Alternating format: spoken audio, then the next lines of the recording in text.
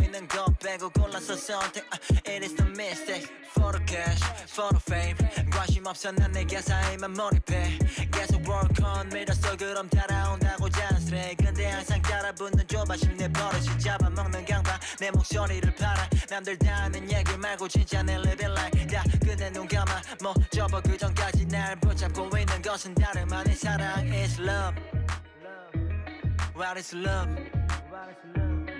I don't know Nobody heard 어느새 내가 여기까지 왔어 정말 I'm okay 한치 앞을 모르겠어 only up for chance Take a step closer I rest my case 말했잖아 정말 I'm okay 어느새 내가 여기까지 왔어 정말 I'm okay 한치 앞을 모르겠어 only up for chance Take a step closer I rest my case 말했잖아 정말 I'm okay 기가 막힐로겐지 I feel right wrist block Oh can you see me take your stereotype A lot of time 도대체 얼마던가 내가 버린 수많은 것 생각이 안 나 중요한 것을 놓치고 있는 듯한 기분 말이야 쫓기고 있는 듯한 이 기분 말이야 걱정 마 여기까지 다 왔잖아 미안하지만 I don't give a it's my life 가끔은 be alone 근데 낯설은 맘의 위로 받을 줄도 몰라 혼자 견뎌내고 이겨 나의 방식 가끔씩 안 통하는 상식 돌아보니 고마움을 알기에 I believe in myself 시간이 흐르고 나는 익숙해져 be alone 믿을 건 오직 나뿐인 네게 내 인생 loan 이루기 전에 눈 못 감지 그래 내가 여기까지 왔지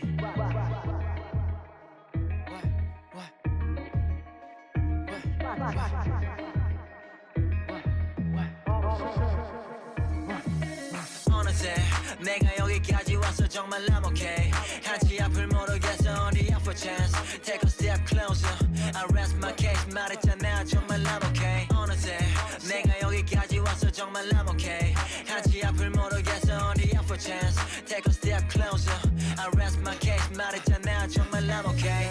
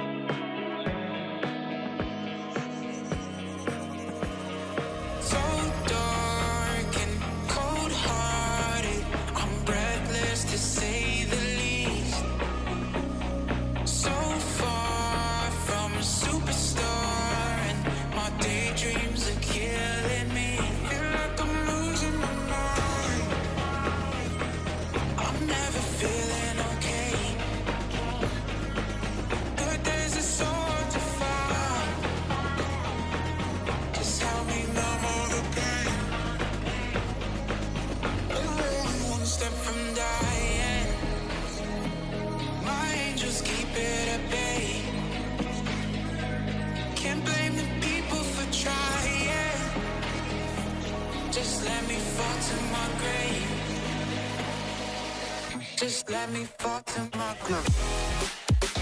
Look you. Get losing my stuff. Look you. Just let me fall to my grave. Look you.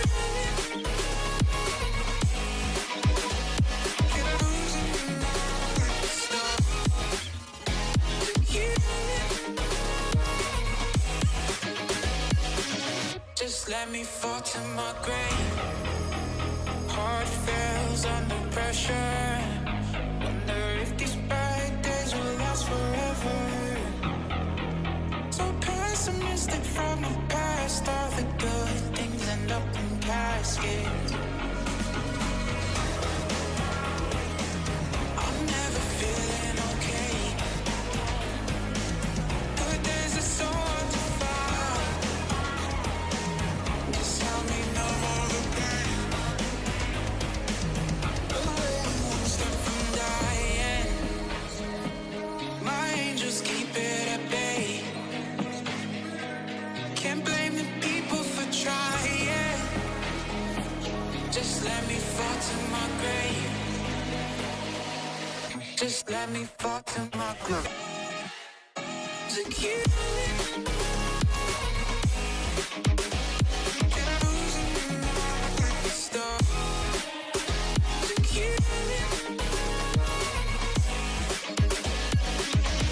Just let me fall to my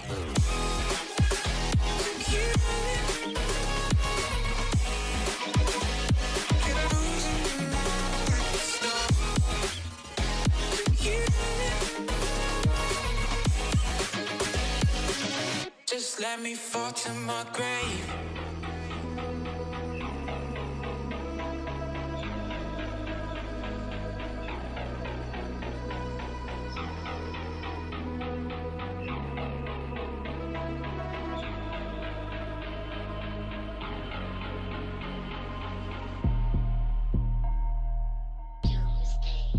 Yeah, roll up with the gang, we gon' violate.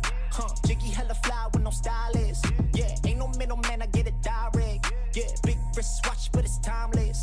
Ooh, she gon' work it like she got no time left. Yeah, say she love my style, love my dialect. I know she like it by the way your eyes dilate. Ooh, she a bad vibe, wanna vibrate. Yeah, you don't want no smoke, don't be a target. Flew to Tokyo for all my garments. Yeah, look at how we shine, this flawless. Damn, talking big rocks, talking onyx. Yo, they told me make it hit, then what you call this? Doomsday with the fire, no department. Yeah, all about the paper, pick your pockets. Soul City to LA, get the spotlight. We don't pay attention to the comments. They hating, but I'm all up in their conscience. Born in 92 like the chronic. Body, that's a mosh pit. Holes in your body like SpongeBob. You know how to go dumb hard. Holy water on me, yeah, that's on God. Get a spot jumping with the whole squad. Roll up with the gang, we gon' violate. Jiggy hella fly with no stylist. Yeah, ain't no middleman, I get it direct. Yeah, big wrist watch, but it's timeless.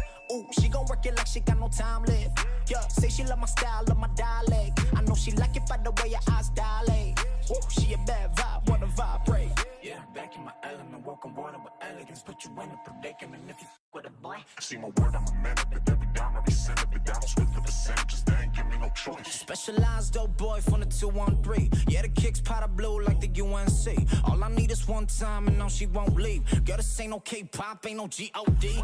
I fly to Bahamas just so I get a tan. Mark on my back just like a letterman. Do the like, do the hoop, that's the aim one. Everybody swinging, let me know when you land one. Featherweight, now get your weight on. See, I don't take two, now this a take one. They wanna run it back, I keep it laced up. Look, I ain't got time for your fake love.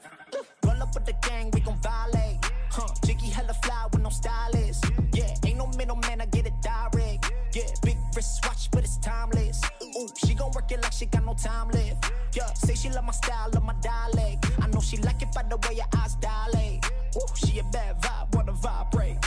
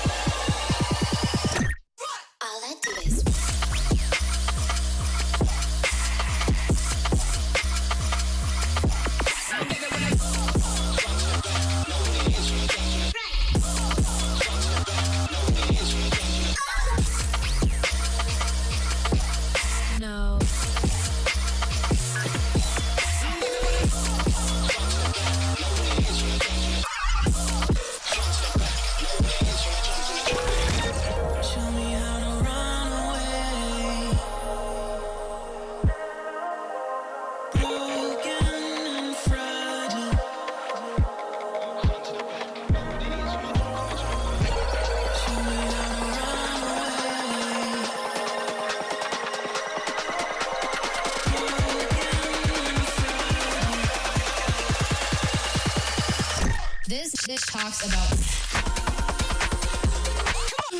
dance.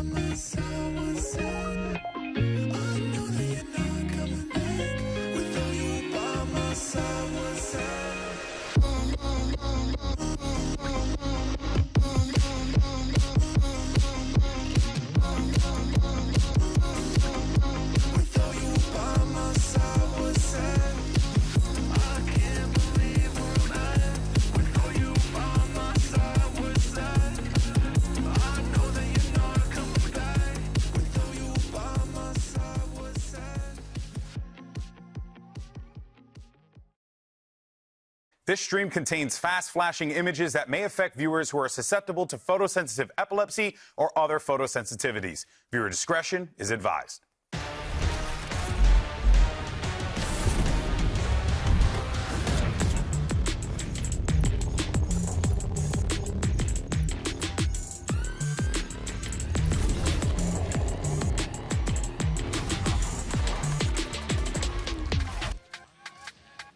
All roads lead right here to Seoul. You got 16 teams from 4 international leagues that have survived a year-long gauntlet full of clutches and comebacks, triumphs and heartbreaks. It was all for this moment right here, a shot at winning the sport's biggest trophy and the right to say the words, "I am a champion." Hello, everyone, and welcome back to Champions, and welcome to day 1 here at VALORANT Champions Seoul. We're coming at you live from the COEX. Now, help me out with this. COEX Shinhan Card Artium. There it is, because he works here all the time and I don't. AKA, this joint is the home of VCT PACIFIC. That's right, folks. I'm Golden Boy. You got Paper Tin. You also have Mimi all the way yonder. It's good to have you guys here. It's going to be a fun day.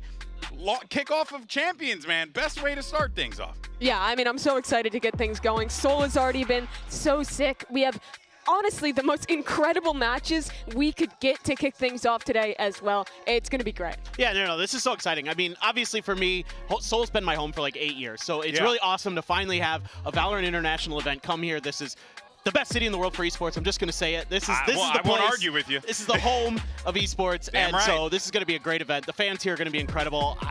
The matches today are incredible. It's going to be great. It's going to be great. It's also going to be hot. So it is warm today. Your boy's going to be dripping quite a bit today. It's going to be fun, though. Hey, that just goes to show you how intense it is in the building. That's right, people. Now, this, of course, is VALORANT's biggest event, and in 24 days, we're going to be crowning ourselves a champion. So how do we get there? Let's go ahead and check this out. It's time for the VALORANT Champions Grand Finals! Welcome to the finale of the 2024 VALORANT Champions Tour. The stage is set, the lights are bright, and anticipation is building for the biggest tournament of the year. After a year of relentless competition, heartbreaks, and triumphs across the globe, the best VALORANT teams have battled their way to Champions Seoul. From August 1st to the 25th, competitors will kick off in the group stage, push through the double elimination playoffs, and reach a grand final that decides who will lift the Champions Trophy.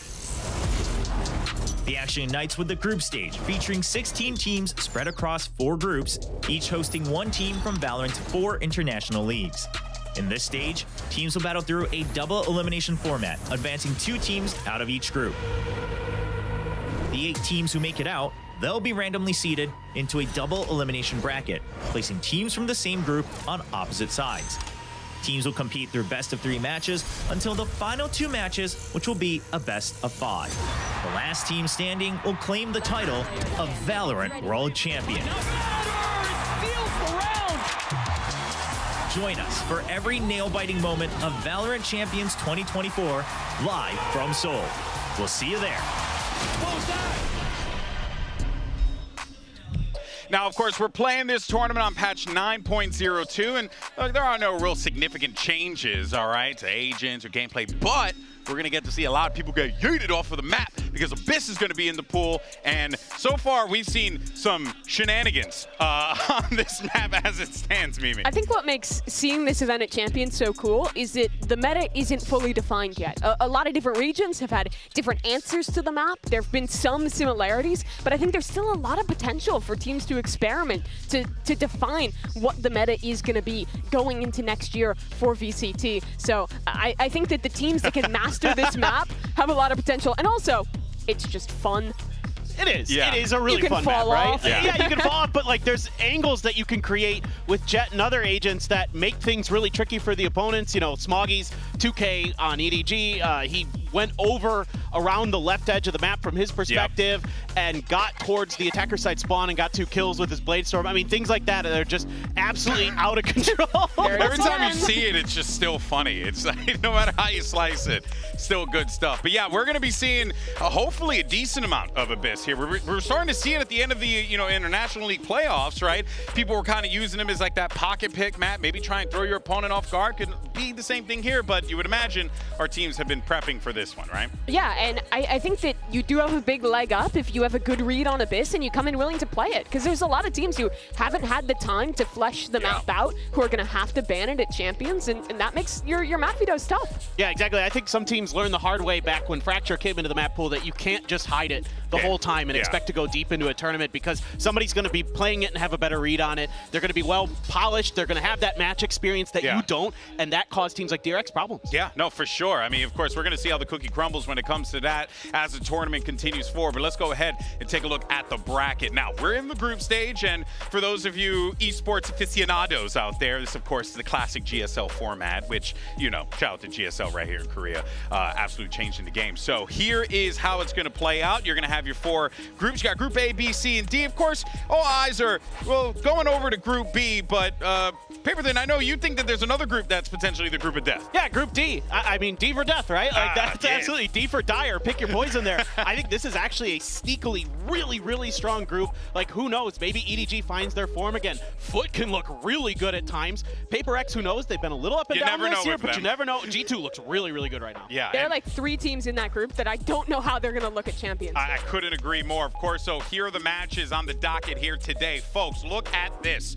You got yourself the Masters Shanghai winners, Gen.G, taking on the Masters Madrid winners in Sentinels. And then after that, you get another rematch from Masters Shanghai as Fun Plus Phoenix will get the opportunity to get some revenge against Team Heretics, better known as Los Niños. It's going to be wild. And what's even more wild is that we're going to potentially see 2 of these teams be gone. We eliminated. It's guaranteed, and that's ridiculous. That means at least 1 of our Masters finalists won't even make it to playoffs. That's wild. That is wild. What a season. What a season it has been. But now that we've got our groups all laid out, that means it's time to send it over to our esteemed groupologist. That's right. We have a new scientifical term. It's groupology, and we're going to see what happens right here in Seoul, and we got just the guys to do it. Check this out. Hello everybody and welcome back to Groupology. It's a different twist on bracketology, the same skit that we are running every single year, 3 times, maybe more, every single time. We've got Group A, we've got Group B, we've got Group C, we've got Group D. Josh, you've done your pick'ems. Yeah, I've done my pick'ems. They're crazy. Should we each take a couple groups then? I'll take Group A, you take Group B. All right, let's go for it. Okay. Are you just gonna you're gonna go? Yeah, I'm just gonna go for it. Do we have 2 minutes as well? I believe we've got 2 minutes to do this. Just send it. Okay, are we just sending? No, Send but it. surely want some structure to this, no? Why? Why do you want it one some at a structure? time? No, I reckon... A bit of a reaction? Sure. Go on then. Okay, all right, Fnatic. Hot take, Fnatic are going to win versus Billy. All right, I believe Artist that. moment. Who the... Billy. Like, that's not what he sounds like. Okay. Sorry, Artist. I know you're co-streaming. What about DRX crew then? I mean, DRX, Right. obviously. Reasonable. And then Billy down here, and then crew down here, Okay. and then I've run out of teams. Who moves on? Who Billy, moves Billy on? Crew. Crew, I think. Sorry, Billy. And then, here's my hot take. DRX first seed. Oh, you are trolling. It's a bit of a hot take. You are trolling. It's a bit of a hot so early. take. I'm trolling a little bit. And then that means Fnatic move down here. Fnatic crew, and legendary. Then Fnatic crew, legendary. And, I mean, Fnatic, I think, would win that. So they'd be into the second seed. All right. Now, I'm running out of time, apparently. So, listen, start going. Chaos enacted. Start going. Start building your racket. I'll build this side here. And we can react. I'm putting Talon not through, but towards the bottom. Yeah. Oh, I've got a real hot take down here. I think Aspas Group B. Diff's safe over there. All right, Paper Rex. I actually don't think Paper Rex are going to make it even out of groups. That's I a know bit that crazy. sounds a bit bonkers. I've also got EDG going out in last. I think this group is bonkers down in Group D, actually. I've got an insane take on Group B. I've got Sentinels going in first! I've got Sen coming in first, and then... The only team to make it through in champs points. Yeah. What the hell are you guys doing? Oh! What are you guys doing? What is going on? I don't get this. I don't get any of this. This is impossible. Why aren't you going through? My pet hamster wouldn't predict this either. Like, what is going on? These are reasonable. No. What First and problems do you have foremost, with how could you put Fnatic as the second in this group I think when that's wrong. DRX has done nothing for 2 years? They're untested. What do you mean untested? I think they're untested. That's a new team. I mean, they just swamped Vita. Oh, wait. They swapped... Yeah, about that. No, I would swap these around. I would swap these around instantaneously. I would never disrespect Fnatic. That's all I got. DRX looking pretty good, though. Yeah, but not as good as Fnatic. Okay, what is going on with his other bracket, though? Let's see this. What's going on? You put Sentinels Sentinels as first. That's like Are you a cloud Tens? pick. Are you a Tens fan? Don't look at me. This is Are you me. a Tens fan? Yeah, of course. I'm a tier 3 sub. What's the argument for this? I like Clout, and the Sen fans are quite rabid. And I think that they have been hiding strats. There's no strat hiding, guys. We move them back a bit. I don't think. What's so? Okay. I think Heretics maybe. Wait, let's see what's happening here. Actually, yeah. Let's move these fellas up here because they actually won something. Yeah. Oh, but these guys something. won, but they won Madrid. But recency bias. What do you mean recent? Oh, because they didn't look good in exactly playoffs. Recency bias. So you can't even, you can't. So can't where put are you them putting there. them? I'd put them. I mean, I would say Heretics wins. Heretics? I Dude, think this EMEA bias. I can't. I agree with everything that Safe is saying, and I'm sure he will agree completely with my side of it. But we can go to your side. Put Heretics in there. Bam. Okay. Let's go 1-2, 1-2. Amazing. It's never been this perfect before. And obviously, we have, I don't know, I heard something about Aspas diffing me. No, I never said that, actually. And You can check I the don't footage. even I know, never like, said that. where would you get this from? Because I am the undisputed back-to-back champions qualifying GOAT that came last place last time, but this time it's not last place. This time, we're getting out of groups, buddy. We're getting out of groups. How come you getting out of groups? Well, we're getting out of groups. It's not good enough, bro. Okay, You want a number one? Listen, it's your bracket. Listen, I'm not going to curse it. I'll keep myself there. Just not to curse it. I gotta bless myself with something. But I do think this checks out. This checks out. I gotta stay fair to some point. This checks out. Paper Eggs going out in groups. You are overrating. Listen, I say this with love. I love my region. I love my region. But I can't. With this footballist going out as second in this group, I think that's crazy. Too. I think that's crazy. I think that's crazy. I put Paper X coming through second. I think Paper X is revitalized. They can play two maps. No, you don't understand. Two maps is all they need, buddy. Two maps is all they need. It is BO3, so I stand chastised. I think they definitely get out as second. I think Paper X should be the one getting out of here. I agree. Okay. I agree. I'm sorry. I love you guys. I love all my conkas, but this is like we gotta be real with ourselves. Well, this is Skedaddle. locked in. Say thank you for your extra input. I mean, it's this. I hate this. I feel like I've been audited by like an association have come in. This has to be. Nah, this is the realest pick'ems you've ever seen. I want Sen in first. Can I move this before we seal it up? You may. I may? I'm allowed to wait. So what? You may, but trust me. Trust me. Goodbye, Gen.G. Trust me. This is not valid. This is not valid. All right, well, okay, that's it for the segment. It's been derailed. It's gone. It's dusted. This is locked in. I had a 90% plus pick-ems rate, by the way, for Shanghai. Just want to throw it out there. You've got Gen.G going on in groups. Well, I didn't have... Anyway, we're going to send it back to the desk. Take it away. I can't believe that Brennan Sideshow, specifically Brennan Sideshow, grouped Gen.G. Wow, yeah. Terrible people. I feel like I just watched like the IRS audit someone and they'd be like, yeah, you can do tax evasion. That's fine. Just keep it up. That is how that felt. Normal these days. I mean, you know, a little bit as a treat. It's fine. A little frog goes a long way. Oh, my goodness. All right, well, every year we try to predict the bracket and fail. This year, it's your turn. That's right. We got pick'em, so make sure you scan the QR code that's going to be popping up on the screen in a minute here, and you can go ahead and play along. You can join in also via the in-game client. You can also check in online as well. But pretty cool, you can pick in-game, but make sure you lock in your picks ASAP because you won't be able to make any changes for the group stage once the first match starts. So once we're shooting guns out in the server, you're done. So make sure you're out there, you're putting out your pick'ems, and you can win some awesome prizes such as a Sage Crystal Ball Spray and a Gongi Buddy. Look at that. I want the Sage Crystal Ball. If someone gets that 100% title, I'm going to be so impressed. Yeah, that's really hard to do. It is very rarely there happens. A goal for the 100%? Yeah, if you get all of the picks right, there's like an actual extra card for you. But it's so cool that it's in-game now. I tried it out. It's really easy to use. It's just in the client. You click esports, you click on pick'ems. It's super easy to get to and cool that you get those little rewards to keep track of. Yeah, that is pretty awesome. So make sure you get out there and do that ASAP. And while you go ahead and send your pick'ems, all right, Monty, go ahead and tell us which region do you think is going to win it all in today's MasterCard fan poll. Scan the QR code. It's right there. And we'll have the results in just a little bit. Curious to see what our fans think and who is going to walk away as champions, or which region, rather, is going to walk away as champions. I would like to ask my panel here, but honestly, I think we're just going to get some bias. Pacific. Yeah, absolutely. Oh, you're picking whoa! Okay, we're good. I was ready for this. Yeah, no. Elaborate. Gen.G is a really good team. Yes. Yeah, but Brennan Sideshow Sideshow had them grouped. Well, they're dumb. But they're groupologists, Mimi. They have a degree.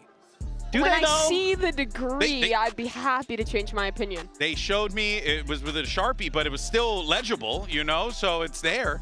You know? We were just talking about them committing fraud. Maybe that's like a running thing with them. It's not just the taxes. That's fair. That's fair. Oh, man, let me tell you, government's going to be on them in a hot minute. In any case, though, let's go ahead and dive into our first matchup here in the group of death. And you got all three finalists here in this group. Again, utterly ridiculous, but it is going to be Gen.G and Sentinels, and then later on, we're going to get FPX and Team Heretics. Two global winners. I mean, this is going to be a nutty matchup, Paperton. No, this is two incredibly stacked teams.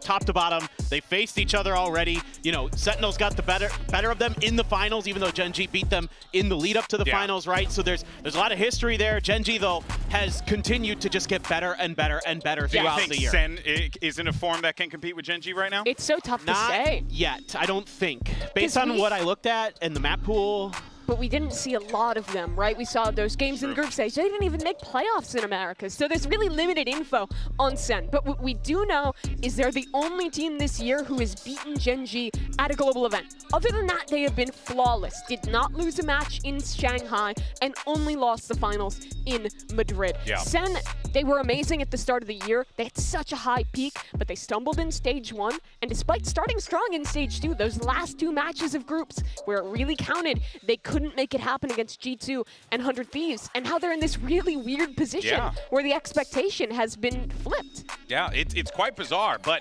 honestly, when you look at him, coming into Champions here, it's a great opportunity to kind of reset things a little bit for Sentinels. And here's what Zelsis had to say about this matchup at the Champions Draw Show. Check it out.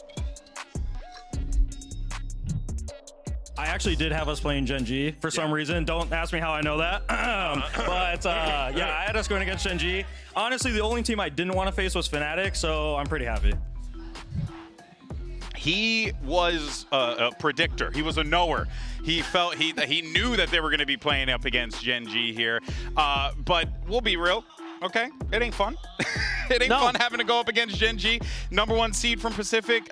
You've been casting the team all year long, Paper Thin. This team is deadly. No, they're super deadly. Not only are they good fundamentally, they're creative at the same time. They come at you with a lot of different looks, whether it be completely different ideas round around or little micro changes where they notice a mistake, like this flash wasn't deep enough or they're playing this position, let's change up where the util goes. Munchkin's doing a really, really good job of setting up this team for success. And beyond that, they're crack gamers. They're insane in each individual role. They're among the best, if not the best in the world at each specific slot. I think especially for Gen.G, I was super impressed with their defensive sides when I was watching them. I think they have so many cool ideas for the way that they're re-clearing space in the mid-round, for how they're testing teams that they're playing up against. I think Munchkin does a really good job of kind of varying the calling on this team and being pretty unpredictable. And you combine that with a squad that I think has probably the best synergy of any team that we're watching across the international leagues right now. They look so clean together. And what makes this team particularly scary, beyond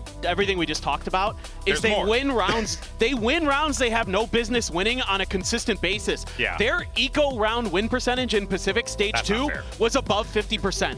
It was above 50%. That's ridiculous. Nobody else in the world really does that. There's some teams who are close to that level, but they are on another level, and they win a bunch of rounds, like on Lotus against DRX in the finals. They win this 3v5. It looks like DRX has secured the map. They're going to go on. They're maybe going to push Gen.G to map 5. But instead, they're able to win it just based on sheer skill alone. Their they're protocols are ridiculous, too. I feel like they're really natural in having reactions to what teams are doing. We lost a main control on Haven. They instantly have their idea of what space on the other side of the map they're going to be taking, of how they're going to be playing their flood defenses together. Those really important quick reactions that I think are especially important in this meta where teams are playing a bunch of different stuff, where we're seeing things like the Neon become more prevalent. They're always on point with those things. Yeah, and this is a team that we've always praised for being, the ones who do good, honest Valorant, right? But now it seems like they found another layer to this good, honest Valorant where they're iterating constantly, they're growing constantly, and that is scary for everyone else that's going to be facing off against them here in Champions. It doesn't seem like the burnout has affected them. A lot of teams have talked about how they're tired, they're having a problem. Gen.G has played more maps than anybody else this year, and they haven't really slowed down. It doesn't seem like it. Maybe a little bit, you could argue, in that finals against DRX. Sure. A few of those went to overtime. DRX did win on Haven, so there were some moments where you're like, okay, maybe Gen.G is starting to run out of steam, but you don't have to go anywhere. You're in your home city. You have played an insane amount of Valorant. You've shown everybody in the world that you're better than everybody. The confidence is sky high right now for this team. So I have a hard time imagining that they aren't the heavy favorites for this event. And what's especially cool is getting to do that at home, coming off your first global trophy and getting it to defend it in Seoul. They're starting on their home stage where just a few weeks ago they lifted that Pacific trophy. This is just another day in the office for these guys. Expectations are sky high, but they should be. In my mind, this is the favorite team to win Champions. Well, let's go ahead and hear from Texture, who had a quick word with Mika Fabs as we get ready for this matchup. We have Texture here from Gen.G, and we have Eric to help with some translation. Now, Texture, everybody is really excited for this matchup. Of course, in Masters Madrid, Sentinels took the win away from you, but now that you are in front of your hometown crowd in Seoul, do you feel like, you're coming into this matchup looking for revenge? And are you feeling a lot of pressure since you are playing in front of your hometown crowd? 압박이나 이런 건 전혀 없고 그냥 전에 했던 거 결승전은 사실 크게 상관없고 그냥 저희가 그래도 더 성장을 했기 때문에 별로 아무 상관없이 그냥 경기에만 집중하겠습니다. We're not feeling any pressure in particular, and whatever happened in the past doesn't really matter at all. And we've grown a lot more since as a team, so yeah, we're not feeling any pressure in that regard. Excited to see the matchup. Good luck to you guys. Thank you. Cool as a cucumber, but across the stage, he's going to be facing off against another guy who's pretty cool under pressure. He got Zekin, and this is a matchup that I'm very excited to see unfold here because, you got really two dynamic players, but as we were talking about with Gen.G, Texture, he's playing on another level right now. And two players that are in the conversation for the best duelist in Valorant. Yeah. I think clearly Sentinels have been slumping a bit. That was clear in Stage 1. It was clear at the end of Stage 2 as well, but despite that, the numbers Zekin has been putting putting up continue to be ridiculous. This guy has not skipped a beat since lifting that trophy against Gen.G back in Madrid. He is insane. Like, even when Sentinels has been struggling a bit this year, he is still putting up numbers. He's still fragging. He's an incredible player. He has awesome individual skill, especially with rifling. I think he's one of the best rifling duelists in the world right now. I think Texter, you know, on the other side of the coin is one of the best oppers in the world right now. So that's kind of one of the bigger, more interesting stylistic differences between them is Texter wants to get that op early, and he's going to shut you down with some insane mechanics that he has, great positioning, great instincts in those moments, whereas Zekken is really good in just about every situation you put him into, whether it be just leading the charge, clutches, all these things throughout the year. He has been nearly infallible. I think the biggest strength for Zekken is as a dive player, especially when he's playing the Rays. I think his pathing on the attack side on entries is really good, and he plays around his team's utility almost perfectly. I think the strength for Texture is defensive side. When he gets an op in his hand, he will take over games, and the team gives him space to do so. Yeah, but of course, you know, you got the Sentinels here. This is a squad that's in a bit of a weird spot right now. They started off the season hot, playing the most Valorant out of anyone else. They were on the grind, and the success and the results counted. We missed you guys at Masters. And let's not forget, we had an opportunity here to catch up, as a matter of fact, with Zekken. I don't know if we have the audio for this, but let's see if we could check this out real fast. We're in good form. We're all really excited to be here and really happy to play on the international stage again. Obviously, Gen.G won the last event. They look incredibly strong, but we're really excited to play. Well, everybody's also really excited for this one. Good luck. Thank you. So there you have it. I mean, of course, they're excited to play here, but as I was mentioning before, Paper Thin, I mean, this is a Sentinels team that's coming into this, you know, not in the form that they were in Madrid, right? In Madrid, they were world beaters. But here, this is, they squeaked by. You know? Yeah, it looks like some of that form that they had has started to falter a little bit.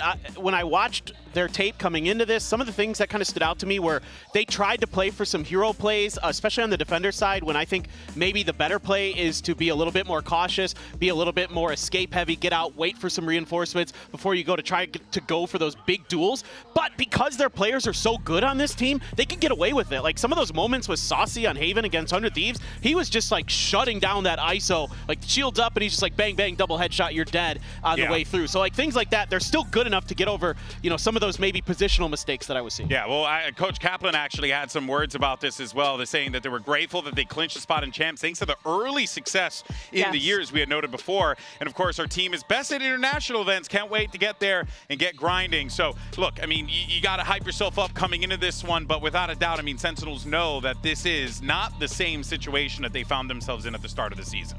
They have not been able to reach anywhere close to the heights they had at the beginning of the year. In kickoff, in Madrid, lifting the trophies in both of those events, it's been disappointment for Sentinels. But I think now, with more time to practice, with a reset after those 2 games they lost to miss out on the playoffs, there is a question mark.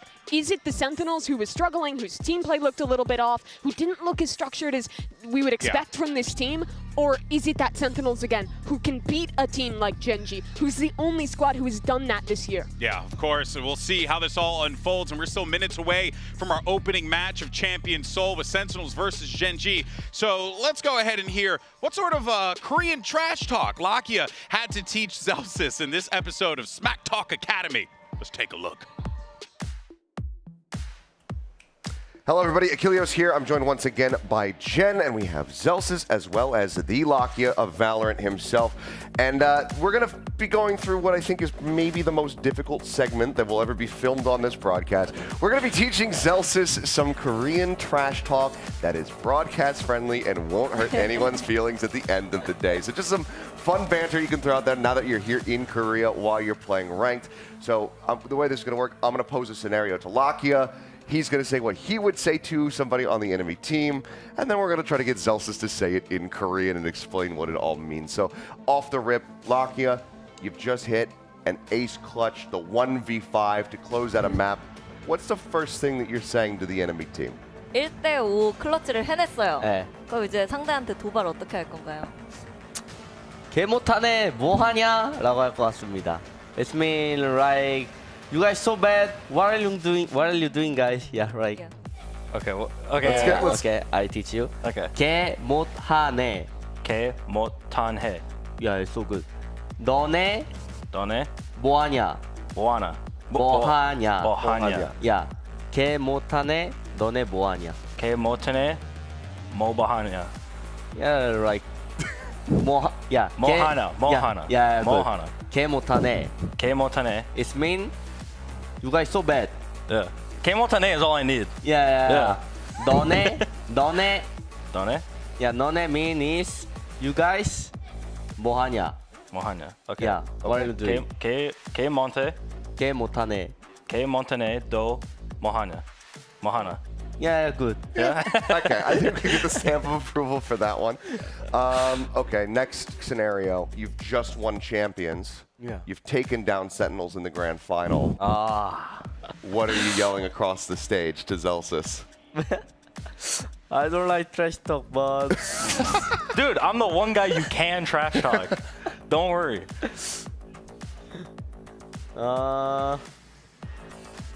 너네 쉽다?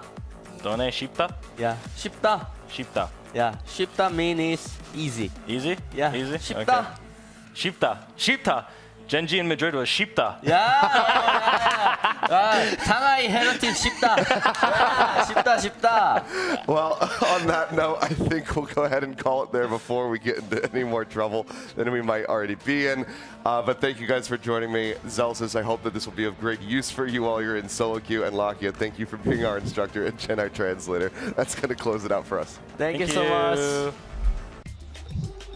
Well, today we learned something new, but let's go ahead and see what the fan poll results are. And my word, you guys came out for Americas, but I think look, there are a lot of Pacific believers, but no one believing in VCT China. It's 4 in the morning. Yeah.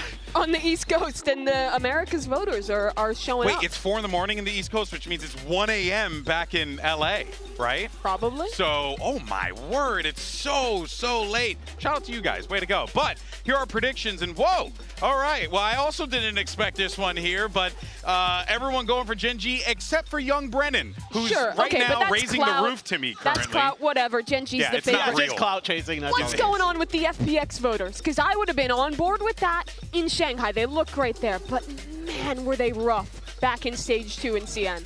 I would like to defend them. Okay. If I can. You got 10 seconds. Here's the deal. They do weird stuff. It's hard to predict what they're going to do against you. A lot of teams struggle playing against their weird style. And they're playing Heretics. And they're playing Heretics. They pushed them 2-1 the last time. Exactly. Yeah, I mean, honestly, both games are going to be fantastic. This is exactly what you want to see. I mean, it doesn't get any better than this. It's literally a rematch of Madrid. It's all 3 of our finalists in one group from each of these Masters tournaments. Yeah, you couldn't have asked for a better way to kick things off here at Champions Seoul, and we're finally here. So let's go ahead and kick off this bad boy with the biggest event of the year, Gen.G versus Sentinels, FPX versus Heretics. Day 1 of Champions starts right now.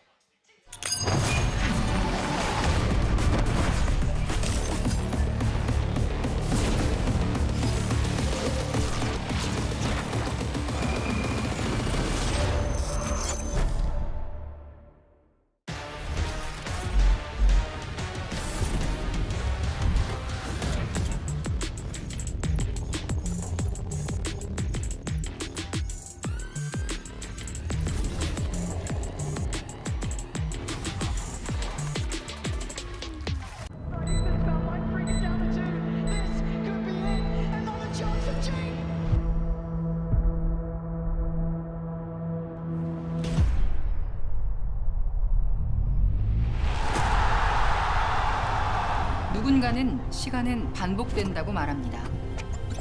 우리의 우주가 끝을 맞이하게 되면 시간의 흐름은 또다시 반복될 것입니다.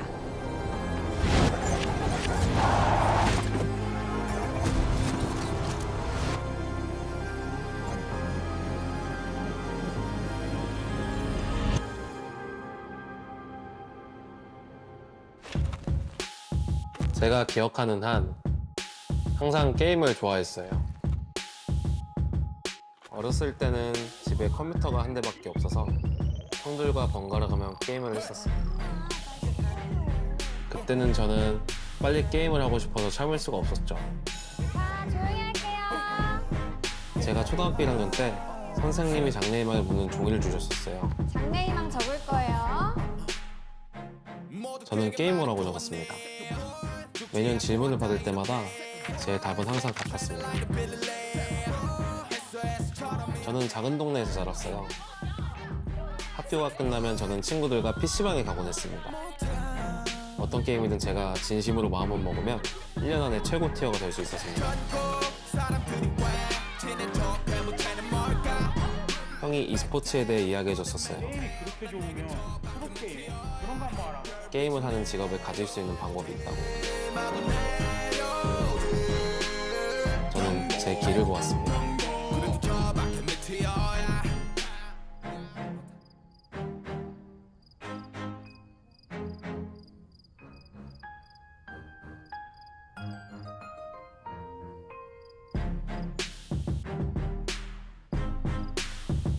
제가 챔피언스를 우승하게 된다면 어떤 꿈이든 이룰 수 있다는 걸 모두에게 보여주고 싶습니다.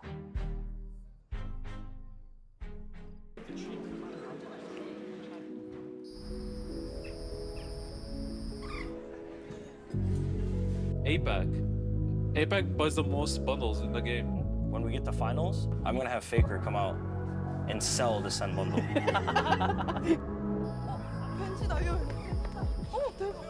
과거와 미래가 교차하는 현재. 그리고 오늘 2024년 발로란트 최고의 16개 팀이 이곳 서울에 모입니다. These are the superstars of Valorant, and I cannot wait to see them compete on the global stage. A few years ago, I was burnt out, but Valorant gave me a new hope and motivation for myself.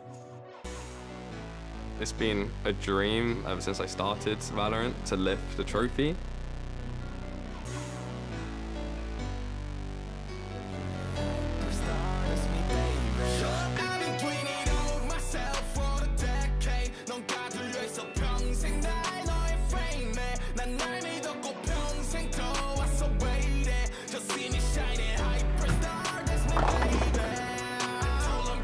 Creo que Crew es un equipo que da mucha sorpresa y esta no va a ser la excepción.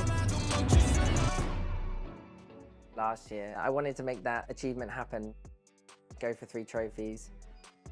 We taken our foot off the pedal on the tournament that matters the most. This year we started slow, but I think there's a certain energy that we haven't felt since Lock-In or Tokyo Masters, or even now that we're at Champs, it almost feels like we're hungrier than ever.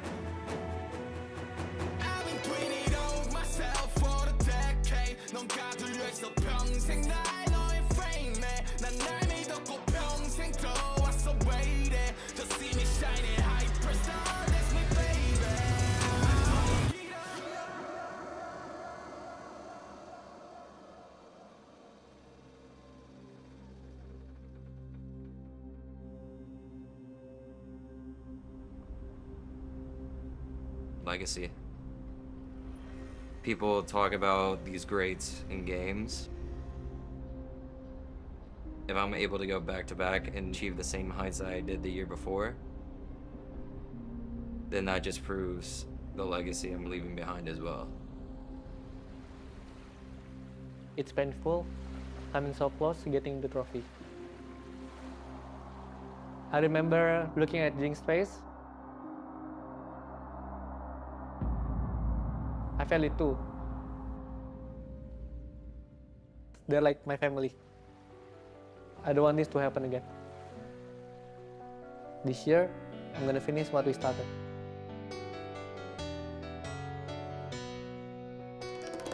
Me and Kong already lifted the trophy one time.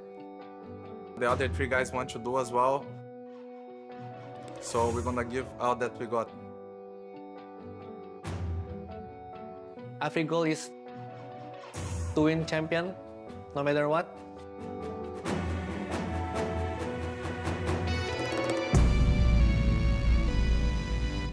이제 e스포츠로서 한국이 얼만큼 위대한 나라인지 전 세계에게 알리고 싶습니다.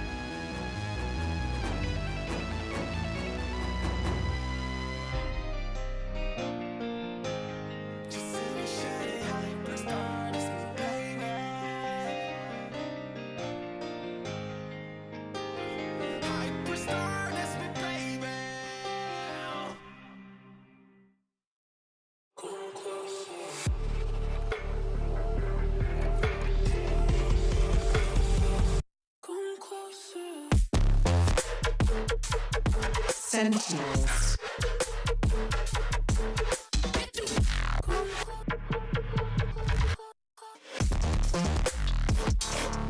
Gen.G.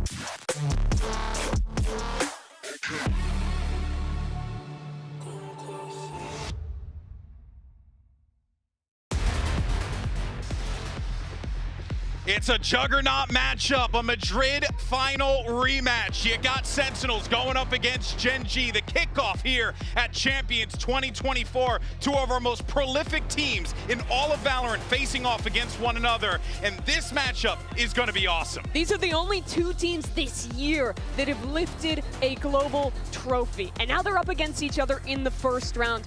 And we have a surprise already. Abyss making it through the veto. Yeah. This is super shocking. Abyss has been Gen.G's permaban, so they're clearly a little more comfortable on this map. Sunset has been a real pain point for Gen.G this year. They haven't been able to find the success they want with the comp they've been trying to run with the Jet on point. They don't usually run the Raze, so that makes a lot of sense to ban that map. I felt like they were going to have to leave that open against Sentinels, but this is really interesting to me. It shows that they're working on Abyss. Curious what we're going to get on Haven as well. Yeah, that's a big question for me, because this has been a really solid map, I think, for Gen.G in Stage 2. They're one of the few teams that have stuck to the Viper ideas that were super prevalent last year. They're not playing the Breach, they're still playing the Sky there, and Sentinels have been playing that kind of new standard comp that we used to see a lot back in the day, the Breach, the Sova, and I actually think it's kind of tough to play that into the Viper, right? Those Breach flashes are a little tough to clear back through the wall and ideas like that. So I'm wondering if they have something specific prepped up against that comp that was very prevalent last year in Americas. Yeah, I mean, I think you have to look to bait out a lot of that utility. That was something DRX was doing really good with some push and pull at A main to really keep it off balance. So, okay, John QT on the Cypher this time for Sentinels. But yeah, Gen.G sticking with their comp. They've done it all year. They haven't really changed their comps. Once they settle on something they like, they don't go away from it. Even though DRX did take them down on Haven in the grand finals in the very first map, other than that, they've looked good in the two other times they played it. For Gen.G, I think you should be watching out for how they play their flood defenses with this Viper. Having that orb on the A side, having the wall across B, it gives you a lot of potential to have the anchors moving around on the site, finding gaps in the execute. That can be really punishing if Sentinels isn't ready for it. Yeah, and of course, Sentinels, a lot's going to be leaning on Zekin here to try and get those early engagements going for them. But I am curious to see how the utility is going to shake out here for the Breach, for the Sova, how that's going to play, as you had mentioned before, Mimi, going up against that Viper. Gen.G is going to really struggle to contest Sentinels on these extremities. The Breach comp is super good for taking a lobby, early space like that. So it's probably going to rely on a lot of retakes here for Gen.G, but they're great at them. Oh, doggy, it's now time to get ready for map 1 of Masters Madrid. Or excuse me, we got a Masters Madrid rematch. I got Spain on the mind. It's going to be amazing. We're here at Champions, baby. Let's go ahead and send it over to your casters. You got Brennan Sideshow for the call. Thank you very much, guys. Yeah, let's get to this one. GB's already teed it up. Listen, it's that Masters Madrid finals, that rematch between these two teams, where honestly, both of them peaking at sort of the right times, but drastically different trajectories in terms of where they've landed over the course of 2024. I would totally agree with that. You're looking at the two teams that have lifted trophies, but Gen.G have gone from success to success, while Sentinels had that Super Bowl hangover that we often see from very good teams. I will say, though, when it specifically comes to Haven, paper thin, talking about it on the desk, that A lobby control was so important for the one game that Gen.G did end up dropping on this map. I think that's where the Breach Sovacom is significantly better. You see that A control give it up, and nobody watching onto the high ground angle. Texture backing away, still flashed up. Won't be able to get too much done here. And Gen.G not able to flood defense in time. Smokes up. Might be looking for a bit of a contact play, but a call for the pause is made by Sen. They're just going to wait this one out for the util. Still holding it down. Go spam it away. Still adjustment from Sassy. It's good. Leaves it just down immediate. 1v3 here for our pistol. Can he do it? First obstacle removed. Plenty more where that came from, though. Revealed up just in the last few minutes. Reloads off. Turret up. Catches one of the contacts, but Sentinels not willing to give them too much of a fight here. Sassy's so wide out into the open. 14 HP. Turret still up. Tends us to break this one. The single shot will do it. Meteor delivers it. Well, there's a reason that this guy was the MVP for Shanghai. What a way to start things out. I was all ready to sell how well Sentinels had played that A exec. The early control, the hit into sight. Gen.G rattled, unable to get that flood retake working. And what did we just witness? The Red Bull clutch comes through in a spot that it should never. Yeah. I think we've got to start there. This is a situation where he should get traded every single time. Gotta agree with that. And the home crowd roars. It's a 1v3 and Gen.G to continue that kind of dominance with the pistol round, starting it up. Conversion to the bonuses. Josh, you were chewing my ear about it. Yeah. Off in the green room, you know, we're talking about how good this Gen.G team is when it comes to just being able to get those early advantages. Yeah, if you want to let me nerd out for a moment there. Gen.G, our third best team when it comes to pistols at Champions, but they're amazing at converting bonuses. So assuming that they win this round, which Meteor is under quite a bit of pressure here. Quite a lot, actually, overwhelming. Damage is being done to them, but it's been flooded in. And should be all good. And it should be, yeah. Sealed up here. Spikes drop down. Zelsis, not much chances for him. He might go around the world to farm up some orbs, but... And so, look, Meteor is going to have enough to buy up a rifle in the next round. They've got 2 Guardians, Bulldog rifle. They're the number 1 team at Champions in terms of converting these bonus rounds. In round 3, round 15, where you've won the pistol and the follow-up. And I think part of that is because they take them so seriously. They have such incredible aimers. If they have a Guardian or a Sheriff in their hands, first bullet accuracy on almost all of these guys on Gen.G is remarkably good. Love seeing that flash there. A little bit of an Easter egg, I think, of things to come. 30 seconds left. I think he's just looking to give away his body at the final moment.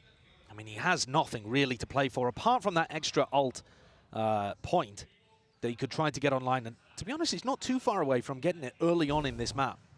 Yeah, and spotted out and finally cleaned up here. So, inevitable here, but now we can start to look forward to this bonus round. Gen.G usually cooking with it. More of that. They are, and I'll tell you what, I've been watching a lot of both, well, I've been watching a lot of Gen.G on Haven. I've watched all of Sentinels Haven, but they haven't played it very much. Not much.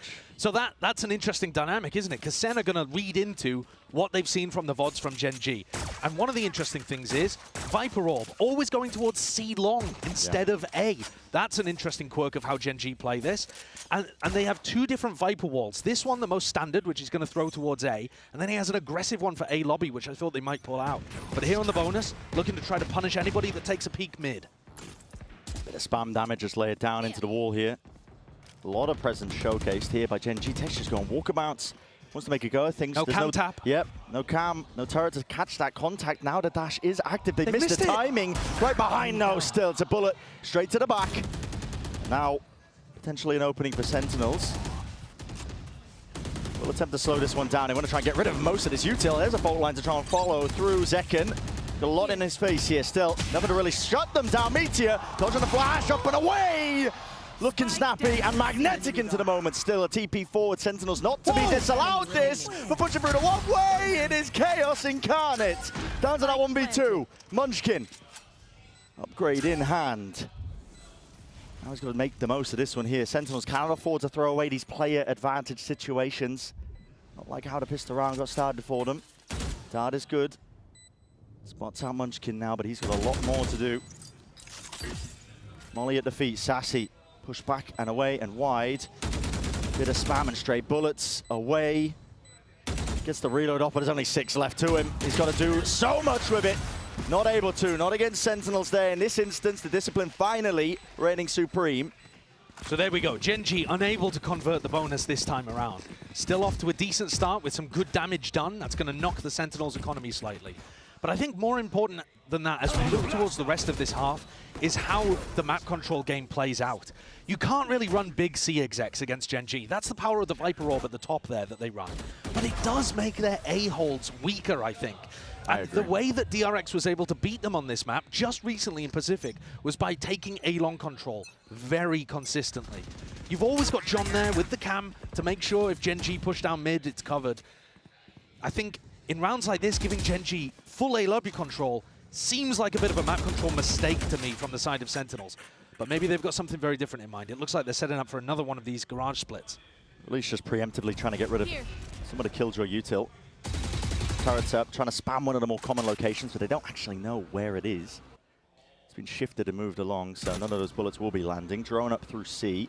Makes it feel like there is some presence and pressure being pushed up into it, but a lot of players just now sitting outside through B, wall up in their face again, creating difficulties.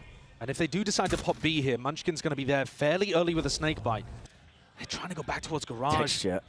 Oh, he's trying to play an off angle to get ahead of this util that they might use to clear this, and he is ahead of the phone line! 2 removed! Job just like that, pushing through though. Jong-QT quick to equalize, it's a 3v3. Into the moment still with 40 seconds left, there is room to breathe. Bit of a pause is called, Cage falls. Alongside the wall, Munchkin was not ready for that. Ferrari Peak in action here. 30 seconds left. Tap, hoping that the rest of these players are going to come swinging out of the open, and it leaves it once more down to Meteor. 1v3. A miracle round for him on the pistol round that he did convert, but this one is a little bit more, at least tougher to chew through, isn't it? Contact's caught by John, and he will deliver them the round. 2 huge kills there from Sentinels. One from John, the other from Zekken, both in B main. And I think those are the 2 that really turned that in favor of Sen. After Texture got a double kill, most of the time I think that should be Raps. Yeah. And yet, really strong, quick aim coming out from Jong-QT and Zekken to be able to pick off players on Gen.G. Both Karen and Munchkin falling in those spots. It just opens up the whole site for them. Gen.G are going to have to respect that. If Sentinels are shooting and they've got a firepower advantage early on in this game, well, a lot of things are going to change.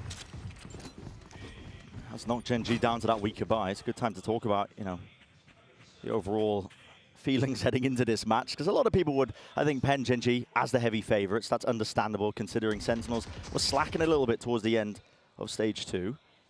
Ended up falling off a little bit, of course. Texture with the knives in his hands with the Blade Storm might be able to return at least some of it, but tagged up by the drone. You got to respect that. Backing away, it's a bait and switch though. Got to make the most of it. Meteor's back in there too, orb in their face.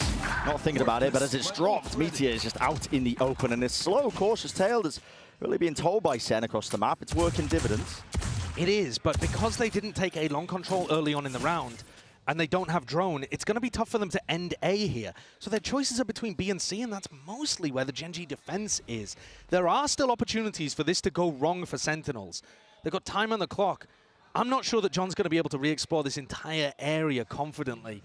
He's going to give it a go, though. There's a stack of players at Gen.G at least. Waiting for what's the chances you run into the bucket here? I mean, Josh should just be going down every day of the week, and so he does. An upgrade offered up, handled to them. Fault line into the corner as well, but you want to go into this one with a rolling thunder. It is committed. Still as an orb and a snakebite in your face. Aftershock, narrowly avoided. Flick of the wrist, dodges the flash. Still, the reinforcements are here. This is the danger zone for Sentinels. You're walking straight into the maw, and it's only firepower. They're going to be able to bail yourself out. Texture can only do so much with that Sheriff in hand, and the plan has to be stuck down. Bullets spraying and praying away, but Tens ready to lock it all down. Recovered there towards the end for Sentinels. But I'm really not liking the way that they're setting themselves up in some of these situations. Because they're not taking A control early on, they limit themselves so drastically in the late round. Yeah. Yes, they're able to barrel their way through there. And yes, it doesn't matter too much that John goes down to the Bucky in short, but that got close and it had no reason to necessarily. They just found themselves stuck. The importance of that A-lobby control, though, that you were hammering home is going to be all the more here. Texture's got the operator in his hands, and I think this is being tracked by Sentinels now. Got a sight set towards it. It's a drone. Texture's ahead of this, though. The fall, and he misses the flick. Ah, there's a dash into his face. How the hell do you avoid this? You don't! It's all supplemented. TP up into heaven. Tens is there for the backstab just in case, but Sassy was the one to clean it all up. And now you're just looking at a save. That's so lovely. I mean, that's a wonderful play over towards Hay there. Adding the Soverall into the back of it too. Texture had an opportunity, but it was a tough flick to be able to get onto Zekken. He does the reverse peek, crossing over the bricks early. He is often good for those. His aim's pretty spectacular with the op, but this time, Sen come out on top, and Zekken's got that killer instinct just to rush him down early.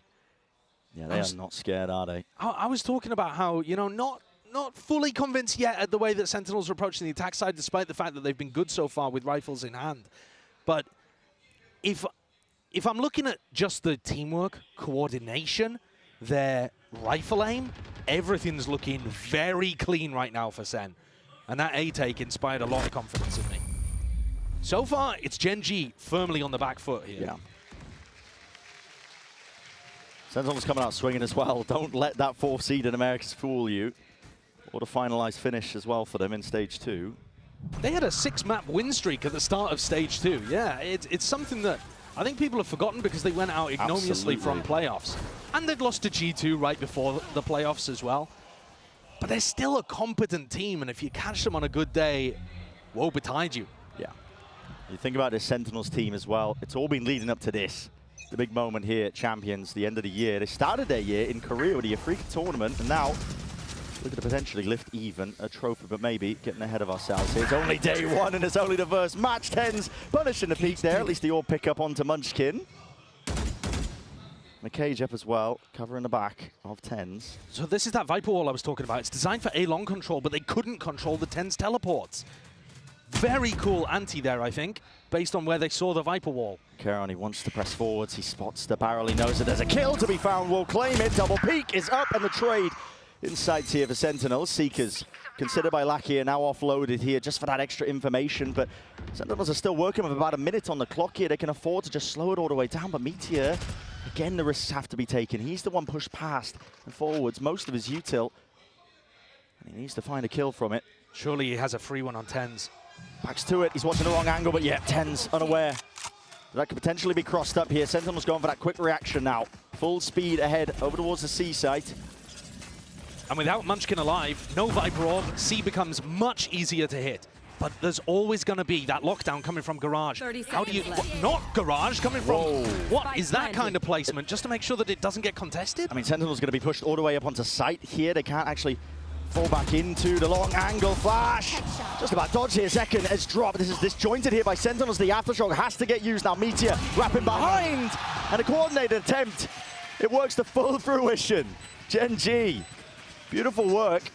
What value from the lockdown as well. Yeah. I can't say that I've really seen too many people popping it down there to go for the C retake. I was also watching Texture's POV. He had to dodge 2 breach flashes and Lakia's flash as well. He's spinning his crosshair left and right just to try to keep his vision intact so that he can help on the retake. But that's the first one with rifles in hand that Gen.G get on the board. And it wasn't looking great for them until Meteor made that play walking down mid. When you're in a player disadvantaged spot, sometimes you got to take risks like that. Of course. Yeah, I mean, he's all over the place. So now Texture with Op in hand, going to be taking that peek towards B as Sentinels look to take some A lobby control. TP though, Lakia side by side. Him and Karon not ready for that one, are they? Zekken just catches one to the temple. Forced to back away. Texture's wondering which way to look. You see that TenZ went for the same teleport again. So every time the Viper Wall's been in this spot, TenZ has tried to TP into this cubby. But this time, Munchkin wasn't just sat there in the open picking up an ult orb. They actually fought. Scout destroyed. Slow and steady. This time Gen.G not needing to take too many risky plays, wandering forwards here. The pit is going to be dropped at the minute mark. This is lovely. Supplements the defense. But it also stops you getting any further info. I say that, but actually Karon, having gone on top here, is still going to be able to get info down short. So it keeps 2 players A on the defense side, but I think Zen are going to struggle to get through that. They really are. What are your options now? You haven't gone Garage, you haven't broken the Killjoy utility. Well, Meteor, he's going to walkabouts here. Oh my, almost time for the peak there. Yeah, almost there with a punish still. Drone's going to be used to clear through into mid. Sentinels have only got 30 seconds to really work with into this one. Again with that player disadvantage. TenZ TP up top and away. And he spotted these players completely unaware. Gen.G still lucky. He's got to get a handle onto most of this one. Karon pressing forward. Smokes watched for. Gen.G have toppled. That is an amazing play from Sentinels. Gen.G always flood defend and try to pre-take over towards B. Zelsis tapped that knowing it was coming. I mean, he knew with 100% confidence that they were about to push through that smoke. Hard red. There's the advantage of having those VODs to watch from Pacific. Yeah. Munchkin not interested in playing for this one as well. Just wants to keep the op into the next. It's a big tool they're going to be using for their defense rounds. Gives us time as well to talk about, you know, the general feeling heading into this one. It was already kind of mentioned on the desk with the map pool stuff, with Haven being played. It's a map that we haven't seen much of Sentinels at all. No. And there's a reason that they picked it here today. They feel like there's weaknesses to exploit on Gen.G's side. I would have to agree. When I was watching, it looked like one of the weaker maps for Gen.G. Surprisingly, it was my overall hot take coming into the event that Felt like the map pool wasn't quite as shored up as people were making out. The weird thing about that, though, is I feel like we've seen Haven so little and from so few teams at an elite level that actually I still feel like Gen.G's Haven is up there, top 5, top 3 in the tournament. From what we've seen, yeah. Maybe I'll change my mind after watching more of other teams play, like Sentinels here. But, you know, Sen had only played it once before this, into 100 Thieves, and they lost fairly convincingly. And so it's hard to tell, right? It's really tough to tell. Size, yeah. It's tough to tell who's good on Abyss, obviously, but also Haven at the moment.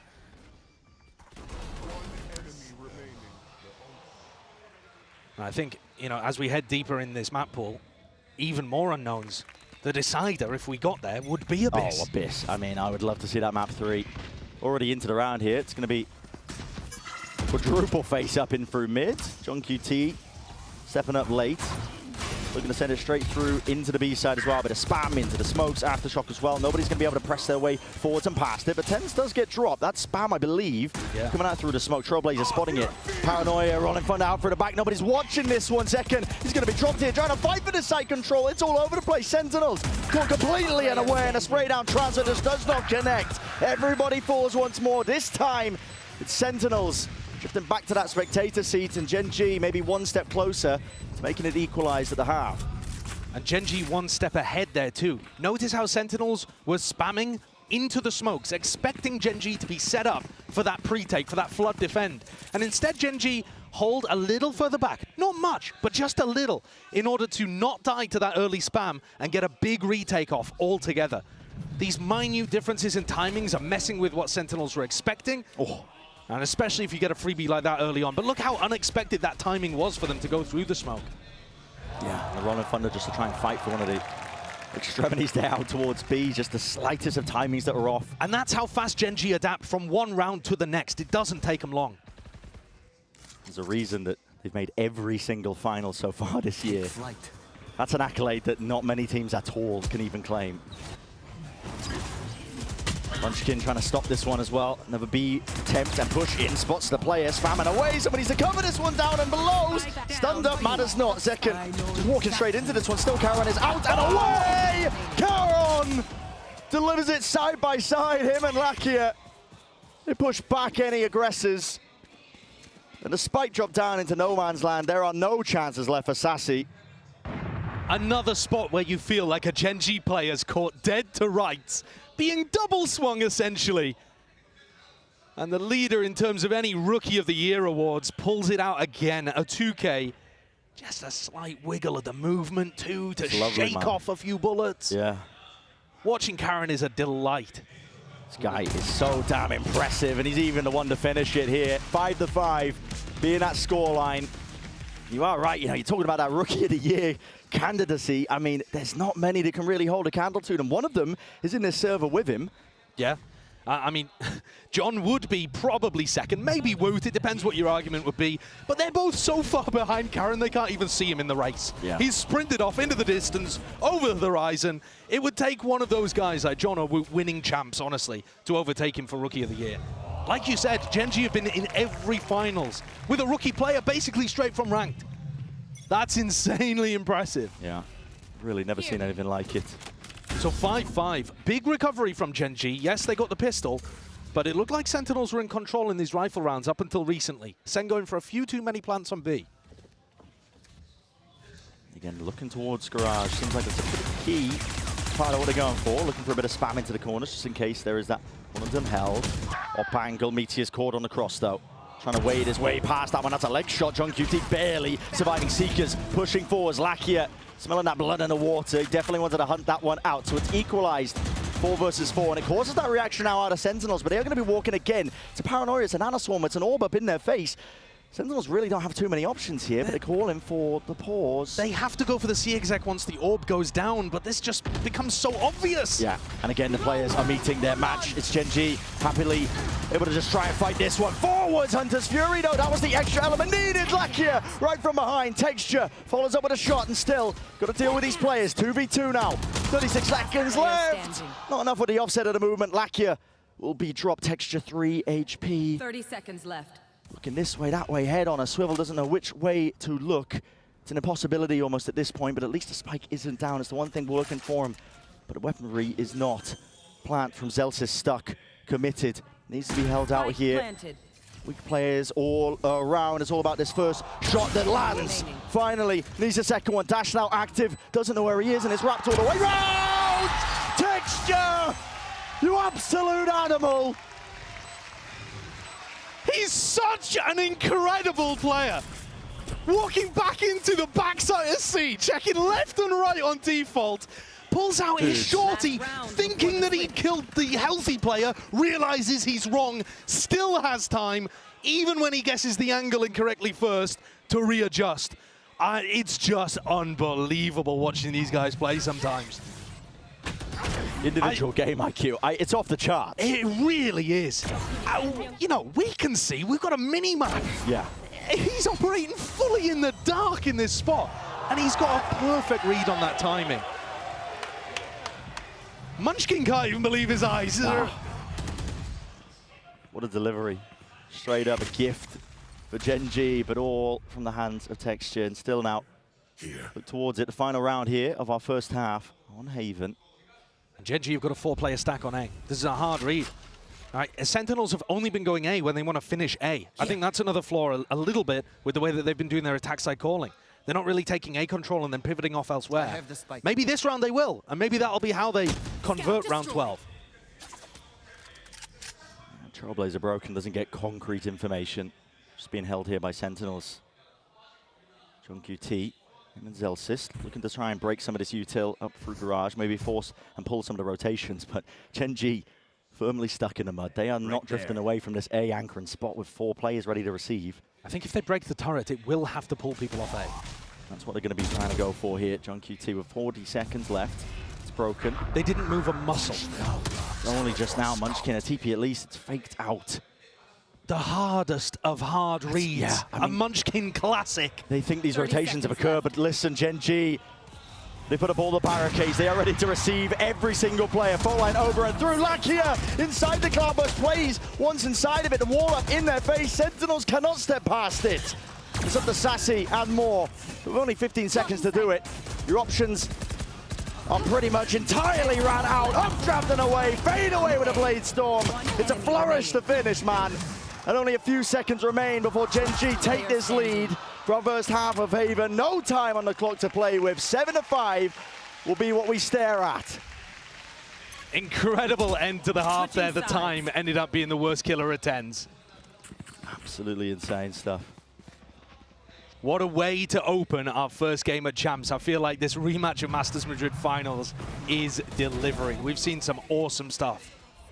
Yeah, we certainly have. This has just been dominance, and what a return of the fire from Gen.G after a quite slow beginning, honestly, a bit unorthodox, but they are in the driving seat here for Haven. Sentinels map pick of our opening match of Champs.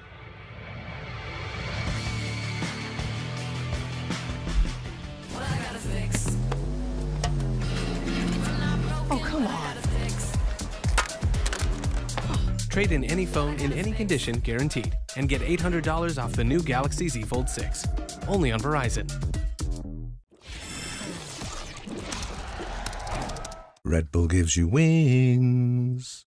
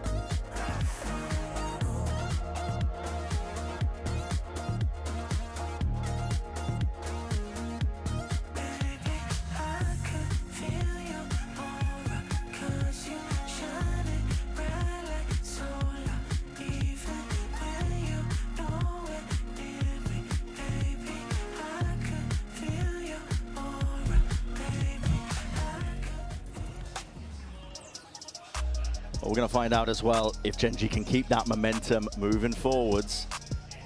be potentially a tough ask, honestly. Depends what Sentinels have got prepped up on their defense half. That's the trouble with a team that is coming into a tournament where they haven't really been showcasing much of their maps. I mean, honestly, the case for a lot of teams is, are you okay? Am I being baited? Is that real? I mean, it's looking real. We'll see. We'll see. Going into the next half, whatever's happened down there. Going into the next half, though, again, my focus is going to be on pistols. I feel like Sentinels.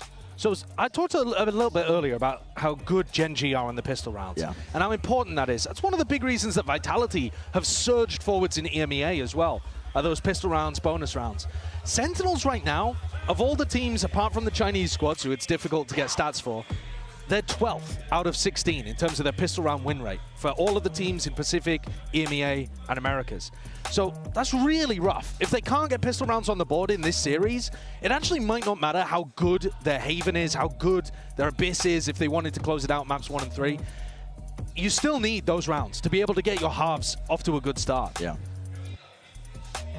Just to take away one of those win cons from this Gen.G squad that's, I mean, they are determined. They're on a bloody warpath, man, to try and essentially lay claim to a dynasty, I would say, heading into champs. This is a squad that, like we already mentioned, they've made every single finals this year that they could, possibly even make.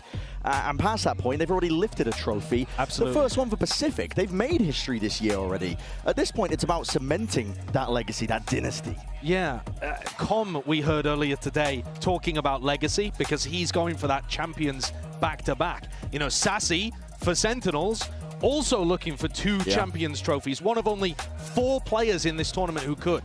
But on the side of Gen.G, I think if they win champs, maybe if they even just make the grand finals, they have a very solid claim to being the greatest of all-time team. And that's with Fnatic still in this tournament, with a very similar roster to the squad that won back-to-back at Lock-In and Tokyo. I mean, their consistency is just unheard of, especially with how challenging this year has been. It's a very condensed schedule. Makes it difficult to just not feel the burnout over a certain amount of time here, but Gen.G have been looking largely in charge here. The beginning here for our pistol round. And it's all slow for now. Creeping and crawling up through mid, looking to see if they can get any of those early angles, just in case somebody's peeking for info on Sentinel's side. There's a trip in their face. Texture, it's going to be chewed up by that one. A couple of stray shots.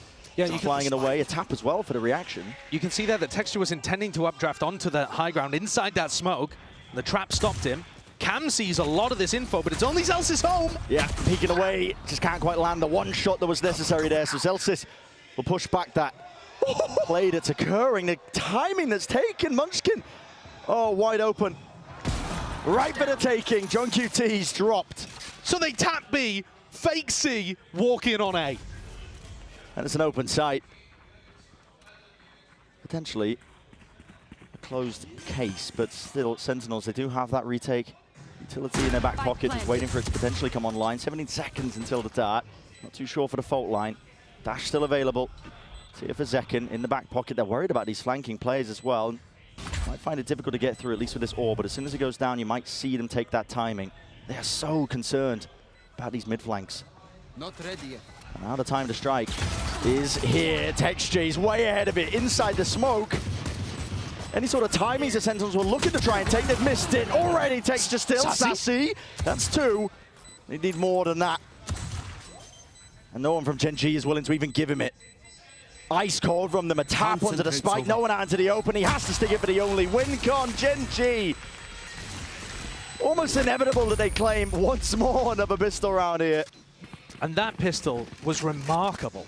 The fake onto B, tapping it after Texture had failed to get onto the high ground, trying to get simultaneous C lurks and A lurks working.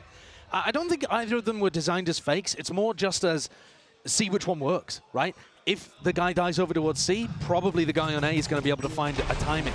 And my God, what a timing Munchkin found. He also got in position to throw that orb deep towards CT. As soon as the orb goes down, Karen throws a smoke and Texture's inside of it. Every part of that worked beautifully. Yeah. The small details are hammered out so well by Gen.G. They've had a lot of practice, a lot of matches to be played this year. Not willing to throw away that advantage they've got. Winning that pistol round. Taking it nice and slow, hoping that Sentinels will peek into them. The cam from John Cutie was positioned a little further back in the previous round. It's going to be getting them good information on this side of the map. Yeah, Trailblazer. Just a check in case there are trips there. Clears the way through most of the side. Not sure if it cleared Zekken off into the corner. They don't like what they saw. Gen.G instead now moving over towards the B site. Flash overhead, no connection there. Karon will stick this one, and the gamble stack of Sentinels does not work out.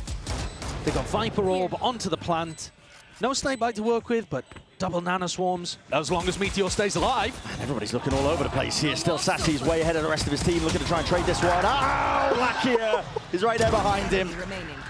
All the avenues watched, and everybody falls once more. So Gen.G, it's flawless on their anti-eco. Again, looking towards that bonus round. It's going to be more than healthy. Our kill leader of Texture looking just very much in control. 14-8.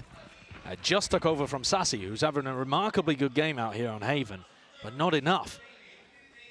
Gen.G failed the first bonus. Even the best teams in the world, by the way, are still winning less than 60% of their bonus rounds. So it is a difficult round to be able to convert.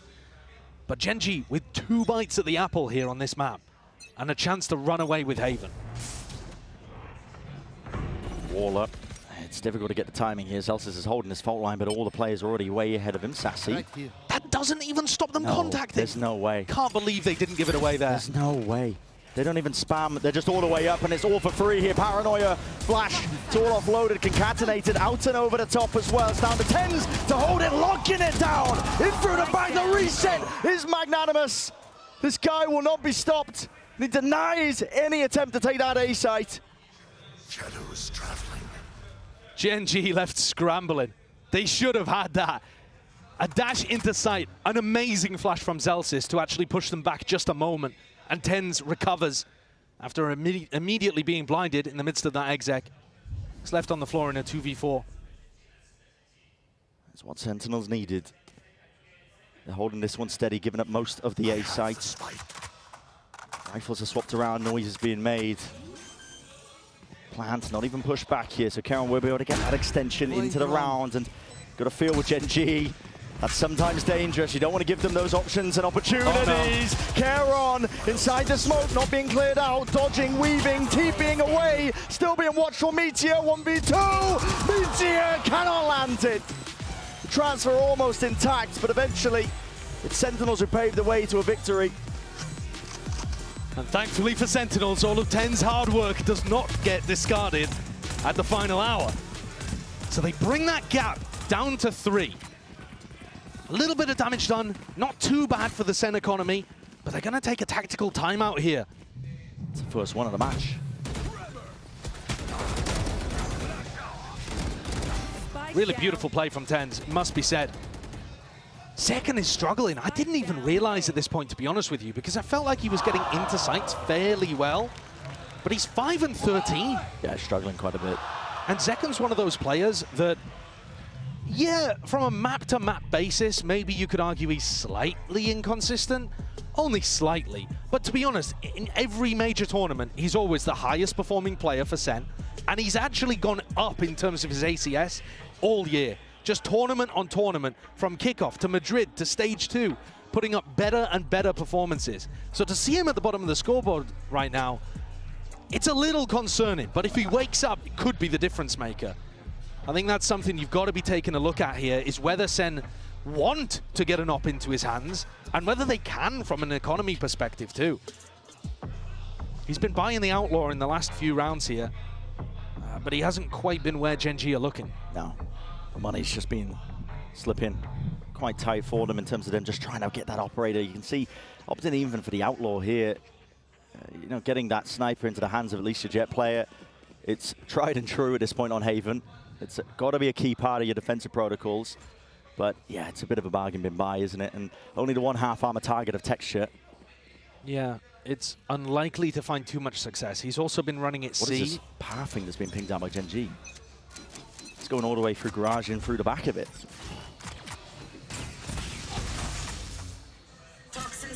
See if they make a go of it.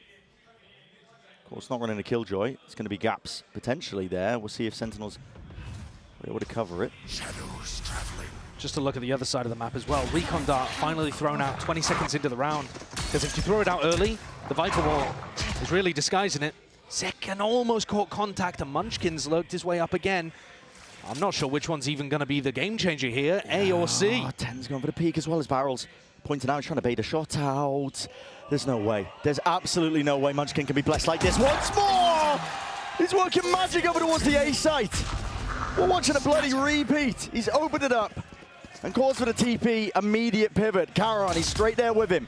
Turret broken down into mid here, but the A site is theirs. Now with Texture removing John. The mid avenue completely opened up. That uncertainty into the back of Sentinels' minds, but they want to go this one thick and fast. Playing forwards here, at least with the dart in hand, and the rifles are not doing enough. It's Sassy and Zelsis up against the world. They're not being given even an easy fight in the slightest. The movement ajar, forced to save. Zelsis backing away. And that is a brutal decision for Sentinels. Not one that they could have won at all, but their economy's going to be in a really rough state. Zelsis has got a bit of money, so has John. The rest of the team, dirt poor. Think about the way that Munchkin is getting space down short, right? If Sassy throws a recon dart at the start over towards A lobby, Munchkin's just going to play around his wall, and he's going to dodge it, and you're not going to get any good information. In fact, you might even get bad info and think it's cleared when it's not. So they need a different way of being able to get information there. You're either going to have to re-clear with the Sova drone from short, or you're going to have Zekken fight that. And Sentinels have not chosen either option.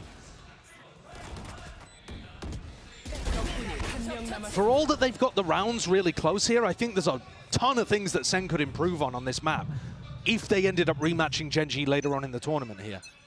Or if they can figure it out mid-game.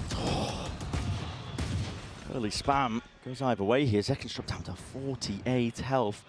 Still ice cold. Watching for any sort of mid presence. One of those spots where you might want to just give the gun over to, to your teammate. It's rough though, because Zekken really wanted to try to get aggro, but with only 48 health, what can you do? And already the space is taken up here by Gen.G. Another perfect read. Munchkin's IGL in. It is magnificent. I think people maybe didn't credit it as much at the start of the year, but defense side hard reads, attack side he finds the gaps so often. These lurks on top of it, it's all coming together. This guy is just, he's a beast right now this entire year. He really has been. Deep flash, fault line onto Texture, but there's plenty more util where that came from, buckets of it. Paranoia for a paranoia, just pushing them back and away. Sentinels be lucky to get anything. Still, Caron drop towards the back. Texture, phantom play, and that's a 4-piece ace stolen away. Another ace. Gotta feel for him, man. You gotta feel for him. This has been happening in Pacific over and over again. The last ace that Texture got was in April, man. He's had 12 4Ks. Smiling. Oh my God. He's had 12 4Ks since his last ace. Look at him. This one should have been it. It should have been it. It should have finally ended. He's so funny. Oh man. I do love Texture. But can Sentinels find an answer? Now that they've got rifles back in hand, the gap has opened up to 5. It's almost looking insurmountable. It has to be now. It has to shift now, doesn't it? Updraft, dash, up and over. Flash to follow it up as well. Nobody's in sight lines of Texture. He's given up almost entirely and he's put the squeeze onto the Sentinels player. They heard all that util. They don't know which way to look and they can't even get the kill drips online. Full line, that's a potential team utility to just colliding and clashing into them. Hunter's Fury, it's panicked, it's offloaded. And desperation does not work out for Sentinels, not this time. They did not know how to react to that. Very nice pathing to bring out in a crucial round, and Texture's looking to close it. And he's just right in his face. Right click, but followed up by Lakia. That's the 12th round. And Gen.G 1 step now. That's all they have to take to lock up this map. And I think if there was one round you could point to show that divergence of trajectories we were talking about at the start of this cast, where Gen.G have just gone from success to success, building on their grand finals appearance at Madrid, compared to Sentinels who've struggled really to recapture that magic. I think this round would be it. A beautiful call, fantastic pathing, and Sentinels scrambling their protocols falling to pieces. Second tactical timeout now used by Sen. Yeah. it might be too late at this point. Their weaponry is so poor. They've got to try to contest short to make sure that Munchkin doesn't go for the lurks, but then they've also got to be able to defend the C site where they don't have nanoswarms, they don't have the Viper to be able to work down there. They're probably not going to have TenZ hard anchoring that spot. There's just so many questions being thrown at them. They do not have the answers on this side of the map. Yeah, I'm not seeing it. Not just the fact that Sentinels have now got to do it with, again, weaker weaponry, not down to half armor, it's Bulldogs, it's Guardians in play, but just the ideas that you were mentioning. You know, they can't contest with Munchkin. He's been able to get free reign over towards A lobby, in through the A site, these lurks and timings he's taking. And it's so hard for Sentinels to even control this one. Typically, you'd want to do it with potentially like a jet op, but they haven't been able to get the money together. And even if they did, there's a Viper wall in their face. Exactly. Yeah, I must say that as well. Even if Zekken does fight short against that Viper wall, it's really tough. Yeah. You have to be very smart, but also very aware that you can have that Viper wall dropped on you at any moment, and Munchkin can threaten a fight. You know, our best duelists in the world can take those fights, and Zekken is capable of doing that kind of stuff. But Sentinels have decided they need him in Garage, maybe to try some kind of early peek. Yes, this should do. A lot of players going to be watching the Gen.G. That's Paranoia primed and ready in case there is that early aggression. Contact plays are called. And this is Gen.G looking for that closer. No signs over towards Garage. Instead, they set it over towards the B site. Celsius is watching this. Smoke up in his face. Flash up and over, Karen with a TP, and even a committal to the plan, but that's an aftershock to push him back and away. Dash still there, Zekken spots it, here's the one, but nobody's giving him an easy fight. Meteor dashing and backing away, still with his B-side control. Texture, he's put straight past it, and in front of that fault line, still won't survive. At least with the trade there, Flash in and through, over the back, 4v4. Plant down, Norofev gives him that information, and a sight hold might be exactly what Gen.G are looking to cook up. Munchkin still with that orb up in their face. Dart and a Paranoia follows through, flooding back and away. Site players cleared up, rolling thunder, committed now to the front. Sentinels have got to try and strike, at least when he irons hard, and try and find these kills. There's one, two left to deal with, finding them one after another. Around exactly when they needed it, just as Gen.G had got up to map point. We saw the same level of ideas from Gen.G there. Going for the B exec, okay, that gets stunted by an aftershock from Zelsis. Let's try to pivot and crunch the player's Garage. That also gets shut down by Zelsis. Then the breach ult is online. It's just a massive round from the Vibes Merchant. Selling wins as well here, but he needs to be doing more of it. The whole team needs to be doing more of it. It's not just down to him. No, I can't really focus on individuals, despite the fact, you know, Zekken is sitting at the bottom of the scoreboard. It's been a while since he even got a kill. It's more just the ideas going to miss. For him to offer any sort of bailout. At the same time, you do want to be putting your duelist in a position to influence the round, right? And so the fact that we haven't really seen Zekken in those spots is a bit concerning. You know, again here, he's looking to try to find fights over towards B, and Gen.G are heading in a different direction. Trailblazer is never getting broken. It's just being given free reign to clear it away. Give space for Gen.G. I think you're worried in that kind of spot if you break the Trailblazer. The Texture's right behind it. And that's an interesting peek. Still Zekken makes the adjustment. There's Snaps the it to the value. cranium, and there is the value. It had to come about through that sheer mechanical skill. Here comes Munchkin. He's trying one of these classic A-lurks. TenZ has been watching for it. He refuses to get duped again. But there's a chance for the timings to be missed here. And which way is he going to look? Adjustment again. Mirrored plays from TenZ and Zekken. Pushes Gen.G back. It's just lurks and lurks. Yeah. It's the same again. Lurk up A and lurk up C at the same time. One gets broken, the other doesn't. Yeah. Trip broken. Meteor. He's got an open side for them. 30 seconds left. A 3v5 though, Brent. They're not going to close out the map here, surely. But it's Gen.G. You never know with this team. They really shouldn't. Full breach utility for Zelsis. Sassy's going to have Recon coming back online, but you probably don't want to wait for it. And there's the first Shocky. Preemptive, at least with the debt, so one of the nanoswarms is off. Meteor finds it, still traded. Charon, that's a sweep from behind here now. The backstab, but maybe just pushing back and away. Lakia needs support and he needs help if this is even going to be doable. Flash in through the box, smoke is up in his face. A tap in his way, that's a bit of spam to follow up. Charon, and now a lot more to do. Spike being defused, stuck fully in TenZ there. to defend him. Sentinels are still alive in this map. They're not going to be going down one map just yet. 6 chances for Gen.G to close, now down to 4. The Sentinels pick up 2 retakes, both times happy to allow Gen.G to get into the site, but then making sure that they deal with any extraneous threats. I mean, in this situation, they had a big player advantage too. It was a nice shot from Zekken. He's going to now pick up the operator heading into round 21. This is, I think, the first time that we've seen him with an op in hand, right? Yeah. He had 2 outlaws earlier. It's definitely rough for them to salvage that money together, but he's found many targets. Still a smoke in his face. We'll push him back. Not going to be given that early sight line. Texture's even watching just in case he is updraft up onto the box. They don't like what they see. And they got to know that the money is available for that operator. It should be at the back of their minds as long as they're looking at the scoreboard. That flash, down A short, and now the Trailblazer indicating that Munchkin did not find an early timing. Sentinels were not sure, but now they should have a good idea that this is actually the pack of Gen.G.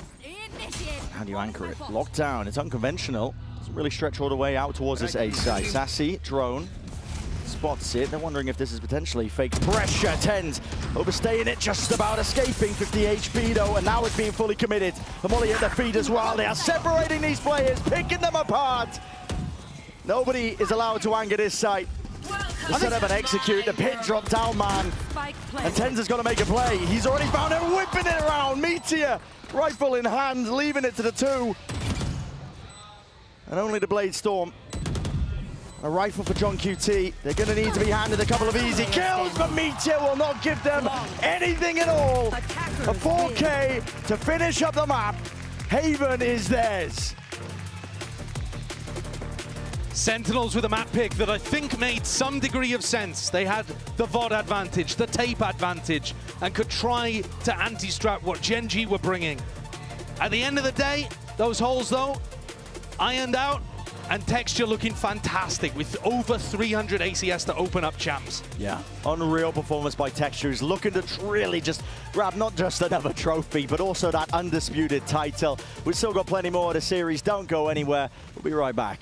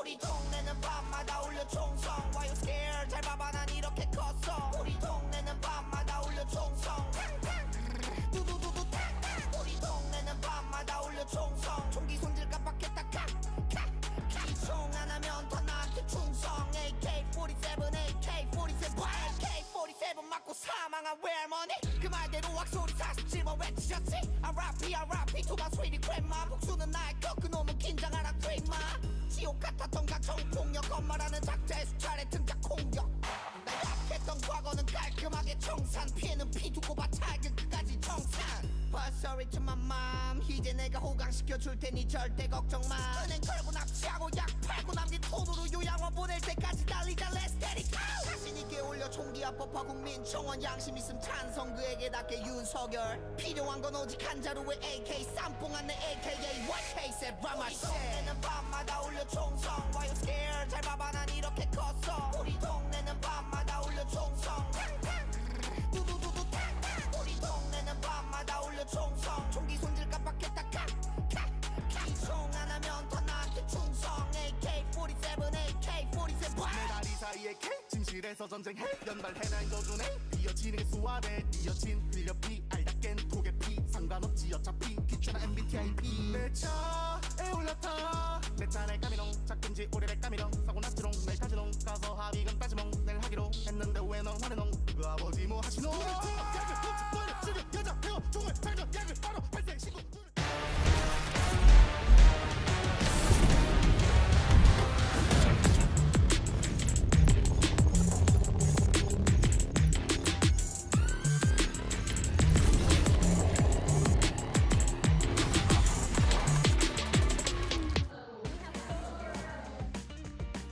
First map. Now, Solo, we know that Gen.G is known for very amazing energy on stage, but today they were a bit more serious. How differently did the team prepare for this particular match? We have Jen to help with some translation. 감독님 오늘 선수들 표정만 봐도 뭔가 평소 때는 굉장히 즐겁게 게임을 하는데 오늘은 좀 더 진지하게 좀 몰입을 하는 모습이었거든요. 센티넬 상대로 특별히 준비했던 부분이나 마음가짐의 변화가 있을까요? 확실히 챔스기도 하고 저희가 또 서울에서 하는 것만큼 유일하게 저희가 센티넬한테만 졌기 때문에 그래서 무조건 이기고 싶다? 뭐 그런 게 좀 진지해 무조건 이겨야겠다는 생각이 있어요. 개막전이기도 하니까. Yeah, of course, you were taking things more seriously because it's Champions, also the first match of the Champions in front of the home crowd and our home ground. So we are motivated, and they're the only team that beat us at a global event. So for us, we really wanted this win. So yeah, everybody's just getting their focus in, having their serious face on. A lot riding on this match. Let's see if Gen.G can close it out. Well, Mika, they're one step closer to being able to do so with that victory on Haven, as Sentinels picked that map thinking maybe they had a little bit of a read based on what they saw at the playoffs of Pacific, but instead, exactly what Brennan Sideshow said, they ironed everything out, they managed to plug the holes, and they walk away with the win. And I think we did see those issues to start. I think Sentinels had a lot better solutions to A lobby control on their attack. They were getting a lot of early advantages because of that, but then it was these Gen.G retakes on their defense that I think defined their game with a lot of really fast adaptations, Clint.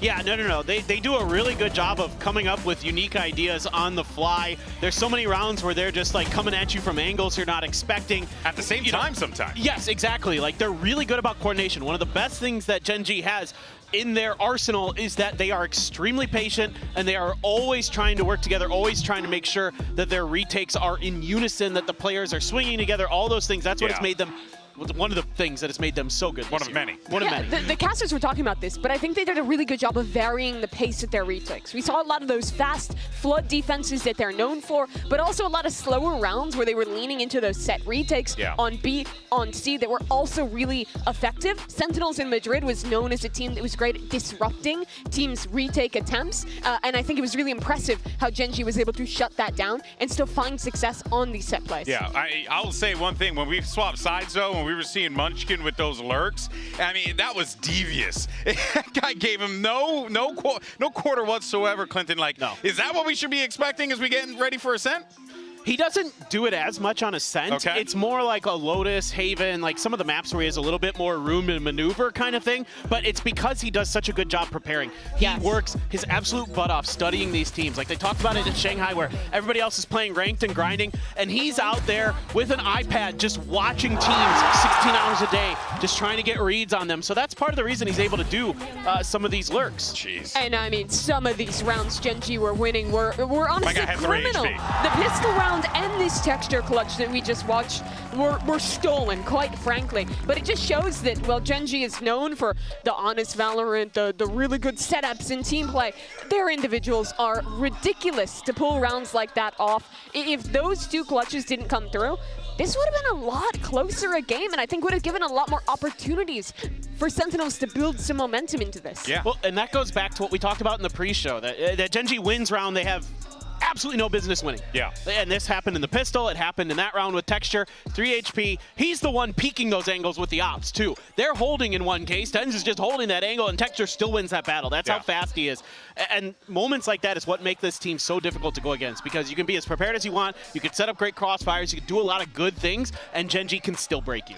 I do think it does bear mentioning, though, that this was kind of something we saw in Americas as a problem for Sentinels. These slow starts. In their 2 matches that they ended up losing, they only won 2 pistol rounds in them. And it was the same here. They're losing out on pistols. They're starting slow. They're not getting the opening picks and setting, I think, Zekken up for those big moments he's known for. And this is a really scary prospect, I think, now going into a map 2 against a team who looks like the best in the world. Well, you know, you mentioned Zekken. I think you saw the, his stats at the bottom there, and I think it wasn't, like bad necessarily from him, but it was what you were saying. I think it was by his standards. He's normally lights out like that. Well, I was going to say that we praised him for his consistency, but something you noted was he never really had an opportunity to like get going, you know? And I think that again is just another credit to Gen.G for being able to identify that, shut it down, and handle business. Yeah, I mean, there were rounds like in the final round. He's got the Blade Storm and stuff, but the round's basically over by the time he gets there. Like, Gen.G is doing such a good job of picking players apart, finding those early picks. I mean, the first blood percentage for Gen.G has been through the roof throughout this entire unit. It's not just texture, it's everybody on that squad is really good at finding those first bloods. We saw with the Munchkin Lurks, Meteor does a great job with it, anchoring sites as well. So all of those things create tremendous problems for any team they go against, whether it be Sentinels or anybody, and you're left scrambling to try to find answers. Yeah, no, of course. I mean, I think it goes without saying that this Gen.G team is so well put together. But now, let's go ahead and see what we're going to get as we get ready for map number 2, Ascent on the horizon here.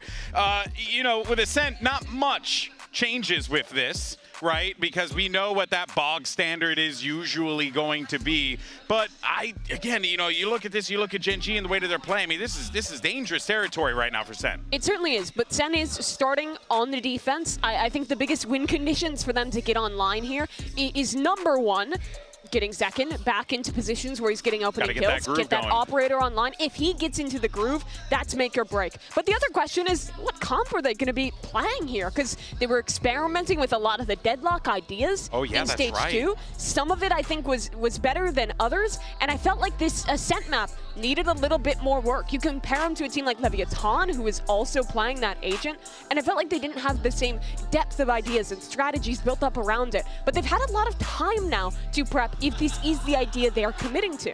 Yeah, I'm really curious about that, because I don't think there's going to be any change in what Gen.G does on this map in terms of agent comps. I'd be shocked. I might have a heart attack and fall off the stage if they do, because I'm not going to lie. Let's get the cameras on you for that one. Yeah, please don't. But no, I mean, like, they're the best team in the world on Ascent in my book. They were undefeated on it in Stage 2 of Pacific. Very few teams have been able to beat them. So it is going to be the kind of comps that both teams have been running with. And for Sentinels, I think for me, the biggest thing about Deadlock is you have to be so smart with how and when you're placing your utility and how you're playing off of it. It almost, in a weird way, reminds me of Yoru, where it requires a tremendous amount of coordination and a tremendous amount of discipline to play it properly, but if you can pull it off, it looks amazing. I think Deadlock is really strong on the attacking sides, how you can stop flood defenses, how you can set up those sensors to really build incredibly strong post plants. But on the defense, I think that Gen.G's style plays well against it. We saw this when G2 played Sentinels. The slow default style, working around the utility, breaking it down. I think Gen.G is good at that, but Sentinels have a lot of tools. This is a comp that only has 1 VOD out of it for Sentinels, and they have a chance to come back into this series if they can look good. Yeah, this is a big opportunity for the Sentinels to be able to climb their way back into this series. But for Gen.G, they're right there to be able to get that revenge against a team that, has been their kryptonite from time to time, at least once.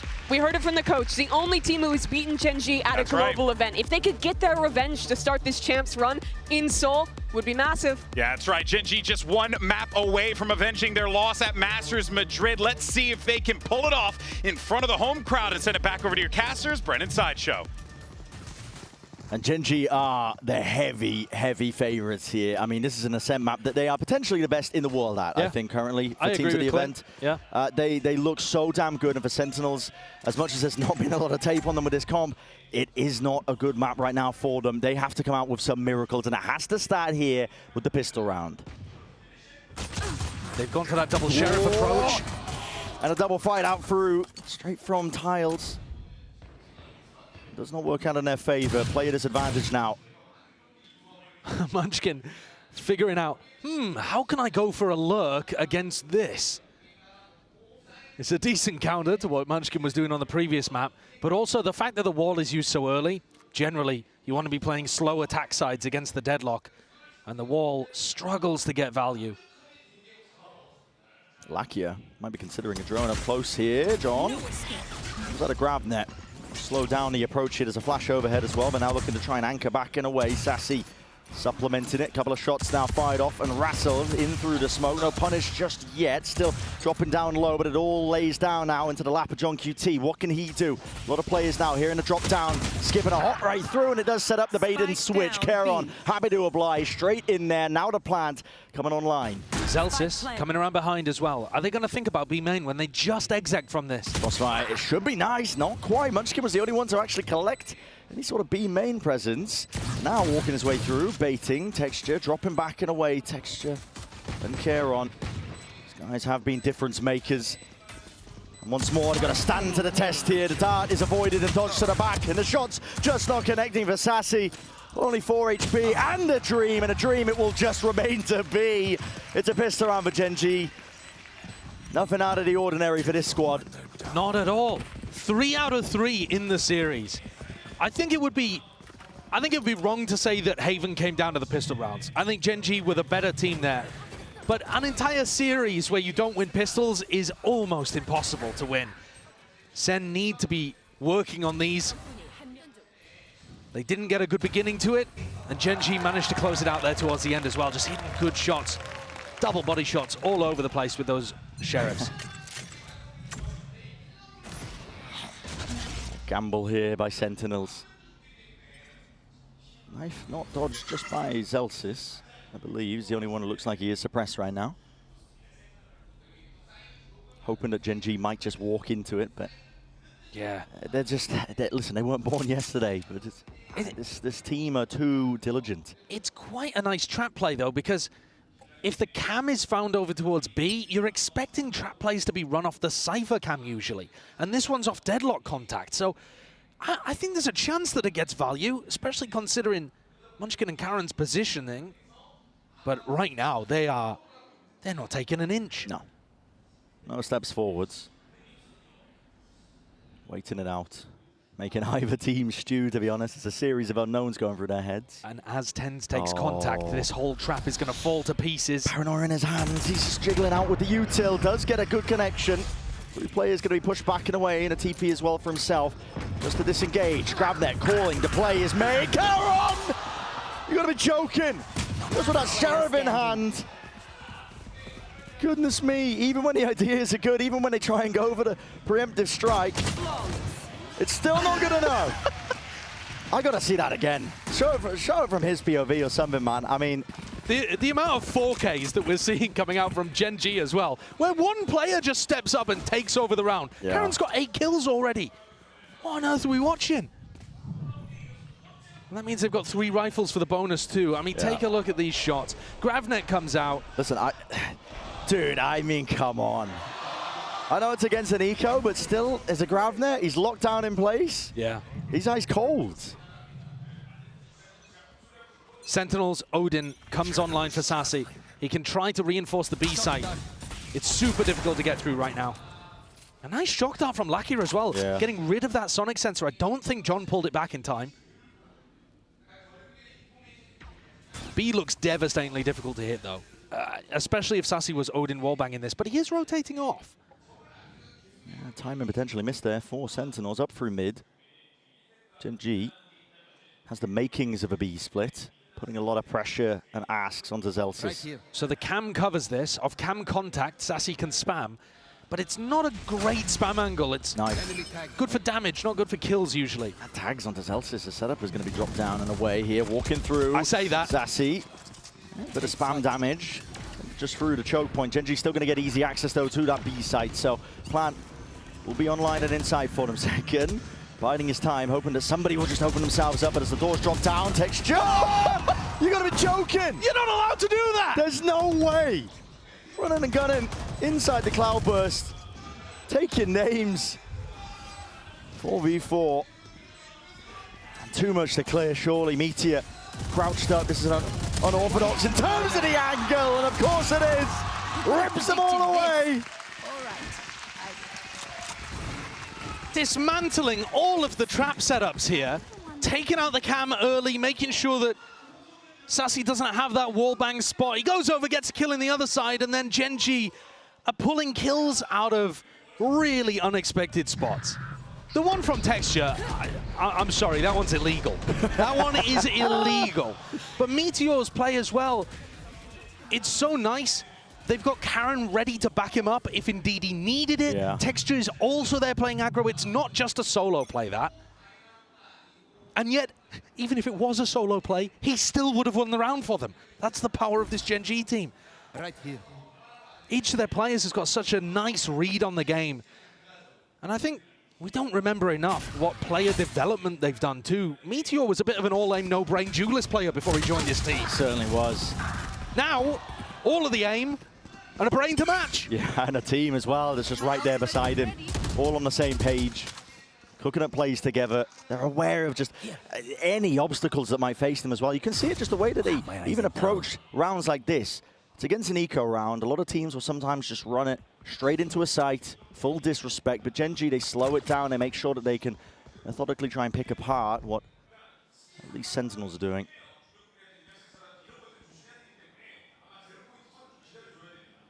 If there were any concerns, I think, about Gen.G potentially being shaky and home soil and a home crowd, listen, that was kind of pushed back at Shanghai when they were literally the villains. All the way through, it's an open side again over towards A. 30 seconds left. Yeah, what incredible range of emotions that they will have experienced in their last two international events. Madrid, a crowd that was neutral towards them. Shanghai, a crowd that disdained them, I think. And then here, where they're the hometown heroes. The idols, man, on the big stage. I was walking in today, and as they rolled up, some fans, it's like the back of the building where people don't really, you know, think to come. It's not like Gen.G announced what time they were going to arrive at the venue. Yeah. People, fans from Seoul, clustered, watching them exit the van, screaming at the Gen.G players. This team is popular out here. Absolutely. And they'll be even more popular if they have a big run at champs, or even if we can dare to dream, if they can dare to dream, lift the trophy. They've already done it once.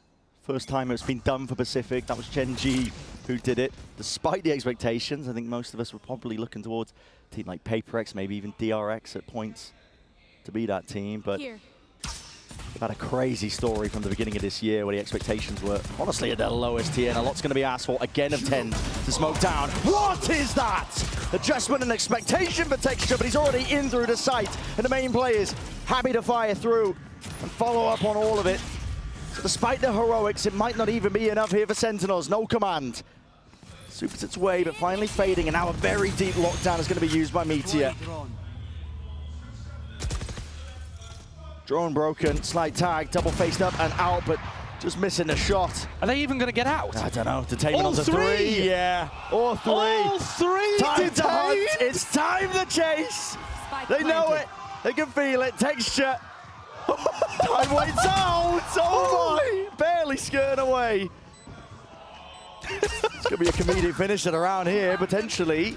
A punishment in sight. There's still time here for Sentinels to make a play towards this one, but second retaken, but the operator again adds another level of difficulty. It's all about how they manage this one as well. That late backstab that might be occurring from Meteor. Is it going to be caught? Zelsis sticking out onto the fuse, half already. He's brought that win con, covering for it over the shoulder. Zelsis dropping him. There is no way That's ridiculous. that Sentinels have just won a round where all three of the retakers got detained. There is no way that I just watched that.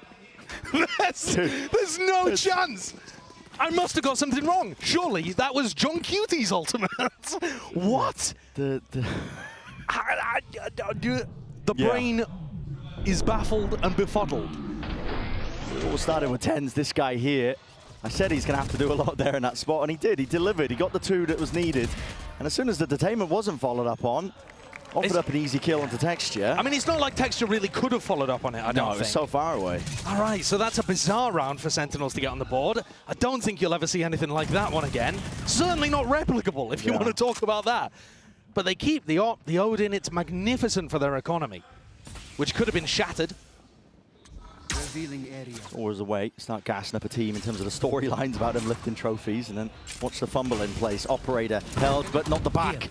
Still a few shots fired off as well. At least that drone has to be broken. Zelsis locks it down, holds the line, and now evacuates back and away. An adjustment but bullet straight through the wall, and spam from Leoden will supplement all. That is it. Sentinels, complete control of this B site. Spike dropped down, and with the trip, alerting them exactly to where Munchkin's presence is. It's another round that's inevitable here for Sentinels, and at least that second one, Justin Flick missed, at least with the op. It is inevitable. It should be.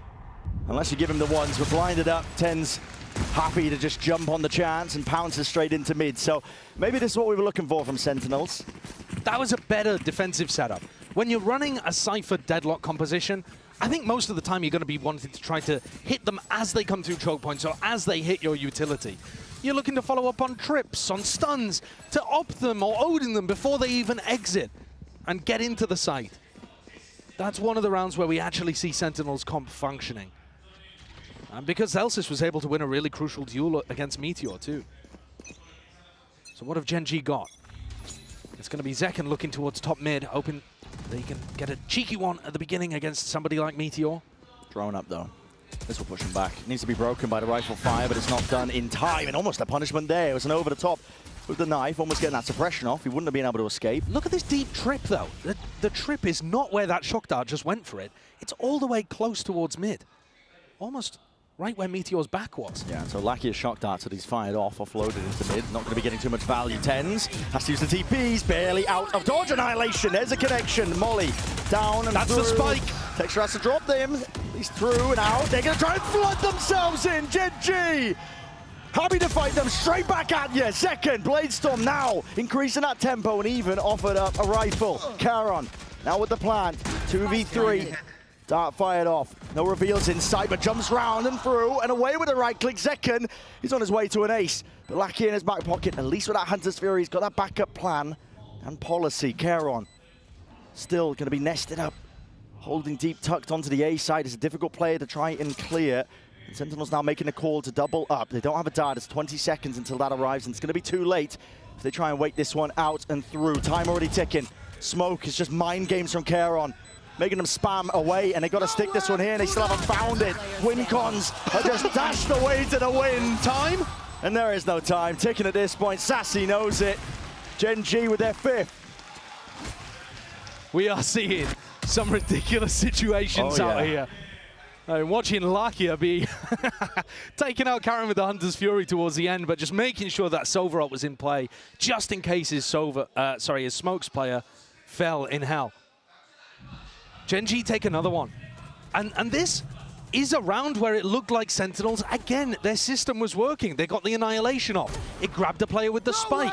But I don't think they were anticipating as heavily that it was an A split and someone could retrieve that player. Pulled out of Shelob's grasp at the final moment. And we're into the next round, where Munchkin, I think, is the player to watch here. That null command is spectacularly powerful against Sentinel's composition. And you see here that John has put his stuns on the exact opposite side of the map. I'm hoping if the ult does get ripped off out towards the A site, they'll be able to at least play around, like you said, the sensors, the stuns. In some sense, Zelsis is the bait here. He kind of wants to be seen, be shown, and then you run into A and forget about the deadlock util. Right here. Knife over the top. That's a tag out through main. Darts. Meteor barely alive. Dyson with death there, buddy. Drop down to 8 health. Will be able to survive, though, and now regroup with the rest of his team. A split, null command. Watch out for these sensors. Yeah. The pressure's going to be on immediately. What have they got to even answer this? Flash clear. Cam over the top here. No command as well as the dart. Does reveal all. Both players, in fact. Tens and Zelsis, the position is noted, recognized, stunned up, but there's no follow-up. Tens, he can't take these easy fights. He's worried about it. He swung from main as well, picked it apart. I mean, methodical is what you call that. Gen.G, there was no easy access, no fair fight to be taken for the anchoring players. Dodging and weaving the entire way through. The Gen.G protocols on the attack, when they hit the A site, they're magnificent. They're always guns out, not scaling too deep into the site, holding, waiting for that peek from the defender, holding heaven, waiting for the backup to arrive. You know, making sure that they're not caught in transition, running forward, trying to rush things. It's the little jiggles of movement, just trying to bait them out, and it just makes the anchoring players feel so alone. Yeah. You don't know if someone's going to run at you from left side, from right side Jenny. You don't know if someone's going to run at you from Dice. And the whole time, Gen.G are actually just making you afraid, making you swing, and then ready to punish you. It's really excellent stuff. All the best teams in the world are going to have some level of that approach to the A site, but Gen.G looking perfect with it. Yeah. And that's one of the things anyway that makes them best in the world on this map. I think they're demonstrating it here. You're noticing as well that the deadlock, I gotta say, it's finding very little value. Yeah. The walls, it's difficult to find a good timing to use that mesh barrier, or barrier mesh, sorry, because Munchkin's happy to call a slow round where it just expires. So if you use it in the mid round, okay, that's fine, but Gen.G are probably going to pivot in another direction. Yeah. And the stuns, I mean, in that round, Null Command comes through. There's double stuns on site. But it doesn't matter. No possibility of a follow-up. It just doesn't matter. At that point, they're cosmetic. Yeah. And Tens, when that hit was coming through, not sure what ended up happening. Even if he had smokes available, I think Null Command would have stretched past him, would have prevented him from being able to lock off that anchoring main site. But you can feel it when he doesn't have the util available, when they're all cut off and away and suppressed. They had no option. They couldn't take the fight by swinging out from Gen to try and play off the stuns in the first place. Gen.G looking unstoppable on Ascent, as we were all kind of expecting. I think there are things that Sentinels can adjust here, though. First of all, they could try doing some reclears over towards A main with Gravnet and a Paranoia, something like that. Alternatively, if they wanted to fight over tree control, that would be another good adaptation, I think, because Gen.G have been doing a lot of A splitting. Yeah. And the other thing they could try to do is tuck Zekken in the box at back heaven with his operator. Well, you say that. When the hit comes through, he's there ready to collect. They are pinging that spot already, Gen.G, heading into this round. I think that's because Karen is about to ult over there, though. Okay, all right. Show me something, Gen.G. Show me what you've been cooking. Well, might be that potential for it to spot out these players. Early Paranoia lets him take that control out towards A. Tens in through Y, and he's in danger, though. Has to dodge and around way. Can't survive it. Karen out the back. John QT. That's a bullet to the brain. With him dropped off now, there's possibilities and options are now opening themselves here for Sentinels. The barrier mesh not to be broken. Doesn't even stop the bullets as well. Still with those sight lines just being set by these Sentinels players. Zekken's got it. Great adaptation from Sen. Surely Gen.G can't recover it. There's no way. I mean, John is stuck here. They know where he is. There's a now swarm to try and clear him out of that corner. If it hadn't missed, John would be a dead man. And he has called for the reinforcements. Two players ready to at least swing off of his contact. Dart is broken here and through John. Finally delivering the reset from Meteor. Not enough to see he can at least find a way to pave his way to that victory in the round. So Sentinels are still alive. For now, it feels like almost every single round is just on the precipice. It's almost incredibly labored, but they are managing to string them together. Yeah, and I think you gotta credit the tactical timeout there.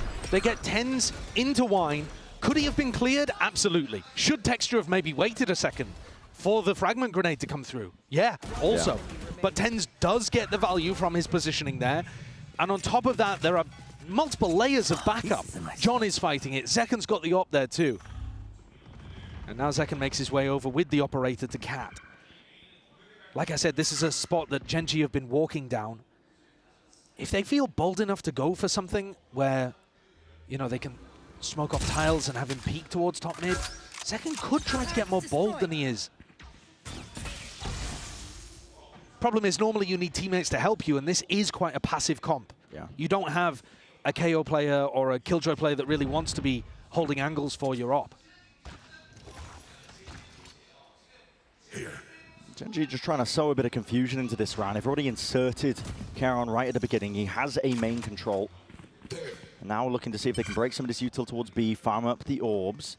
And if he does farm the orb, he'll have the null command. Are you going to try and fake this one or what? No, Texture's back up towards because Munchkin didn't have ult to start the round, Xelsis is not in an anti-KO ult spot. You know, both Sentinels are playing next to their utility, which means null command is used and all of it goes offline. Yeah, so I'm gonna have to worry about that one when it's looking like it's heading towards that A side as well, again being called. But it's 30 seconds now into the round. It's getting a bit, I think, a little bit tight here in terms of the timing for Gen.G. You have to make a good go of things, and it's all expected. Stack of players of Sentinels. First time the wall's in the right spot. Yeah, and there it is, dropping them off here with an ult command. It's going to be sweeping through now, dart around to the side. Texture is not watched for. This guy was already just fast up onto the line, and with all the util down, again, you might as well roll out the red carpet. Plant down now. Gen.G are ready. They've got the protocols in place just in case there are signs of that util. Meteor holding it tucked up close as well. There's no follow-up. Again, still up and over. Able to trade it. The door into their face and a full sight defense occurring here by Gen.G. Nobody looking to try and repurpose out through A main. Everybody locked onto the sites here, but the one way they choose to fight this one. They want to hold it down, and again, this retake is getting more and more difficult. Dart immediately dealt with. Time is ticking away. Sentinels running out of those options. Double up, high-low. Gonna try and push them back and away. Lakia, last one left, and he will fall in the end. So, just in time here for Sentinels, I believe. Yeah, only about a second on the clock, though. Whoa. Look at that. Yeah, right on the money. A good round from Sen there in terms of how they squeezed Gen.G. That pressure coming through, double swing over towards Heaven, making sure that they dominate that angle. The Gen.G players in the post plant couldn't hold it, ended up giving that up and tucking into positions like Dice and Hell. At that point, Sen have found their opportunity. Crucial kill. And Gen.G gonna take their first tactical timeout of the match. Wow. Their first tac timeout of Champs. Coming in round 11 of map 2. Even if they get a good adjustment out of this, you know, they're not gonna put together a much better attack half on Ascent. 6 rounds is already astonishingly good. Yeah. But it must be said, the Cypher Deadlock comps, they tend to perform counterintuitively better on attack. All the ways to try and fight for that extremity control. You know, you can lay down sensors, much like they're trying to do, at least Sentinels, on their own defense. But yeah, it's a, you know, quite a few unknowns, I think, of how Sentinels might be looking, at least with this composition. Tier 2, North America, has been playing this comp a lot. There's a lot of footage, a lot of playmaking possibilities as well, if Gen.G has been doing his homework, at least with the annihilations and whatnot, grab net re-clears. Yeah, and I just want to say for a moment that Zekken has rebounded from bottom of the scoreboard to the top. If you look at him all year long, Zekken has been amazing. Like I said, getting better and better all year. Tens has been consistently at the top, even though they didn't make Shanghai. Xelsis has still been good. It's actually been John who's dropped off in terms of his fragging, his output a little bit, compared to his astonishingly strong Madrid performance, where they lifted that trophy. I'm paying attention to John and how he gets his rifle impact in a lot of these rounds here at Champs. Zekken not caught in the transition there, just trying to exit out of Wine, and there's plenty more players where that came from. Gen.G, we're going to try and go into this one fast, tempo, increase 10s, taken out. Zekken followed up to trade in sight. Only gets the one down, which was Texture. Dart revealing quite a few of them. Locked down by Meteor. This is unconventional. I like it, though. You know, we saw Sentinels before get 3 detained and still win the round. They're in a 3v4 situation here, though, and this should allow a great plan. I mean, this one also planted for short. If they wanted to send somebody on a wraparound, very heads up. Perhaps Lakia is going to take that option. Right here. Comes around here. Drone's going to be used again. Set that stage here. Tag up. Got to remove it. It's the first piece of util for it, but Gen.G. stalwart defense that they've really cooked up here now that they've at least taken control of the site. Look at that. As soon as they hear the footsteps and the util, it's a dart and Spam out from below, and already the players have repositioned. Spike is ticking away, and Sentinels realize it. Has to be that save, have to back away. How many rounds do Sentinels need, even if they were able to get pistol, their first of the match, and be able to carry some momentum forwards on their attack half?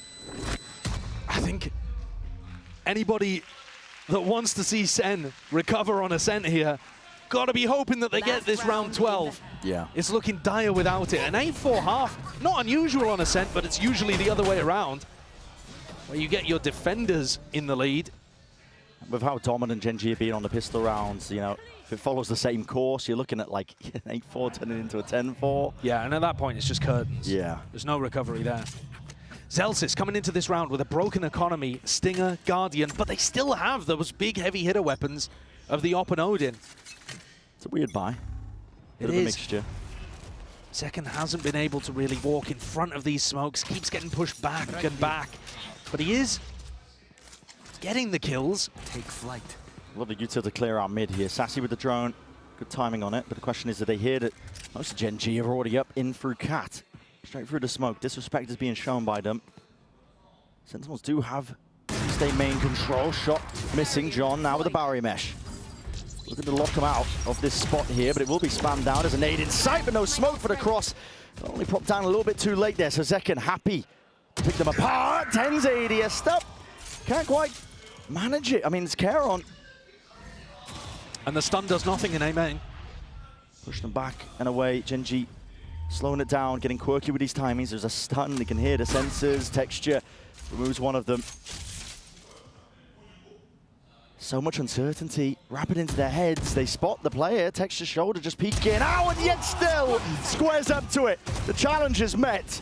And now drop down onto the site. Options thoroughly opened. Gen.G having to take their timing with it. You can look at the peak timing, but still missing with the shot as well. He can't quite do it. Has to pull out a shorty. Zekken, not a chance. Doesn't stand it. And leaves it to just two. Munchkin is low. Could be an opening. Lakia will fall. Stinger movement in play. So doable for Sentinels. The health advantage is massive. Now picking up the upgrade too with a rifle. Cam should be clearing at least a portion of it, but you don't know there's blind spots. Munchkin peeks. They know where he is. 4 seconds until the dart. Spamming away into hell. Just in case that reposition is there. Dart round towards the back. They spot the main player out. They're all falling low. And again, it has to be Munchkin as that playmaker finds the one. Peaking timing off of it. Only 5 bullets left, but a tap from Sassy as well. It's all so unlikely for him, and he needs to hit the second. Time ticking. Forced to stick it, and time not enough on Sen's side. It's an 8-4 half where Gen.G on the attack side look absolutely dominant. Trying to stamp their mark early on Ascent here at Champions. Home territory of Seoul, home territory of Ascent. I think showcasing that they really are the best in the world on this map. Yeah. There wasn't so much an exec in that final round as they just walked up with an operator. Still found the openings though. I mean, listen, this team is so good at picking apart all sorts of it. And for the pistol round, that's what we're looking towards. Gen.G indomitable so far.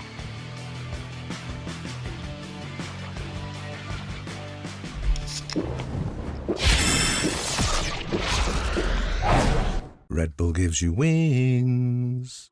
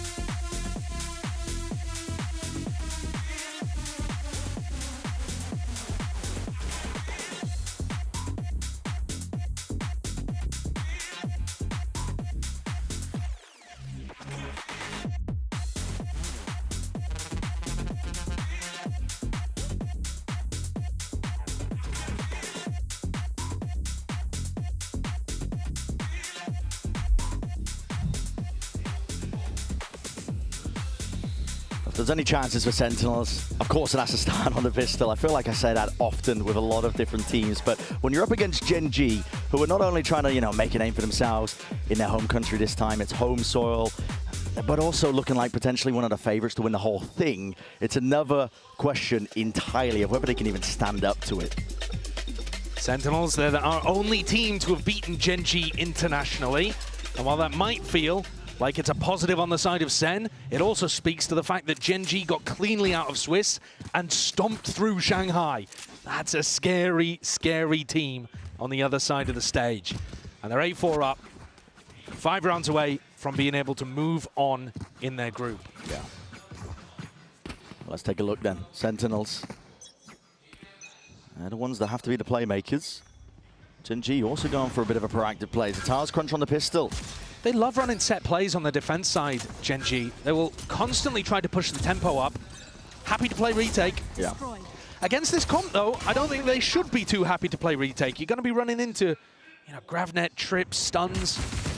For now, though, the util is going to be lacking ever so slightly onto the pistol. Zelsis forced to lock down. Watch this flank angle. Just gets barely the 2 shots off. Not enough to drop Charon. So the trade is there, but Zekken taking a cheeky peek. Up through heaven, clears that one out, and now has to be aware that there is that flank occurring. Watchful eyes perched up. Probably a high-low as well, and the smoke make it nice and easy. Charon trying to at least split up the site. Create that timing and opening for Meteor, potentially there. He's already out, though, and the players are straight through and out. The whiff might cost them still. Dart forwards, forces the issue out of texture, and they do clean it up. So Sentinels, a pistol round under their belt, maybe something to work with. First of the series could not have come at a better time, a more needed time. It probably would have been game over had they lost that one. Yeah. Beautiful dart as well from Sassy. They immediately dominated those smokes that Karen threw out there, which I think is the correct play. The dart forced somebody in. Sassy deals with them. He's having a good game today, Sassy. They're going to need more than this, though. We've seen teams utilizing this Cypher Deadlock composition. You kind of piece by piece take the map. Take a main, throw down a sonic sensor, take a little bit of extra space, put your trip into position or something. That's a fight to be taken here. Nader defeat, though. Has to push them back in a way, at least with the rifle spam. Able to take down another of these Gen.G players, but he might have just done enough damage. Still, weapons are going to be exchanged, making sure that there's no waste. And any Gen.G pushes on other parts of the map should be able to be identified. You're always going to be running into a trip or a cam or somebody watching the flank.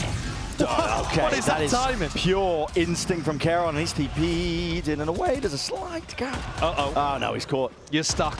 Yet still, Sentinels choose not to commit. I think they've seen enough bodies there. Signs of life from Gen.G that they call this pause. They do have 45 seconds. You can't let anything else slip, though, if you are Sentinels. It's a 3v3 in a crossfire setup.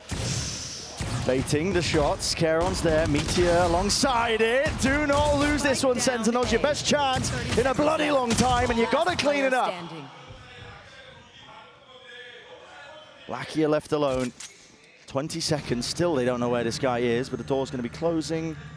Nobody stepping past it. Just spots defeat. Breaking the door. Trying to take the fight. It's a little bit uncertain, man. I mean... Okay, they do get the anti-eco, but at the cost of losing 3 of their players, 3 of their guns is not going to be a healthy bonus. I mean, you saw it on the faces there of Zelsis and Sassy. They're both wiping their brow, literally. I know it's hot in here. Golden Boy talked about it before. It is warm in Korea right now. But that one's more of a sign of relief than a sign of the heat. Sen closed the gap to 2, but the bonus is not going to look pretty. They only kept the Phantom, Guardian. They've got a Stinger to work with here. It's not much. A bit of damage. Maybe even just building up to one of these ults like the Annihilation for John so that he could maybe work a pick in round 16. These are the kind of things that would be a success in the round, I think, for Sen. Flash peek. Smoke though from... He's pushed up in front of Charon's face.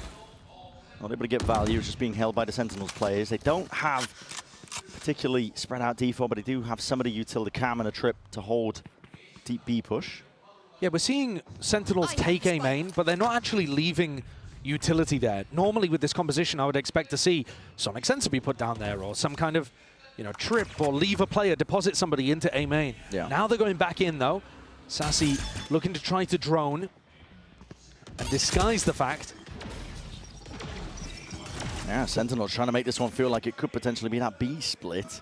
Yeah, that's a weird one, because they faked a B split as they were droning A. Right, so Gen.G are kind of aware of this one. Munchkin, it's an off angle, and he's got to deliver. Will do with the first. Cage in his face, preemptive spam will lay claim to a multitude of kills. And it leaves it just down to 10s, up and over, not enough. Can't overcome it.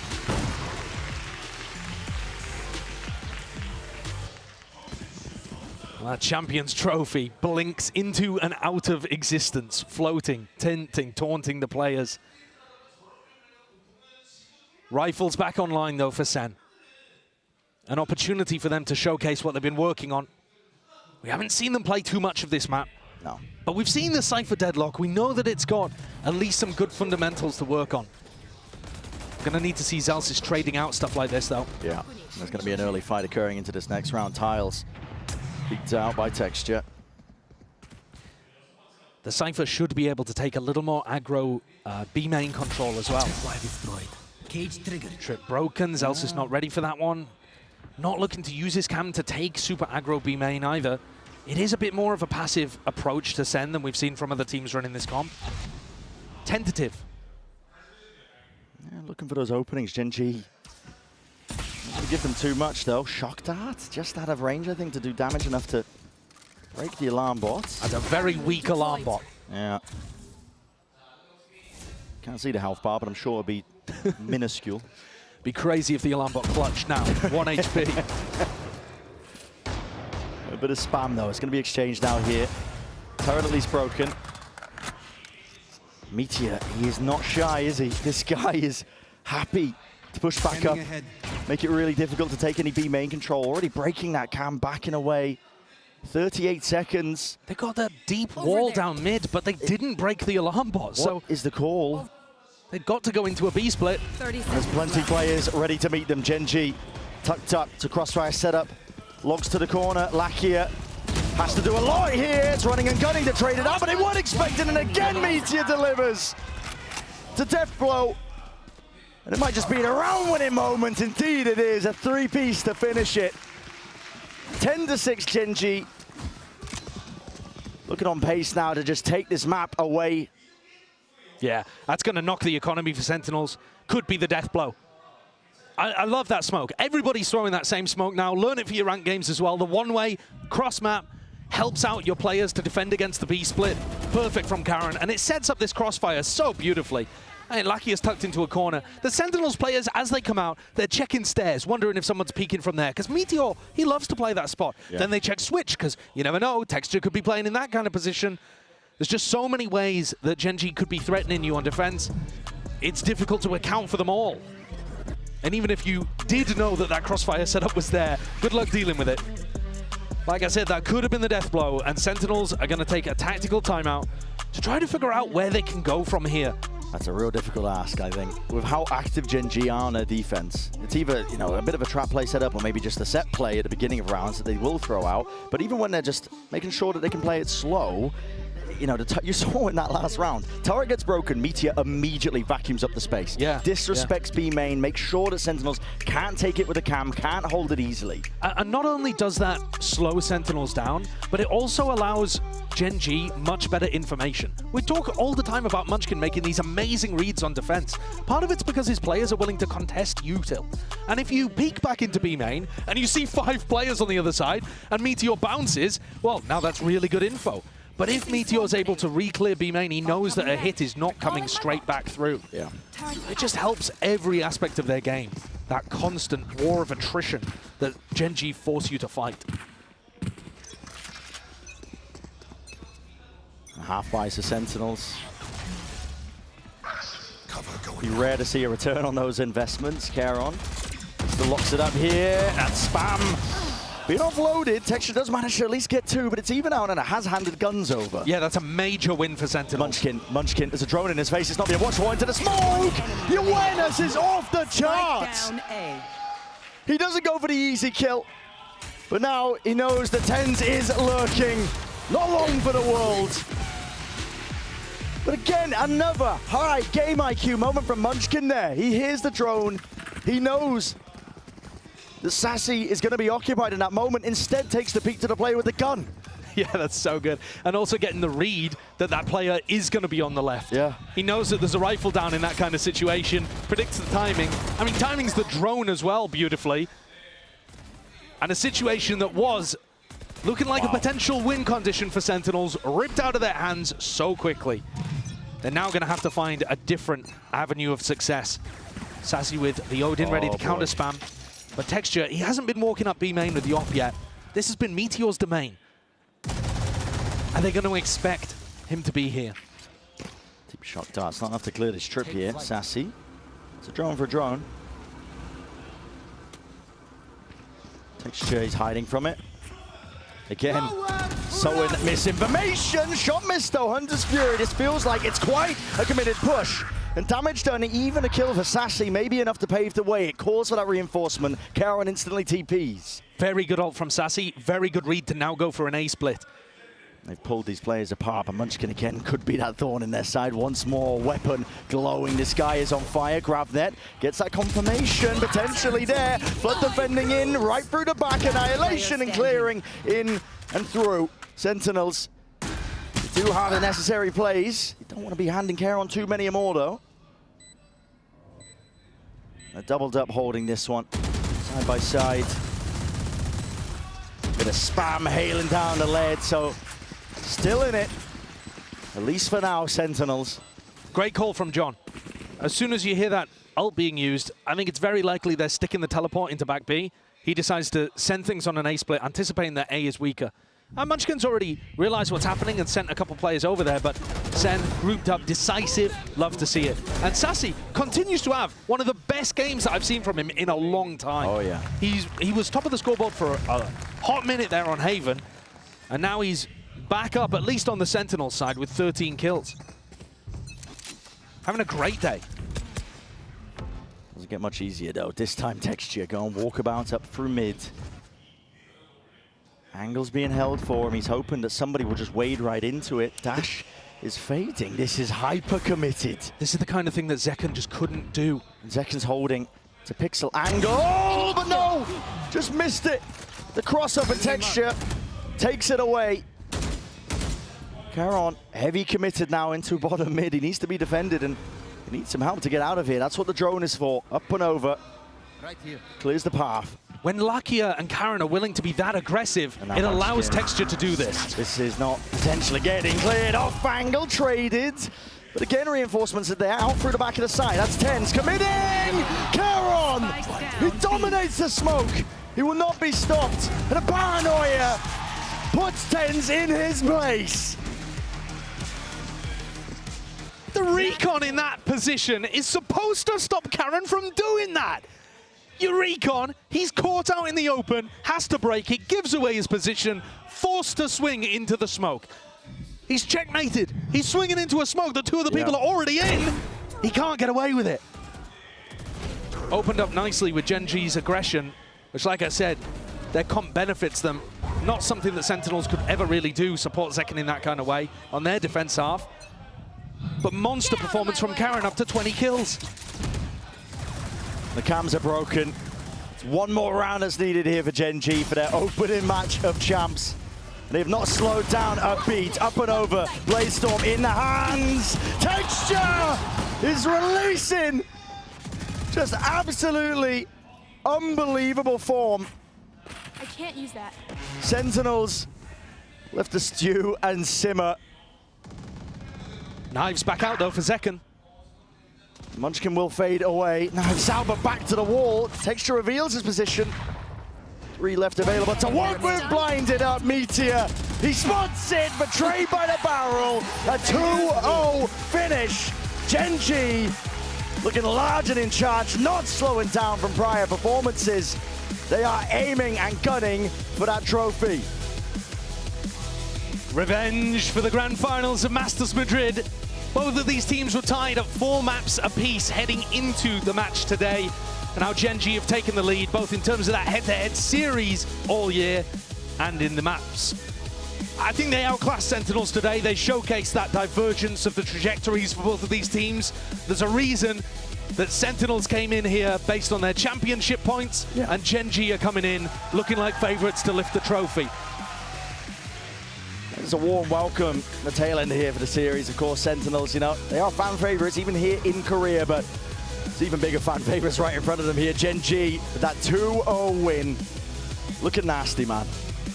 I am disappointed that we didn't get to see Abyss from either of these two teams. First time Gen.G have ever floated a brand new map.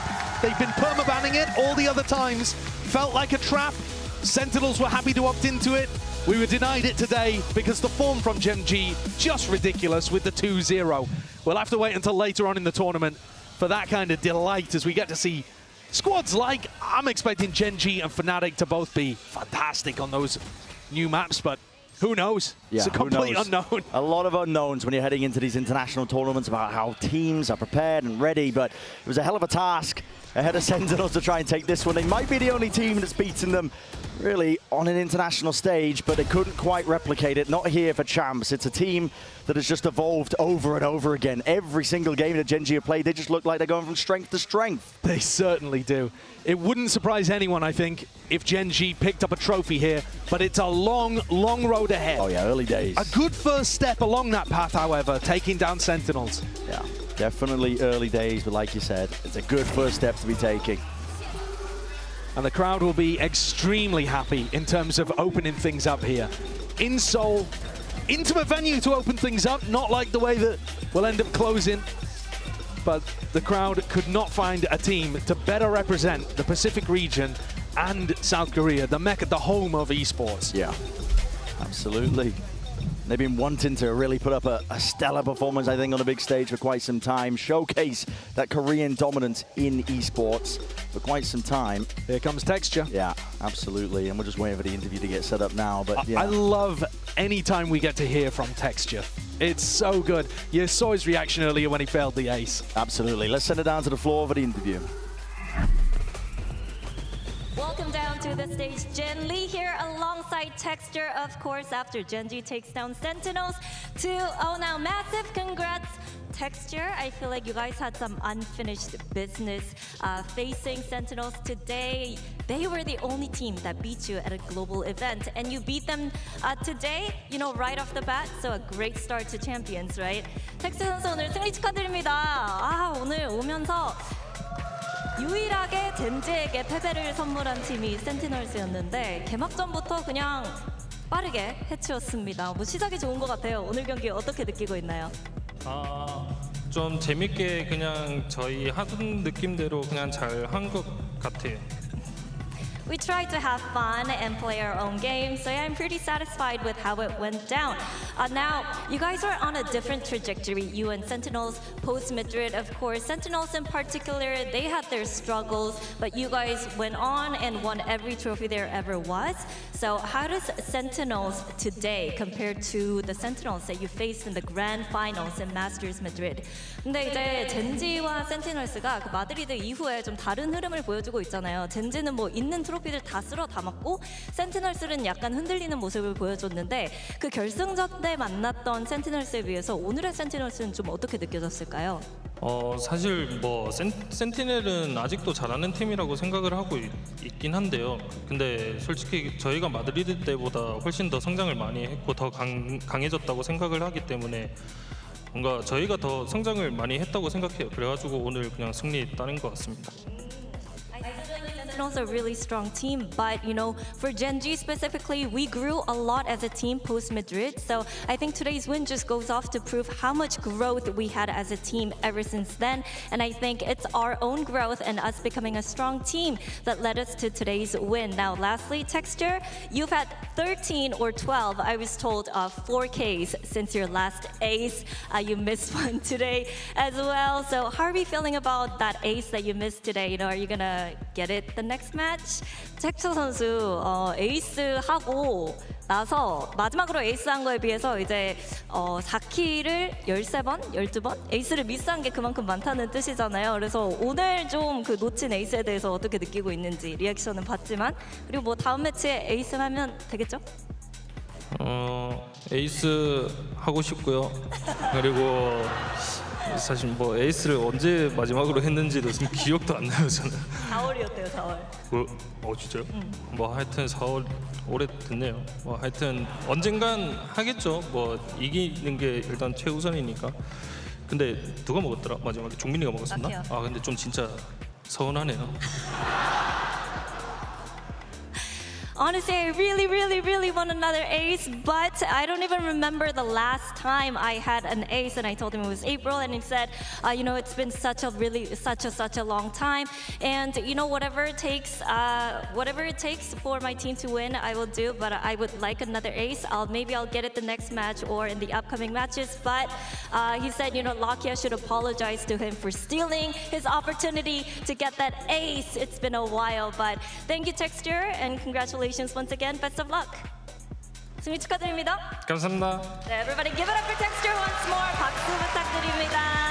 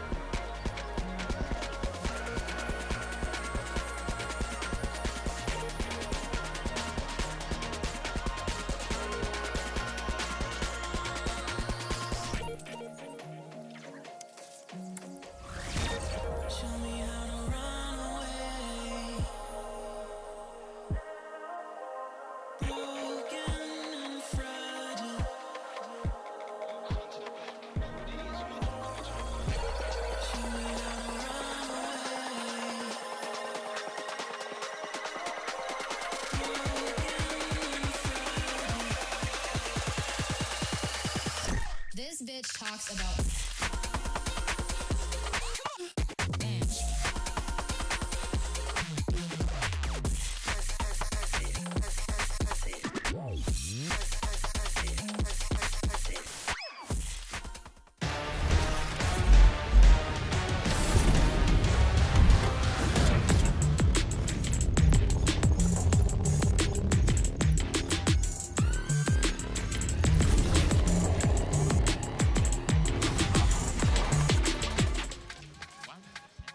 Welcome back to day one of Champions Seoul and our second match in the group of death. It's China's FPX versus EMEA's Team Heretics.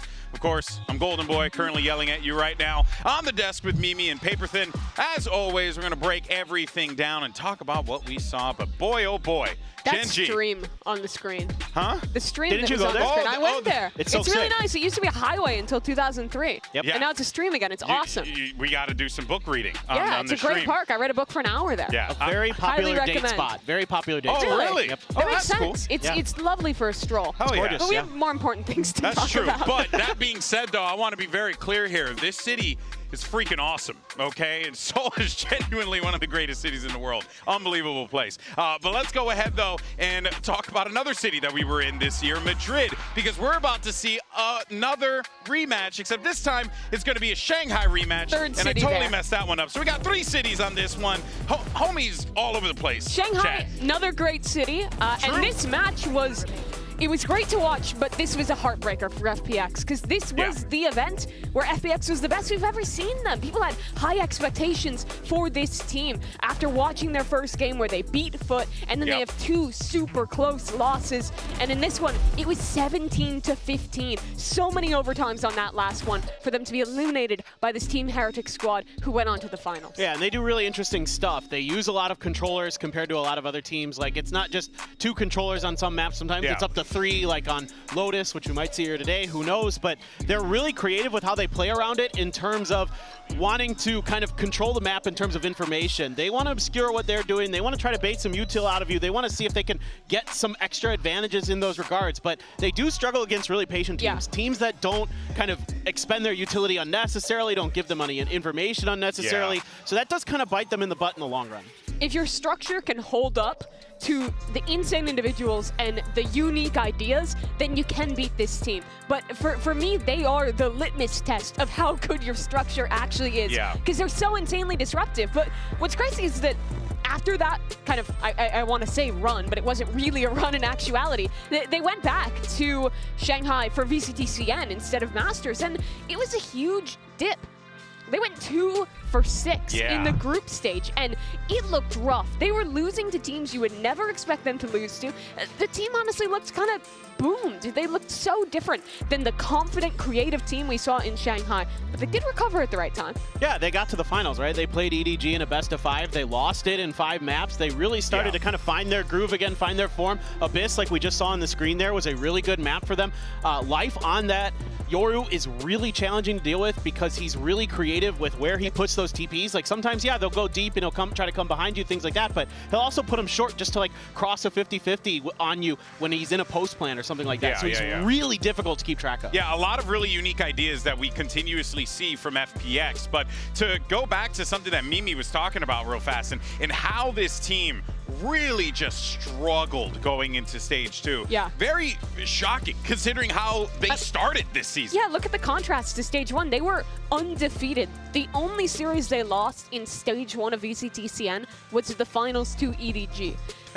Which is so different from what we saw now. But I think the biggest question is, in this group, which is so difficult with all 3 of the Masters finalists, even if they hit that Madrid form, or excuse me, that Shanghai form, is it enough? Because this is a really tough place to get out of. Yeah, it's so difficult because you're going into the shark pit once, and then you go into the shark pit again, and then you potentially go into it again. You know what I mean? Like, it just doesn't seem to get any better than what you can expect there for FPX. But there are some things that they can lean on here, right? I mean, I think, it goes without saying, FPX still a great team, as we talked about, great aimers, right?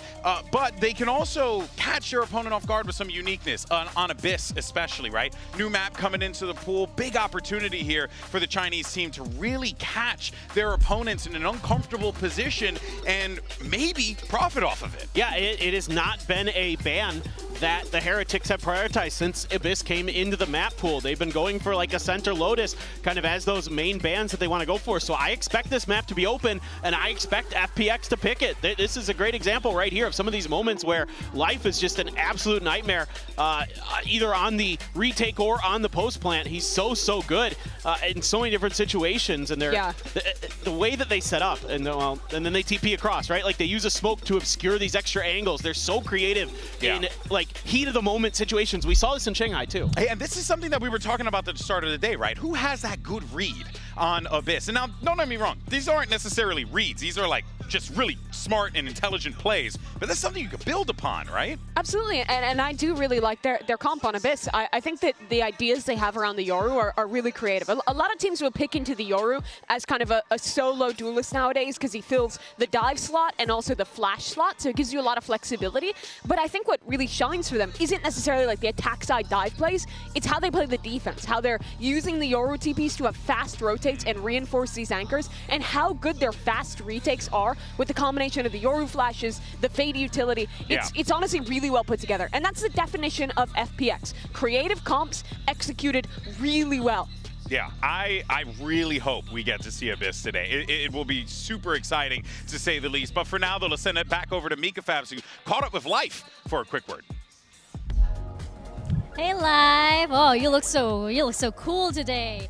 So FPX is in what many consider the group of death. So I'm wondering, do you think FPX are underdogs, and how does FPX compare to the rest of the teams? We have Luna here to help with some translation.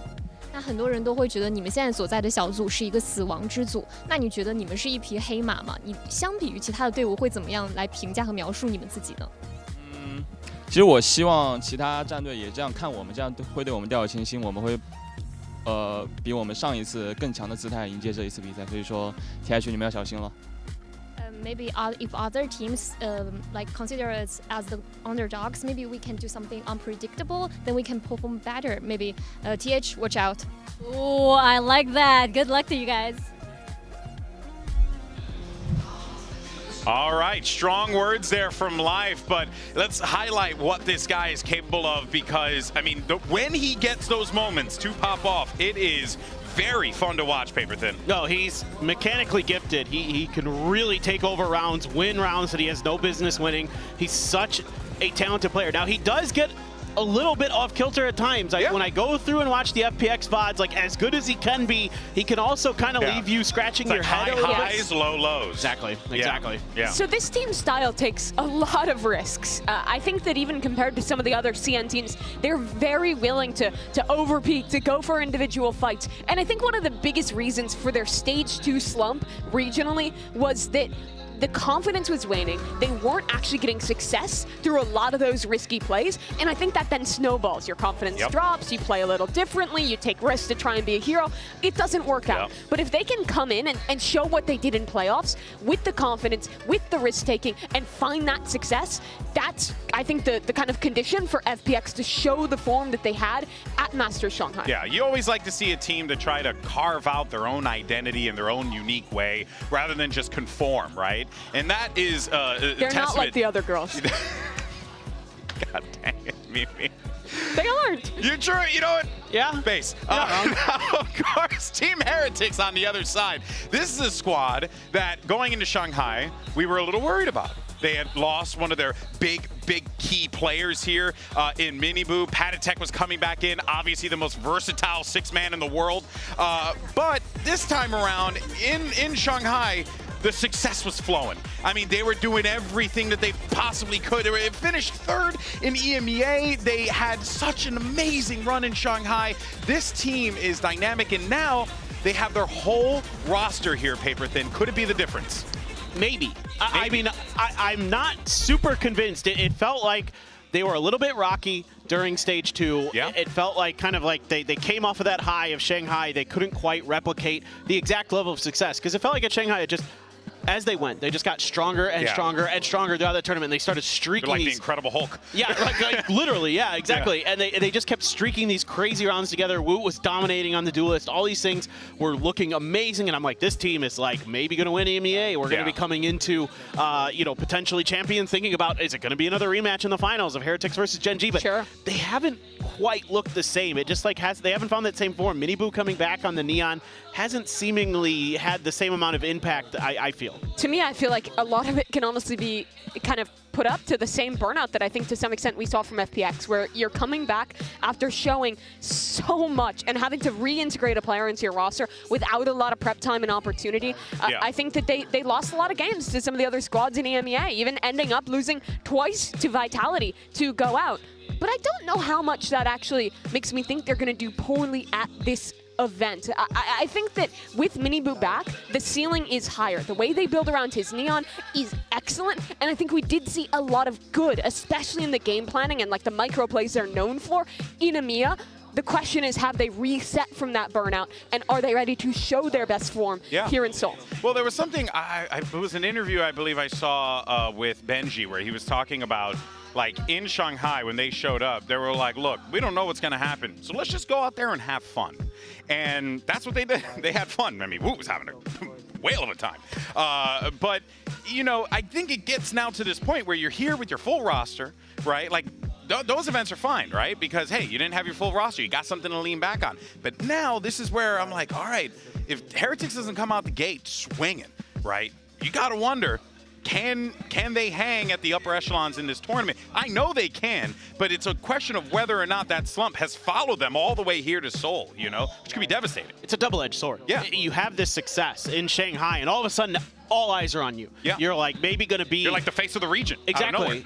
With Fnatic, you could be the banner carriers of EMA. You could be this resurgence of this region to come back even stronger, potentially. So the problem became, right, that you had Woot performing out of his mind on the duelist role. You want to keep that guy in somewhere, put him on the initiator. He's still doing very, very well for the most part, other than like one bad game he had against somebody. I can't remember who. He had like minus 17. But other than that, he's been fine. And so, like, the pressure can get to you. And when you're playing loose, when you're playing fun, this is something that a lot of teams have been talking to me behind the scenes for this tournament, is they're coming in with the let's have fun, let's be loose, let's play with, you know, a little bit of swagger on there, but no pressure is what they're looking for. Yeah, I mean, ideally that's what you'd want in this situation. It's high pressured, but of course, you know, it's a matter of whether or not you're going to be able to put up in those moments where it counts. The best teams right now are the ones who have managed to beat the burnout and stay successful, and I think Gen.G is the only team who has had that consistency. We saw it just then with the Sentinels, who has struggled after the Madrid win. The question is, will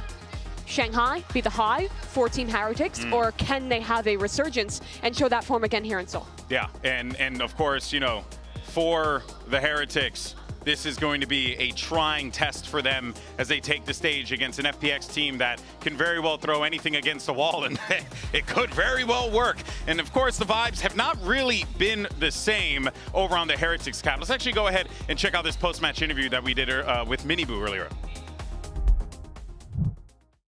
Now, before we came to this interview, you said you were a little disappointed. What's going on? Like, in my mind, it's like my typical usual stream game on Ranked. I was tilted.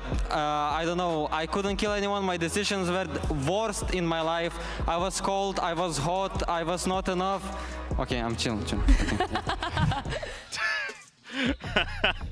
Of course, you know, Miniboo wasn't able to make it to Shanghai, but he is back on this roster, you know, with an opportunity here to hoist a trophy over his head. Talented player through and through, but of course, you know, this is a big opportunity for him, and it's the first time we've been able to really get to see him take the stage like this. Team Heretics with and without Miniboo, I think, are very distinctly different teams. When they're playing with him, I think he is definitely the player that defines this roster. They play more Neon comps than any other team, and it's not even close. And that's because of this guy. And when you watch them play, we've always known them.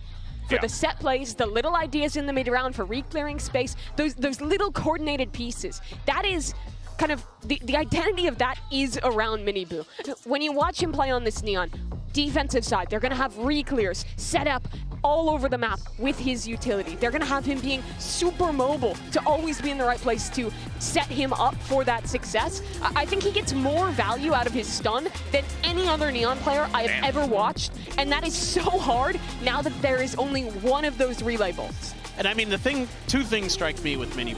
One, I agree with you fully. He's the best Neon in the world right now. I don't think there's much question about that.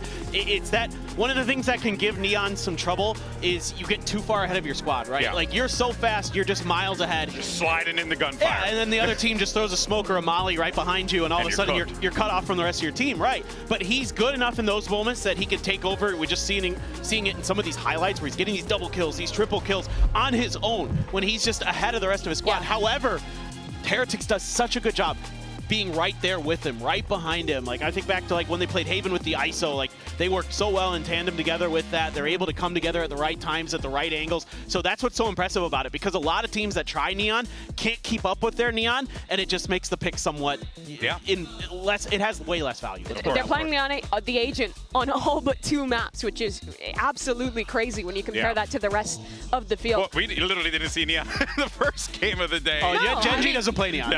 People thought Neon was going to define the meta, and she's viable on most of the maps in the pool, but most teams haven't decided to go for it, and Team Heretics is really committed into this read. Yeah, so I mean, I think it's safe to say though that we are going to get a ton of Neon today from Miniboo and from these compositions that are going to be supporting it, correct? I think the interesting contrast here is that Miniboo, when you watch him play, he is a star. He has those crazy moments, he has the pop-off, but I think what defines him is how he plays in the system, how he's using his utility, how on their attacking side they're using him to scale and take different space in the map.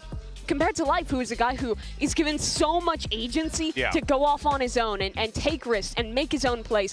You're not going to see Miniboo doing that in the same way. The question is, though, for a bit of a wounded Heretics, can their structure hold up to an FPX that is so disruptive, that can boom you if things start going wrong? Yeah, and I guess what I'm wondering is, like, you know, the pitfalls on each side, right? You had a great pickup there when, you know, talking about how FPX likes to play very unorthodox manner. But how does Heretics try and, well, take advantage of the fact that FPX likes to be a little bit too unorthodox and make too many risky plays? No, I mean, I think you have to stick to what's worked. You have to stick to these fundamentals where you're working with the Neon, where you're playing off of that, you're able to combo the utility well. That's going to give FPX problems with their more individualistic playstyle. All right, folks. Well, our teams are ready to go. So let's go ahead and bring them down to the stage and get the show on the road.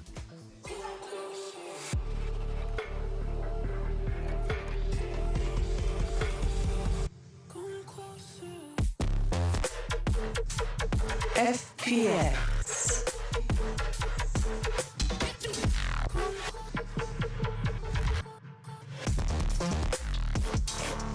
Team Heretics.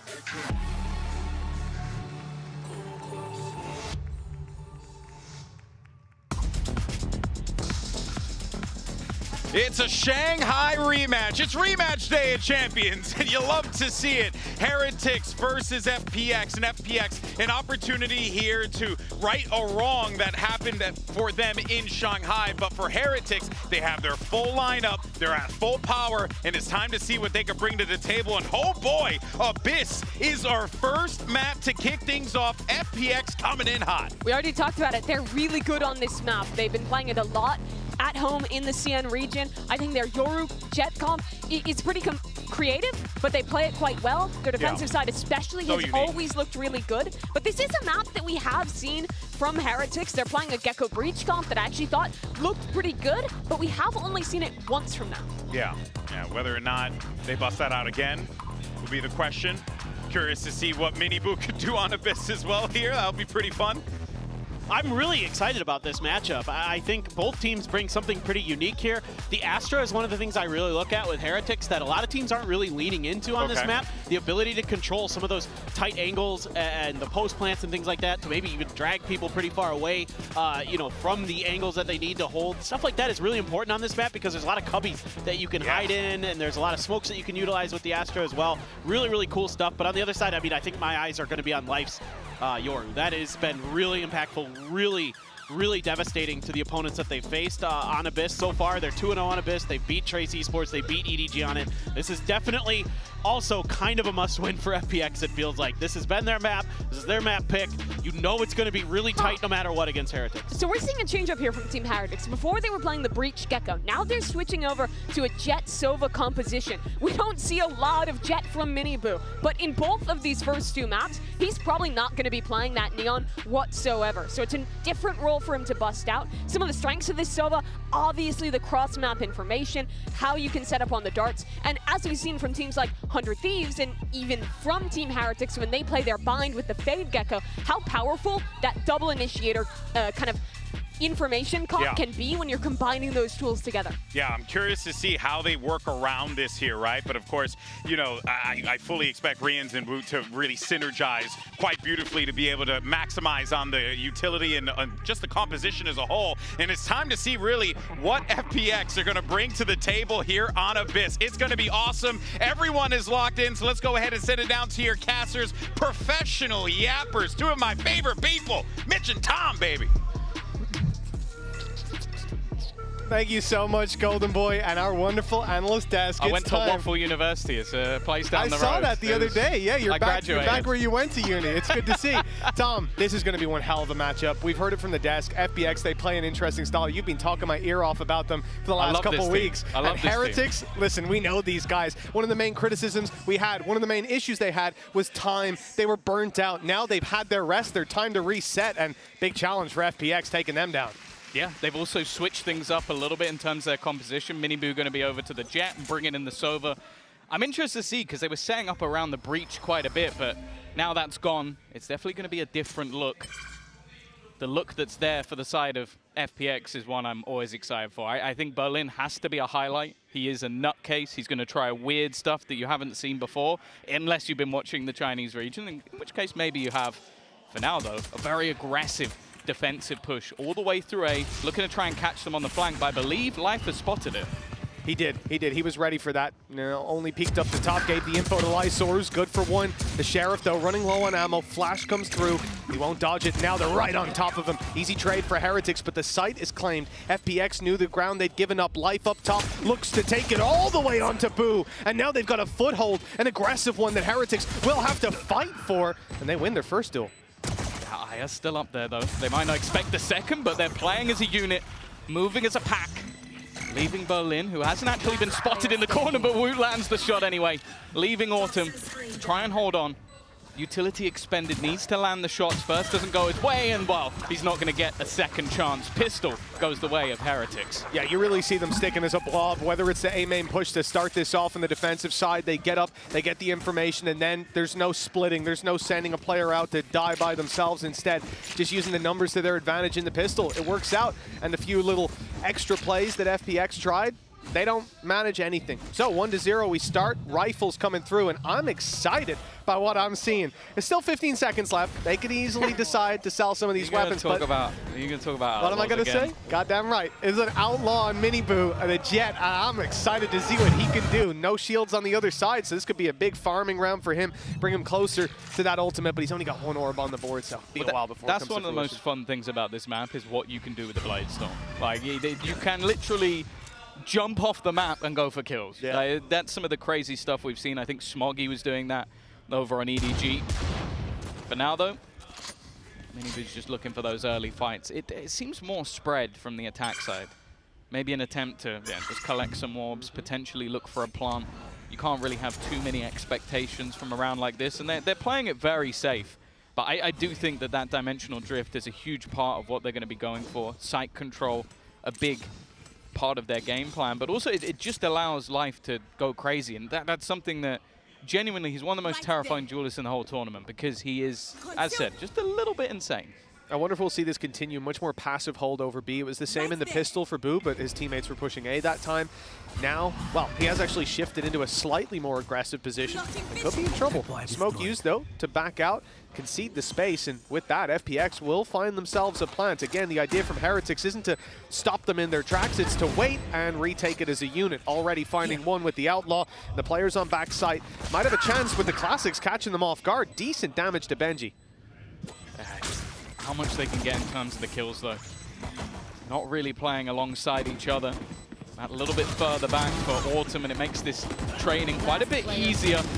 One kill at least, make things that a little bit more costly, but you can see Rien's only having a pistol that is not really going to force any rebuys for the next round, other than the player who was already going to purchase anyway. I mean, there was a decent amount of damage done, but yeah, just too spread across the players. So no kills converted, bar that one. No weapons dropped and left for the Ether. FPX will be facing off against a decent buy coming into the next. One investment from Team Heretics gets them a Vandal. Everything else is definitely in fighting form. The Bulldogs sort of backed up by the fact that you've got an Outlaw. You could be facing 10 HP, or just tag him once and let Miniboo do the cleanup. For FPX, Rifles come out, and Dimensional Drift for life. That's the big one. That's going to get them into a site. Yeah, and you can already see, not messing about. All of the players are up over on the left side of the map, getting ready, pinging over onto the B site. It does seem, though, that Heretics have a decent idea. A very passive hold. Gen.G sitting back. He should be able to clear at least some of the trips. Make sure that they're not going to be able to hold on to that ground. Although saying that, it seems like they're both still standing. Yeah, there was a clear idea from Heretics to change their setup. Boo goes to the A site this round. Traps are here to try to catch these players as they make their way in or out of the site. But now the traps are down. Gen.G has been blitzed on, and with this FPX, able to fall back, playing a lot of players in main. They've lost their mid control, but that's not that big of a stress this late in the round.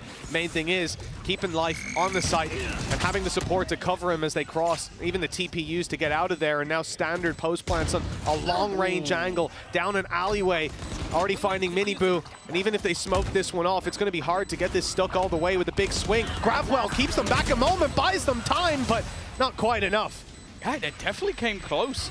Aya tagged life as well, so there was potential for them to try and bring that back, but the Gravwell couldn't quite hold them long enough, unfortunately, for the nice side try, of though. Heretics. I like the idea. Yeah, definitely not a bad idea. And you can see that, again, I think this was a map that FPX are using against a lot of teams because they're not going to be massively well prepped. But it seems like for Heretics, they have a decent idea of what they're going to be doing. They're playing this map because they're comfortable enough on it, at least, even if they haven't had a massive break. I know a lot of the players said that they sort of went home, had some time, maybe with family or friends, just to try and counter the bigger problem, which was the burnout. For now, though, it seems like FPX are going to go straight for that middle control. Now, we've seen teams using, well, even them, using the Viper wall for the same purpose, but instead already both smokes utilized early in the round just to try and take this space. Oh, Life is really committing to this. Decoy sent through a flash to start, and they're trying to catch a fight. Unfortunately, they have. It was Gen.G Fishy to take down Life and slow this push completely. The squad now trapped in by Ult coming in from Woot. Big play from Boo. He's caught Autumn off guard. Barely any ground to hold on to for FPX, and now down to nothing. Berlin, he's made it to the site. His sneak up through B main is successful. Unfortunately, he's got 4 opponents to take down and a reveal that's going to make him give it away. The steps definitely shown Heretics where he is, and well, I don't think he's getting away with this one. The crash finally gets him. Boo is nice. Boo's a nice person. He gets detained, he decides, you know what, I'm actually just going to finish him off before anything else can happen, and even get himself the extra ultimate orb, which gets him that little bit closer.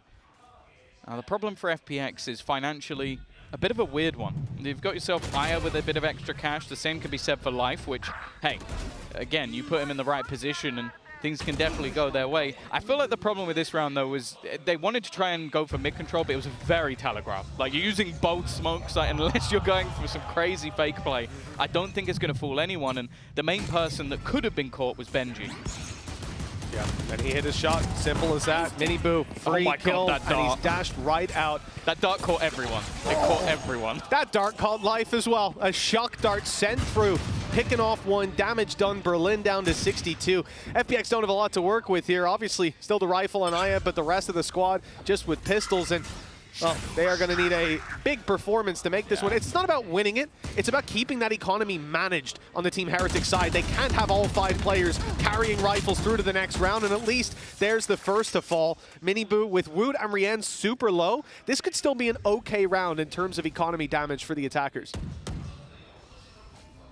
It does revolve. Maybe on a sneaky play from Autumn. He's making his way down mid. The problem is if his teammate falls, it would mean that they eventually start looking back in the other direction while the cam's going to do that anyway. Even still, The aggressive position of Boo means that a plant is going to be tough. And even still, they're going to walk back into a trip. So there really is just going to be so much information. Boo is just waiting for a mistake to be made. Utility trying to be cleared from Aya, but he is dead. Like, unless Boo makes a massive mistake, I don't think there's any way that Aya's going to survive. No, of course not. It's not an angle you will usually clear, and not one that you can from the position he was in. Free for Boo. Even at the information with the trap being broken earlier, and obviously the steps were loud as can be. Autumn with a chance. There's one, and low HP on Rienz if he can isolate the fight, but he wants the rifle, and Benji's guarding it. 4-1, a solid start to this defensive side. Heretics lose their third round, one that they're kind of expected to, where they had the weaker weapons, but since rifles come out, doesn't look like they're breaking much of a sweat. That last round wasn't a big one from FPX, though. This is where the investment comes through for the attacking side. I think the scary prospect, though, is just bear in mind that Bind is up next. A map that there was a 6-win streak for the side of Heretics until that was ended in OT by Vitality. That was the way that they managed to actually qualify for Champions in the first place. So I wouldn't say that Bind is going to be a weak map, and it's one that I don't think is the best for FPX. So and maybe they've changed things, maybe they got something new to throw in, but I think their sort of like hidden gem was this map. Not many teams are, I would say, at the top level, like at a good position. Like, a lot of teams are trying different things. I don't think a meta has necessarily been set. And if they're going to get, well, boomed, which I wouldn't say they are yet, but they need to slow it down. I like the fact that they've called a pause already. It's not really been like a catastrophic destruction of what they've been attempting, but I feel like so far everything they've tried, considering they've got this like Yoru comp which is meant to be a bit off kilter and catch people, it hasn't. It's been quite obvious what they've been trying to do. Yeah, Heretics have seemed ready for it every step of the way, and I think even the mid push you talked about, as you said, telegraphed with smokes, then the decoy goes through, they let it pass, take the fight immediately. It was Gen.G dropping life after the flash, after the decoy had gone through. Just avoiding the utility and dealing with the man himself. And I think that's a problem that FPX are going to look to solve by, as you said, slowing down this round, looking for a bit more global control instead of isolating just one angle and pushing down there, and then sending late lurks out that Heretics are ready for because they've often got the advantages. Like you said, they're not getting boomed just yet. 4-1, it's an acceptable early scoreline, but we need to see this attacking side find the solutions pretty soon. And now, this is the best time for it. A bunch of ultimates online, albeit Lysor and Berlin's not high impact, but the rifle's coming out. They've tried to do the same again, like throw a couple of early smokes, but this is just a ruse. It's trying to sell the idea that they're going for the same play. The problem is there's been a change up from Heretics as well. They've now got the operator roaming in mid, so nobody else has moved. The orb being taken is definitely going to be heard as well. So again, like the idea was to try and sell some sort of fake, sell some sort of lurk, but thus far, that hasn't happened. No success in that front whatsoever. Team Heretics with, you know, we mentioned the change-up in setup that we saw a few rounds ago where Gen.G came in to prevent this B-site push. You've not just got Gen.G, but Boo here as well. Both of these players, we've seen anchoring sites now committed to holding the angles. Decoy is the one that's sent through. It's not even going to be touched. They allow it to fade into insignificance. Trap, luckily, not going to catch anyone. Aya's able to destroy it in time, and they've claimed the space. Now the rotations come in from Heretics. Now they look to defend that B site or even to retake it, but little do they know the spike is going elsewhere. All they have to do on this site is buy time, and Aya's done a good job of that. Autumn might not be able to get out of here, but look at Lysor's position, sneaking up through mid, cutting this defense apart, and Autumn's even picked another. It's a double dip, almost a triple dip. They sell an initial fake, throw it into it, what seems like a take of the B site, and then throw it back over to A again. That was really nice. Incredibly complicated. It's something that you do feel like at any stage, if Heretics managed to catch on, it could have gone completely wrong, but I like it. Like, you're throwing in the double smokes early again. You're then going to be using an ultimate and then and even sending a couple of players into that site and then going back in the other direction with, what, 20 seconds left on the clock? I think the main point of that round, though, was Lysor. Just having him still in middle, leaving Autumn as the secondary lurk, it makes it so difficult for anybody to actually move on Heretics without being caught or being put in a 1v1. Well, early on, there's a big fight for A main. Just like the pistol, Heretics want a triple push up. They've spotted the operator already, and the dash actually caught on the wall. That's going to cost Miniboo his life. The flash stopped him from being able to see exactly where he was dashing to. Well, a terrific start for FPX, and I think this was a response from Heretics to the last round. They played it blind, tried to rotate, assuming FPX were going to be as one-dimensional as they were a few rounds ago, and instead, they now go for the push to get the early info, walk straight into the op, pick is found, and FPX can now go back to that 2D play because, well, they've got the advantage. You're not going to have as many players rotating in. They're pushing into what is almost at this stage a double Sentinel. Yeah. It's a bit of a gamble keeping both players here, even having a rotation out from the side of Wu as well, who has been hitting his shot so far. Wu even going to just be waiting behind, but it's almost just a peek out straight behind the utility. Wu goes down, Gen.G is still here, looking to try and fight on top of it. He almost gets two. The second player so desperately low, even knows that he's still on this corner. Just waiting for someone to try and swing around that corner. I think he's got him dead to rights, a second to his name. But that wraparound, they're waiting for it, they're trying to watch for it, and almost getting that information might just give the game away. Berlin still managing to fight back with another, putting thing into a 2 versus 2, but that time has been ticking all the way along. Gen.G looking to try and get things to half. He's succeeded, but with his teammate going down, it's now left all onto him, surrounded in the end, and FPX, well, it got a little bit dicey, but they get it over the line. Yeah, well, listen, you told me that Life does some crazy stuff, and yeah, I'm waiting for the TPs and so on. There he fake TPs, pushes through a smoke with an op. Hey, that's not a conventional play. It's not one I'd recommend you try at home, but my goodness, it most certainly has worked. And again, that early aggression towards A, the fact that Heretics try to take the space to find a solution to the problems they had last time, well, it hasn't worked out. And now from the Heretics side, you know that if you play it slow and rotate in off what is clearly an execute, FPX might fake it. If you go for the early aggression to grab control so that you know where the hit's coming through, FPX might be waiting. This is a very good resurgence. A team that was 4-1 down with no answers, they've certainly started to fill in that worksheet. And the bigger problem now is the economy. I will say there's a lot of ults that are either online or very close. Miniboo 1 away, Rian's 1 away. This round, on paper, seems easy, but if I've learned anything from Heretics is that Gen.G plays better with the Sheriff. Mark, who's to doubt the other players on this squad? Again, I feel like the darts from Rians have pinged up the entire team multiple times. I feel like FPX might have to go to the workshop and try and shoot those before they go off. Again though, FPX just taking things slow. They know that a round like this is likely to have weaknesses, likely to have pieces missing, so they don't really need to overface. All they have to do is get towards this side as well. They have the pit if things start to go wrong, but unlikely to be used in a round where there's mostly weaker weapons. Instead, this ultimate, the dimensional drift is used. Get into the site, root out all these players, grab the info, go for a very aggressive peek. The flash even thrown through by Woot gets nothing, and the control swinging clearly in favor of FPX. A 5 versus 2. There'll be no pit used this round, I'll guarantee you of that. With a plant on the bridge, this round has become very difficult for Heretics to even find anything in. You're talking about economy damage at this point, and it's one man. Make that no man. Aya's had a hell of a round. Yeah, no, he just goes running in, takes the battles. Obviously, the space was taken initially by Life. Just, I don't mind committing an ult like that in a round where ultimately you're in a position to spare a few here and there and just make sure that you're not going to lose to pistols. As said, the opponents can be incredibly dangerous on the side of Heretics with those pistols in hand, and he was able to make sure there at least wasn't a direct stack on the side. Although there was 3 players around, and well, he kind of dealt with those very easily indeed. We've had a Team Heretics pause called 4-1 in the lead, and now tied up neck and neck with FPX seemingly having an answer for every problem they're presented with. And this is a big round for Heretics. Last time, they had the pistols, like we said. Now, they've got rifles and an operator. Ultimates × 4.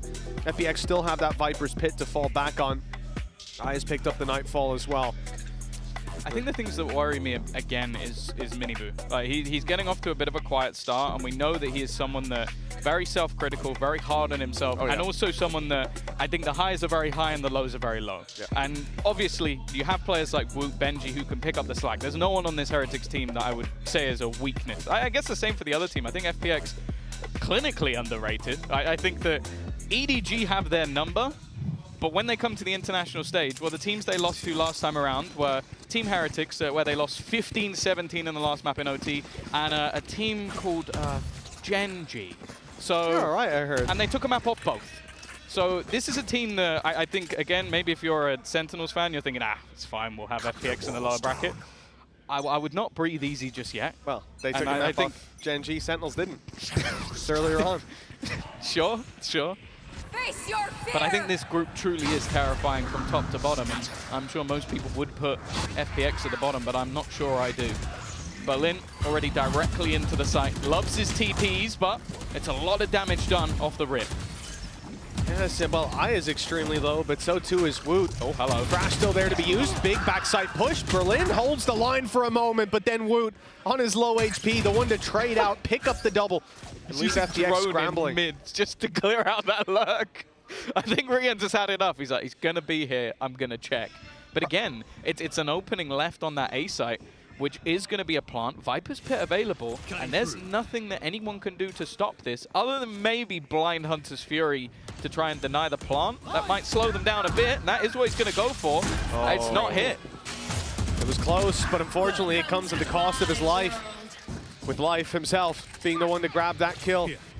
Bladestorm, we just heard it activated by Miniboo. They're going to commit to this. And going through that Viper's Pit with a Bladestorm might be an advantage. Find him, drop the right click, and get it done. Flash out a little early. Life's going to get ahead of the Thrash, but not destroy it. Luckily, it's gone too deep. It's inside the ultimate itself. You're not going to be able to recover that, certainly not with any form of ease.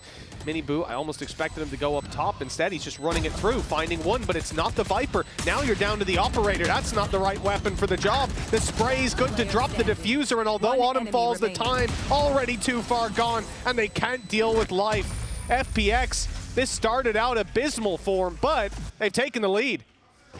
Yeah, I've heard the phrase, life comes at you fast, but I've never heard life clutches it out, because that's he seems to be everywhere. And that's the thing. Like, Aya's been having a great game, but Life is up there as well, normally as the tip of the spear and somehow even surviving to the late game as well.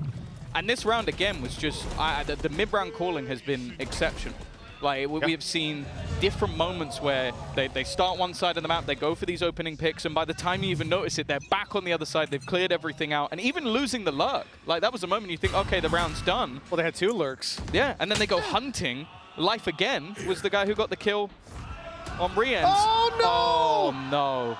Oh, no, look away. Look away. When you talk about Miniboo being self-critical, I hope he can let that one go. That's a rough one. I hope one. other people can let that one go as well. I think that's going to be in a montage or two. They only have pistols. At least they only have pistols this round. Right. It's not as bad as it could have been. That's rough, man. That is very rough. Yeah. FPX. GB loves the phrase "from the top rope." I don't think that's what he meant. From the mid rope, right down to the bottom. Well, 5-4, and it's a 5v4.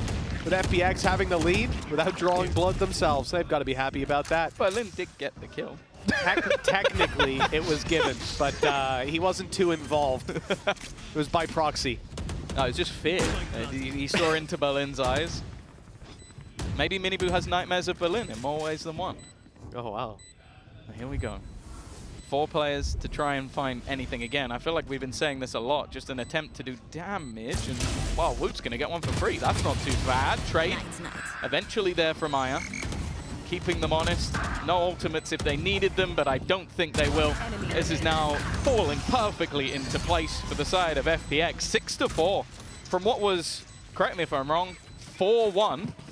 They have now managed to streak themselves 5 rounds in a row. There you go. Well, you can see it on your screen. Don't need my help. It's been a very impressive resurgence. It just, that's the... Oh, you can see it in the player cam. Oh.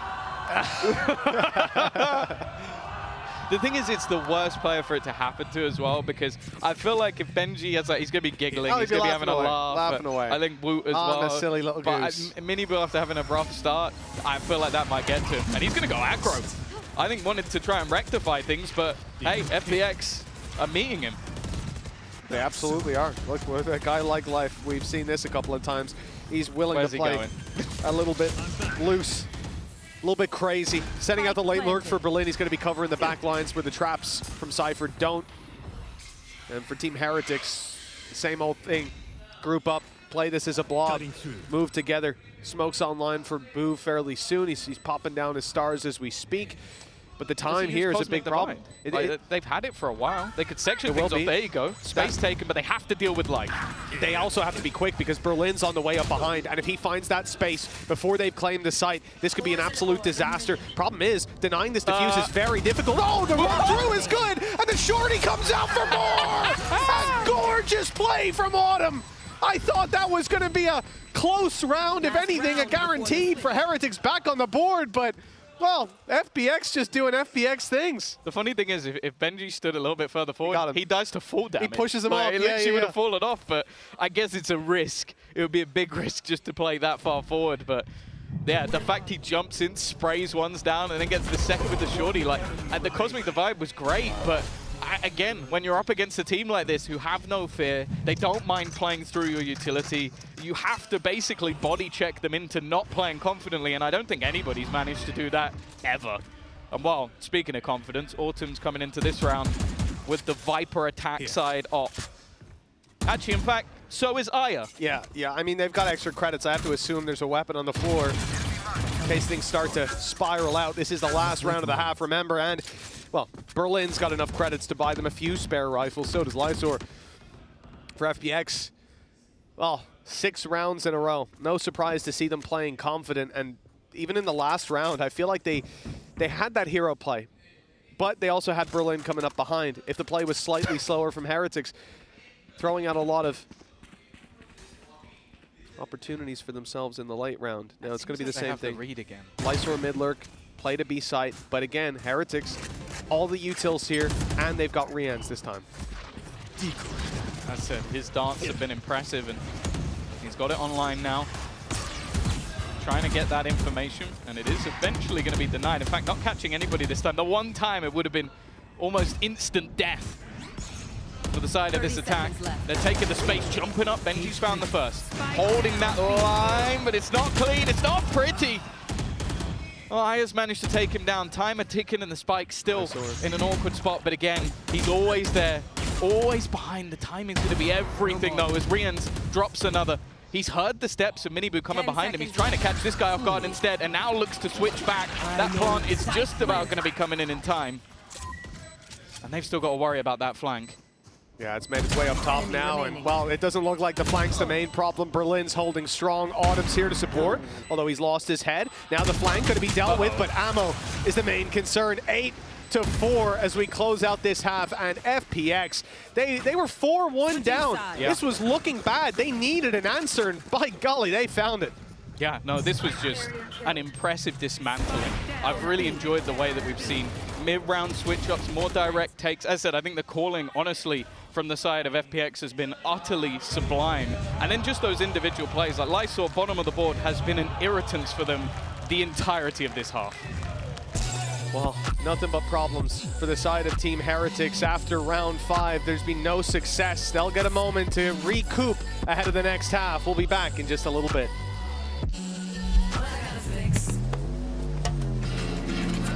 Oh, come on. Trade in any phone in any condition guaranteed and get $800 off the new Galaxy Z Fold 6. Only on Verizon. Red Bull gives you wings.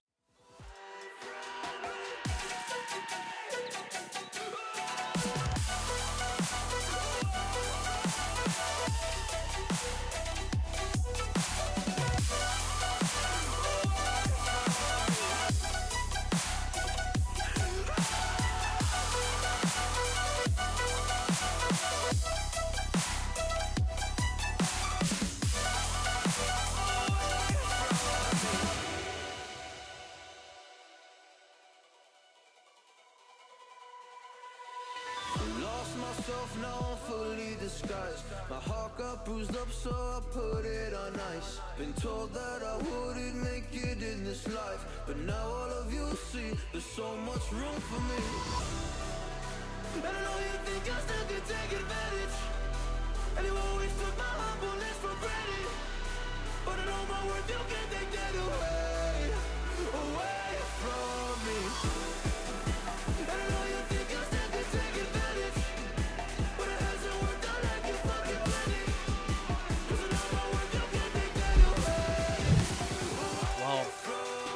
after a big streak of rounds from FPX. It's got to be said, Heretics probably not feeling the greatest after that half. They had full control, hands on the reins. Now they've been left out in the cold. For FPX, everything's going right. Every call they make is coming to fruition, and I think for Heretics, this pistol will be essential. We've got Miniboo 3 and 10. He fell off the map as well. I mean, as far as confidence builders go, this has been a disaster of a start. Oh yeah, for sure. Yeah, it doesn't get much worse, and just look at already what's being attempted. You got the Viper screen down in case they needed to cover mid, but instead they've just TP'd right into it. Gen.G though has managed to catch the first player. I want to point out there was more than one. Berlin is still going, but it seems like Boo is very aware of the potential of further aggression. They are holding for this FPX squad. Yep, making some pressure on A, but I'm not even sure if they're looking to commit. For FPX, though, it seems quite clear that there's about to be a hit on that side of the map. The steps, the noise, the utility is now over there. 3 players now stacked up, with Berlin left with the responsibility of hearing the steps if the rotations come through. And considering they killed Young on mid, they might start to go quite quickly around. There's a lot of pings here, though. Pings that certainly indicate they're suspicious of a player being around here, and they've caught Berlin. Okay, the snake in the grass dealt with, and Heretics, I think, are going to move into the B site. Yes, they are, and it's wide open. Yeah, they've been methodical this round. I think they were very ready for that mid push, something that is attempted by FPX, and a fair few rounds. 30 seconds left. Watching it from multiple angles, and while now for the defense, they are going to need themselves a bit of a hero play. Wingman will be sent through. A little obstacle course for him to make it onto the site, but defense are already here. All 3 players looking for someone to make a mistake. Well, perhaps Rian's has. He faced into Lysor, who seems to be hungry for some kills. Already picking up 2. And damage done to Gen.G. This is workable. With Lysor down, the pressure falls on Autumn. He's had some big plays, big rounds, but it's a little tough to do in the pistol, surrounded on all sides. And Heretics, everybody put the work in this time. A team ace to put a round on the board after quite a while. They finally get to taste victory. Yeah, it's an important one for them. And now that's both pistols in this map 1, and currently still going to be at a deficit unless they manage to win the bonus or something of that sort. It's definitely not an ideal scenario. But I will say, from what we've seen, at least in the pistol, they're aware of what's going to be attempted by FPX. The thing is, they've cooked up a lot of stuff on this map. I'm still waiting for the round where Berlin gets his ultimate online to see if he's going to try some of the stuff that he was attempting in previous matches versus EDG, trying to jump off the map, use his ultimate to teleport across, cancel it, and then Shrouded step back onto the map, and then he got shot in the face. But the idea is there. It's just, if he can make that work, he's going to look like the greatest player ever. But this round, well, any kills would be nice, and any damage they can do. On the other side of things, as always, Heretics have got a couple of pistols that they can use as, well, in this case, lurkers, or to take more of a risk if needed. Yeah, much more controlled early round from Heretics than what we saw from FPX in those first couple. Spread out, just looking to push and pull the map and get a sense of what they're up against on this defensive side. For FPX, the gamble on B, well, I'm not sure that it'll find value. That aggression you're seeing out of Heretics is only to find the orb, and then they're on the rotation back towards this site that's much more open. Just one man defending it, and Life is about to go through the smoke, and that will be the end of him. A site now open for the taking. A little bit of Cypher utility awaiting them, but no one to execute on the back of it. No one there. He can walk into every single one of those trips unless it catches him and pulls him off the map. I don't think that's going to be working. And I was about to say, surely at this point, if he hasn't realized it by now, we have a problem. For the rest of the players, it may genuinely just be a, well, I was going to say die to the spike, or, you know, there's other ways. Oh no, I tripped. I have tripped and fallen. No. FPX, I think the spike is the likely play. I guess look to just punish anybody that gets aggressive. If they catch someone, get an orb. The thing is, none of their ultimates are even remotely close. Lysor is the closest, and I don't think it's worth risking giving stuff over to the other side. So Boo is going to gamble. He wants to try and get himself a little closer. Only has a pistol to play with, so it's an orb for an orb. Not going to be the worst scenario, not going to be the best. And while Heretics have closed the distance a little bit more. The problem being, though, is in the buy rounds is where FPX were, well, as you can see by the timeline, by far the better side. Yes, absolutely. When those rifles come out, when old cycles are through, and honestly, a lot of the time it's been nothing to do with ultimates. It is just how they're playing the map. But on the attack side, it's a different game. I don't expect them to slow down too much, though. The results here, this is, well, it's their pick for a reason. On this defense, B-site, Viper, Autumn's been having a good game so far, and his challenge is a little bit more aggressive than what we saw from Heretics. Boo was constantly playing far back in heaven, or Gen.G playing towards the spawn with his utility. Instead, Autumn is out looking for a fight.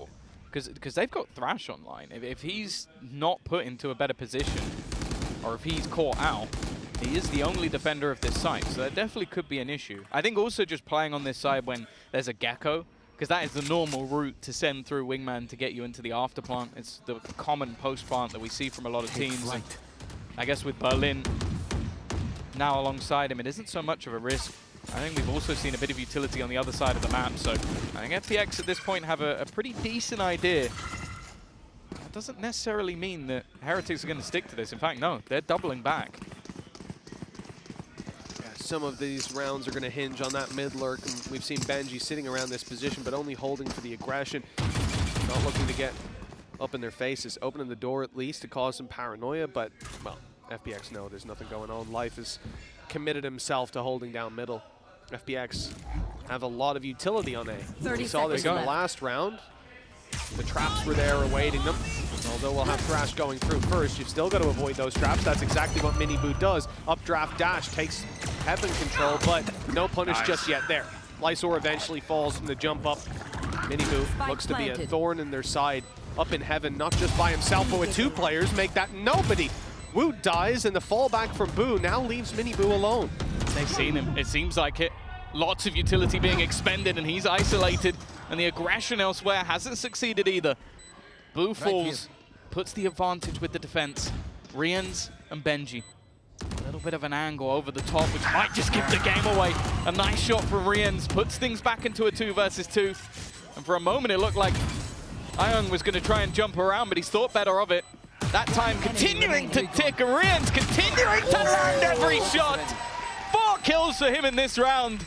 That Sova switch seems to just work for him. An agent he thrives under, but well, maybe the Guardian's working just a little bit better. Well, everything else went wrong for them there, but Rian's went right. Unbelievable. The fact that Miniboo's isolated, either expected or spotted up in heaven, dealt with the utility thrown down and him forced out of position, and that Woot got caught going up. You know, the idea was to have 3 players there to take a fight, to maybe even flash through the smoke and get super aggressive. But once Woot falls, Boo's in no man's land and quickly swept up. It's the Turkish Olympian. He doesn't need any of that high-tech mumbo-jumbo. No. Put a gun in his hand, and wow, they'll be hoping this time it's not the silver medal.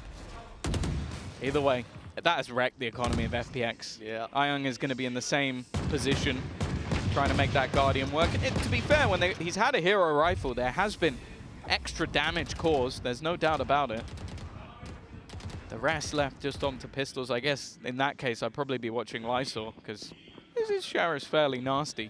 For the other side, though, you got Hunter's Fury, 1 away as well from a Cosmic Divide, which for the most part, it's not normally the most impactful, but when you're up against pistols, being able to section off an angle, if there's a stack, could be high priority.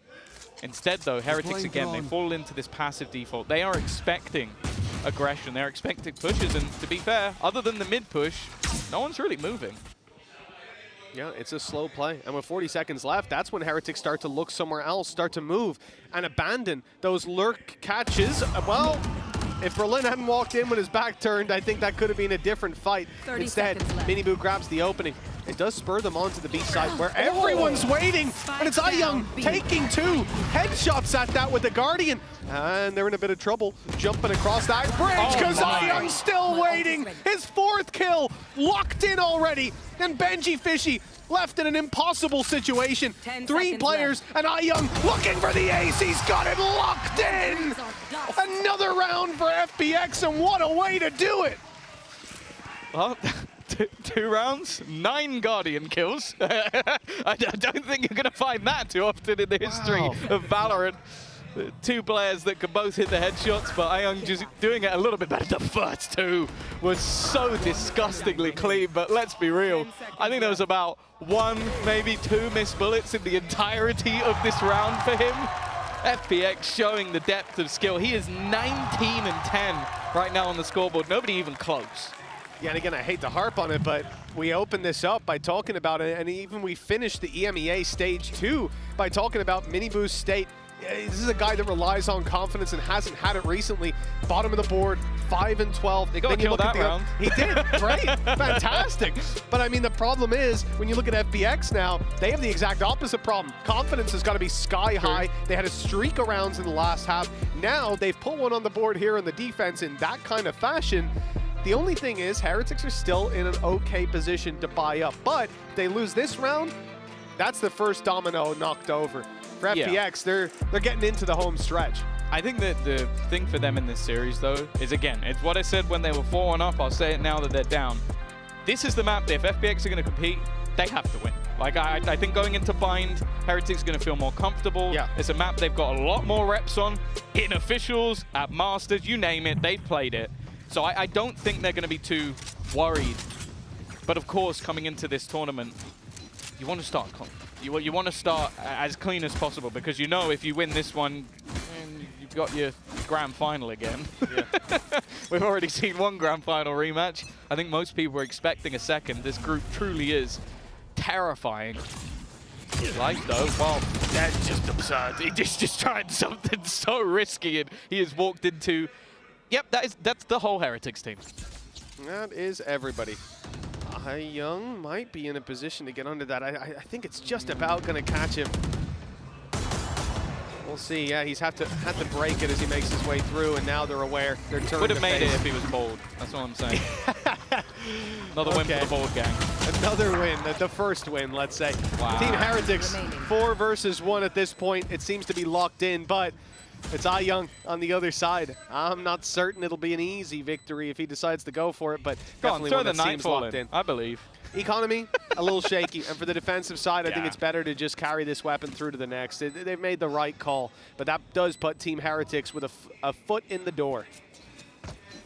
Yeah, it sort of is what the desk was talking about. It's the aggressive plays either look amazing or they look like that. You try and flash through a smoke, the whole team is waiting on the other side, you get wrecked. It's going to happen. It's how this composition almost works for them. Like, you have yourself that solo initiator, and because of it, and they do this a lot, they play the double controller or even triple controller on a lot of maps, so you're very reliant on the solo initiator or, and in most cases it's the Life to be an initiator with his face. So he's going to go running into angles, flashing into angles.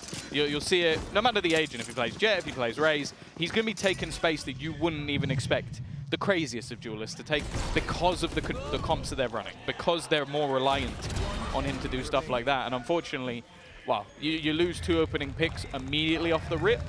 The round's going to go wrong. Luckily, with that extra save, with the extra gun, they're still going to come in with the purchase. And Ultimate's, honestly, at this stage, fairly even. Yeah, relatively neck and neck. I mean, you can understand that last round, the early aggression. Sometimes you got to just throw in a little extra flair to your round. And if there's a lurker there, he's dead, most likely. But, well, there were 5 people ready to take the fight. For FPX, rotation comes through. Life now in position, ready to take this B fight. In fact, the decoy sent straight through, and Life is awaited. They let the decoy run past, took the main man down, and now the advantage, well, actually quickly flips hands. Autumn making a fight for it. Boo, though, answers back up alongside Woot. A 2 versus 3, a retake needed for FPX. The spike planted relatively open. The Thrash online just in case. And there's not a lot to say for FPX in terms of their chances. They need picks, they need to get aggressive. At least they'll have the information to work with, but I don't know what that is going to get them. Maybe point the guns in the right direction. Little lurk around from Young. He's going to go for it. Yeah, but find absolutely nothing. A firing squad waiting for him. Yeah, Brians is there, so clean with it at the end. Scoreline equalized. Another round on the board for Heretics, and again, I think some more just solid utility. We saw the initial flashes that I think the Gecko flash caught like everybody who was on that site. Like every POV we switched to, I'm sure of the observers, like, get one that isn't blind. Just try and find them as they go. But it was rough on the way in. And I also think the dart, yeah, you could just see the combination of utility. You had the dart, the immediate Hunter's Fury, and then the Dizzy that just left everybody within that site without being able to see and being revealed. And I think there was even a counter ultimate of a Nightfall that was thrown in by the defense, but it didn't matter because, well, you might not be able to hear anything, but you can see exactly where they are because of re-ends.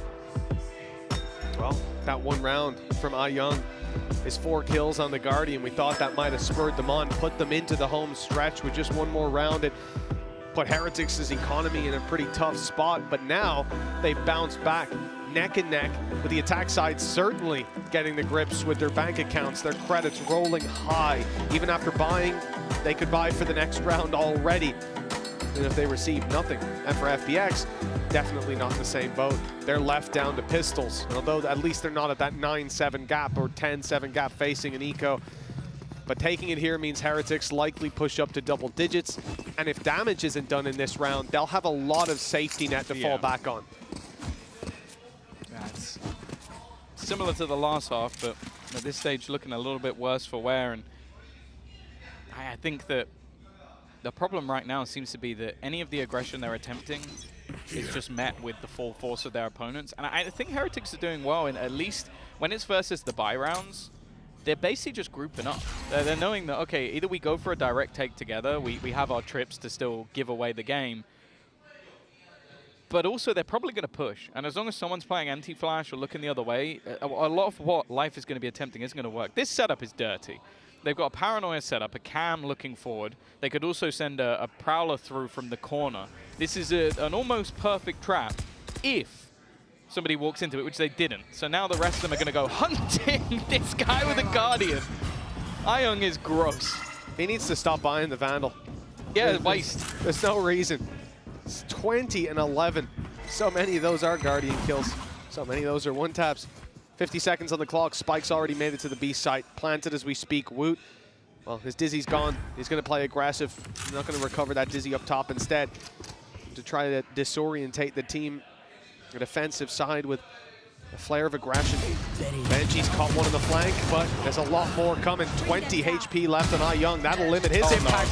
No. Autumn, I thought he had something special up his sleeve, but just the one to be found. Still, though, a 2 versus 2. If Young had full HP, I might even favor them in this position. I might favor them still. A chance with both solo. 10 HP in the difference. Shock dart in. Rien's finding it. And double digits is locked in. This, considering limited investment from FPX, came very close, though. The util king. Honestly, Rien's is having a game. Whether it's his reveals, whether it's the shock darts, or whether it's just the headshots he's hitting, he's playing a wonderful match. And right now for them, it has been a difference maker. They haven't been able to really do too much to deal with him. Again, though, it's a low buy round that just gets so dangerous. Young with that Guardian, another couple of kills. In fact, I think the last kills he got before that were also with the Guardian when he got that 4K. That was when we last saw something from him. Viper's Pit immediately put into play, trip alongside it, and it means that they're going to try and gamble elsewhere.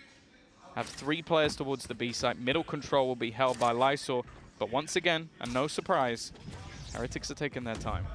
Yeah, Lysor's going to be pretty passive. Extremely passive, in fact, because you've got the trap sitting inside that Viper's Pit on A. You have 3 kill if they decide to push up.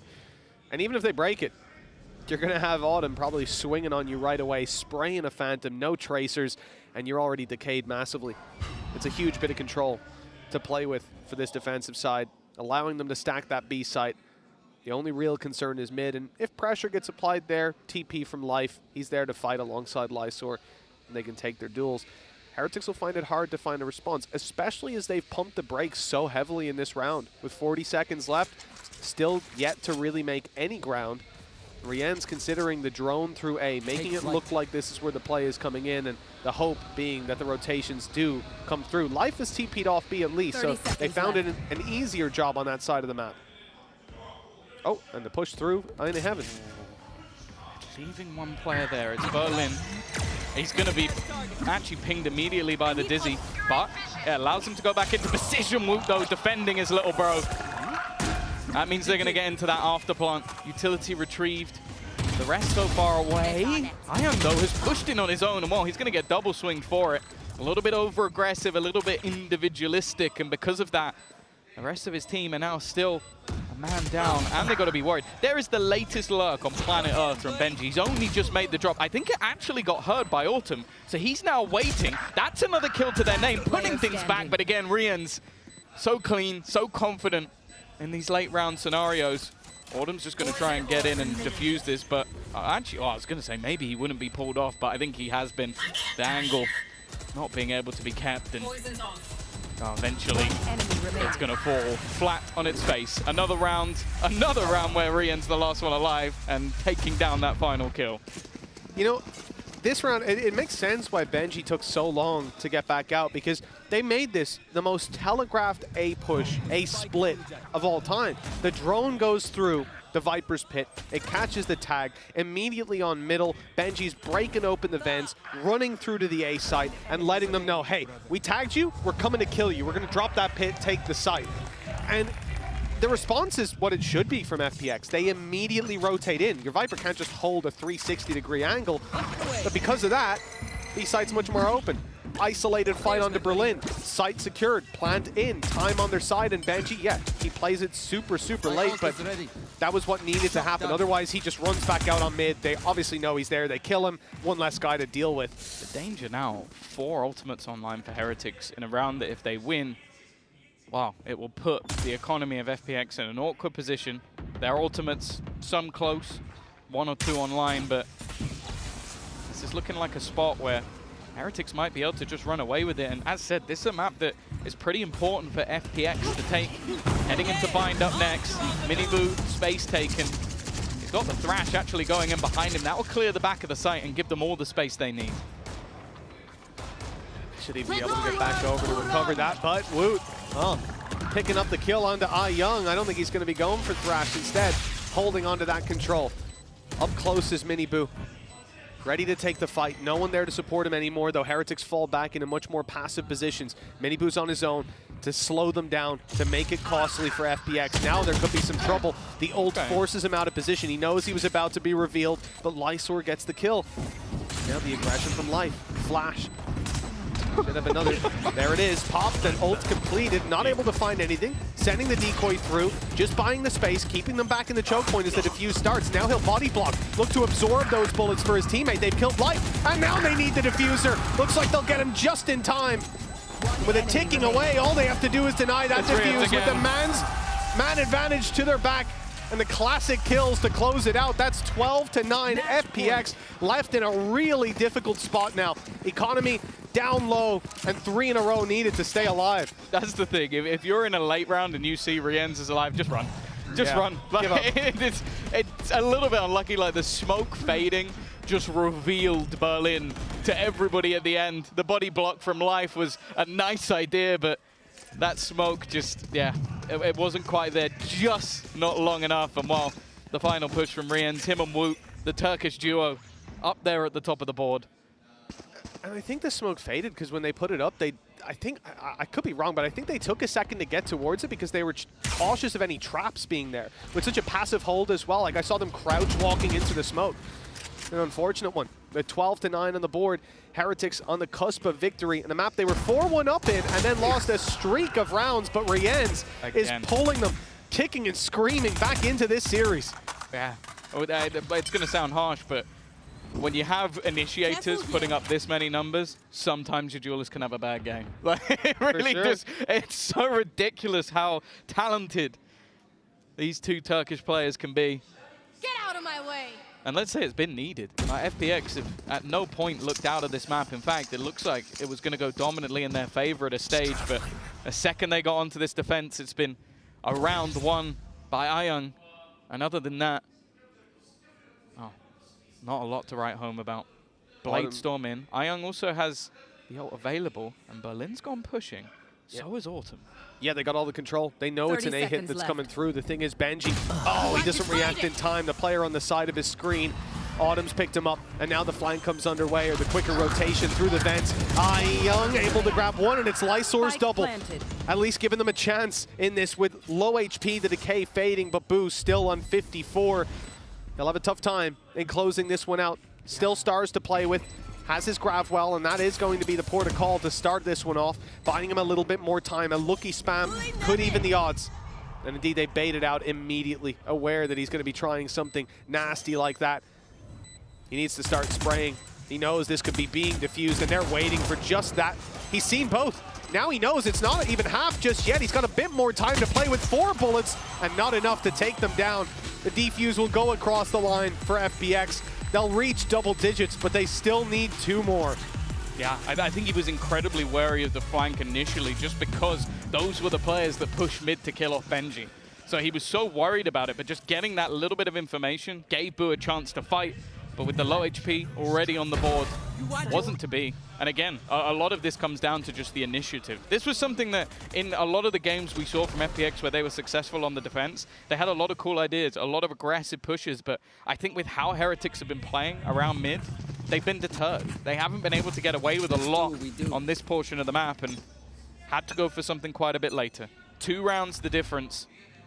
2 rounds is all they've had. But as we've seen, they're very good at streaking rounds together.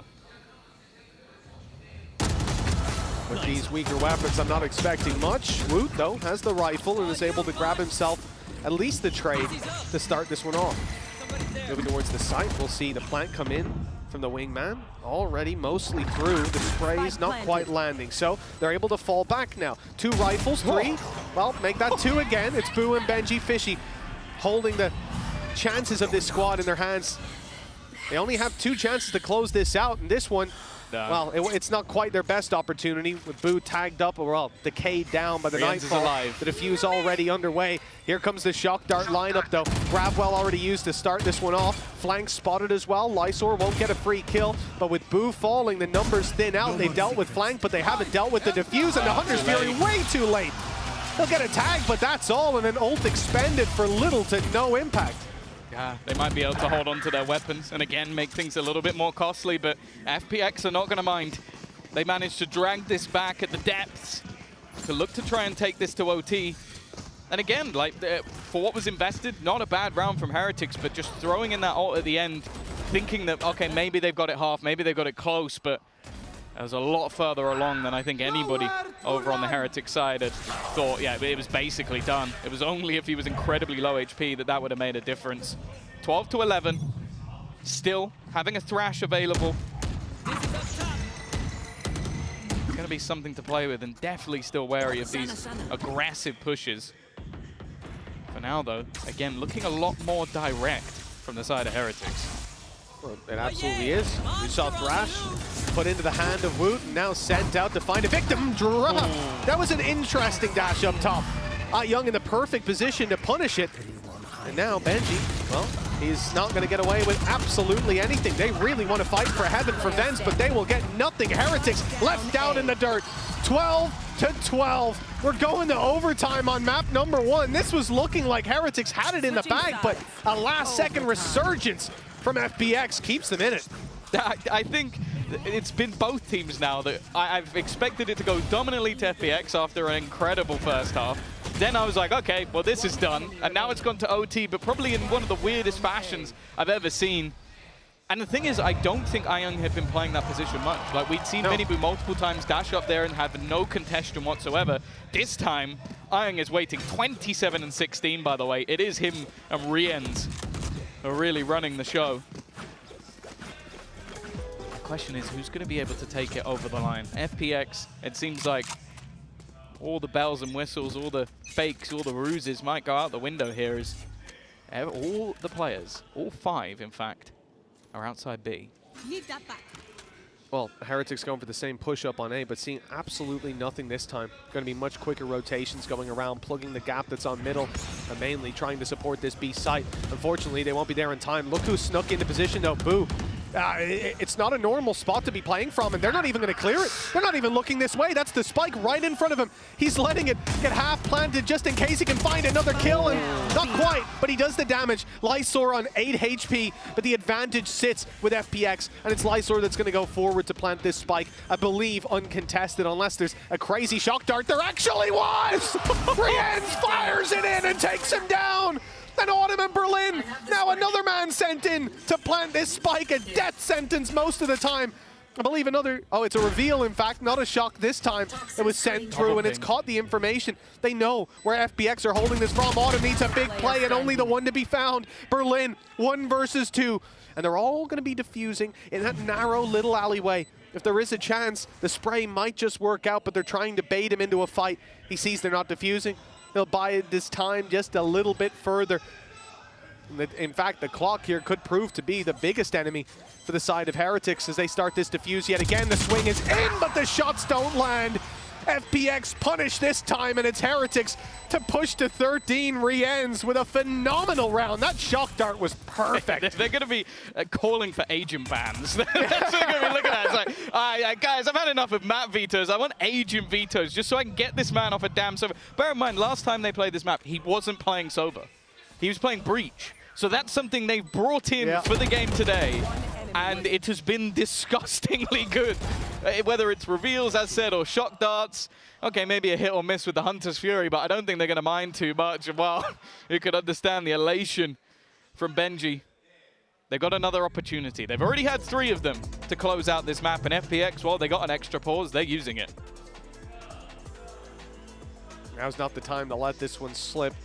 With that a little bit of extra brain juice expended for Team Heretics, they've got to be feeling fantastic. I will just quickly note that Boo currently has an Odin. I don't think he's going to commit to that, but attack side, they might have post-plan setups with Rienz's reveals and Benji's traps on B side. Does. It could be nasty. So there is a, I think I showed you this when it came down to their B side hold. Nest. Yeah, he has a nest wallbang that he uses for a specific post-plan.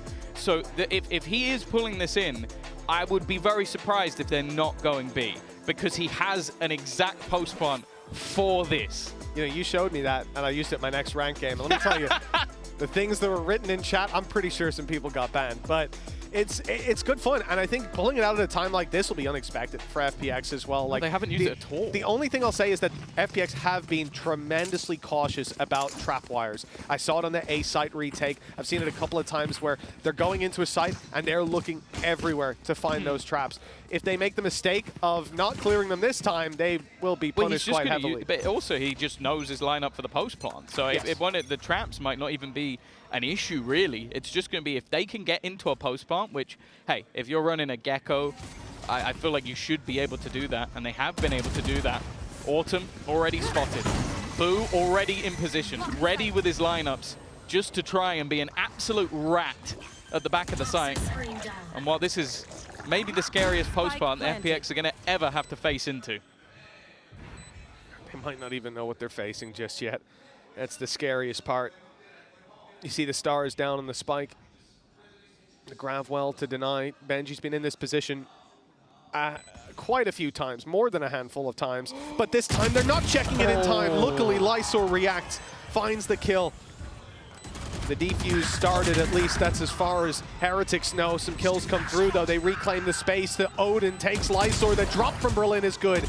Able to at least find the one, and Rienz is incredibly low. Boo's caught up top. That's a big mistake. All he has to do now is root out Rienz and deal with Woot, but that's a big task halfway when Rienz swings in to close it out. 14-12. They push them to the limit, but Team Heretics take it across the line. No, incredible performance from them in the end. It was a back and forth all the way through a map that we favored for FPX. A map that, as said, they looked incredibly good on, but ultimately the hero plays from the likes of Rienz, Woot were fantastic. Either way, still more to come. Bind up next after the break.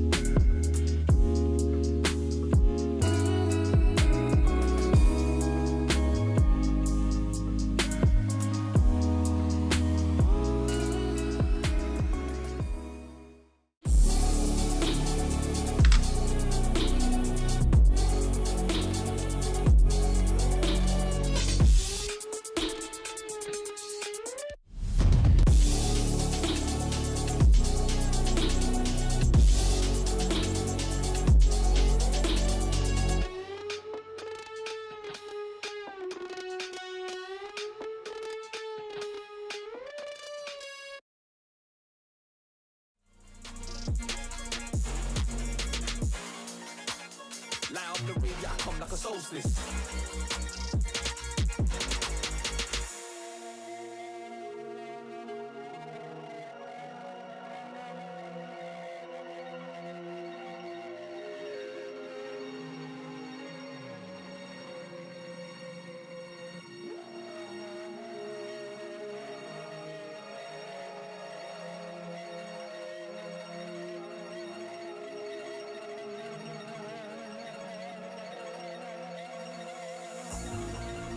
It's like how many times can I say no games? Your favorite artist telling me Jay's cold, but still I won't say no names. So far ahead, left them in stone age. I am the king, this is my domain. Spit so much things I can't breathe propane. I take flight, served up like a hostess. Everything that we do is real, no hocus pocus. We're not the same, but you already know this. Been around for a while, but I still bring heat like a solstice. I'm about so they better take notice.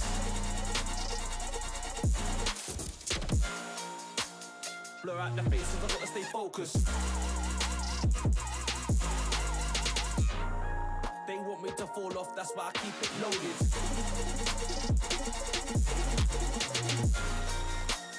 Light up the way, I come like a solstice.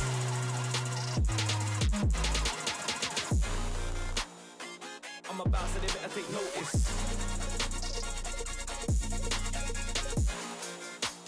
Blur out the faces, I gotta stay focused. They want me to fall off, that's why I keep it loaded.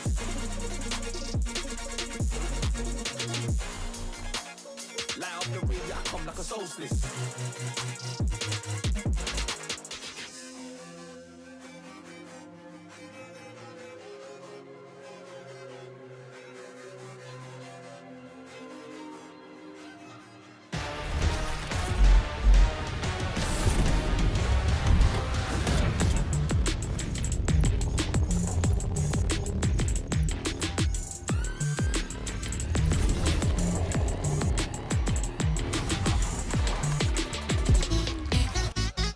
Welcome back, everyone, to VALORANT Champions Seoul, as we just saw Heretics take Abyss from FPX, which was FPX's pick in a map that we have praised FPX for playing in a very fun and unique way.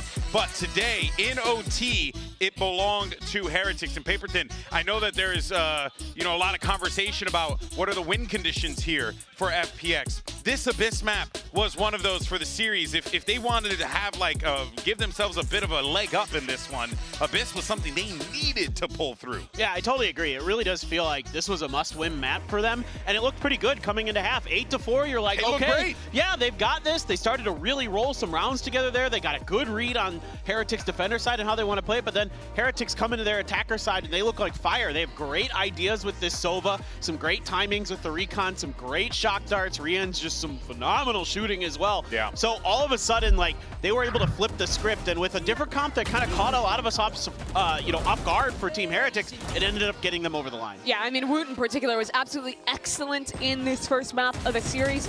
He had a couple moments where I think he wasn't quite the superstar he was at Shanghai playing in EMEA, but he's immediately back in global event form here, showing up and winning some crucial rounds, because quite honestly, I thought that was going to slip away for Team Heretics.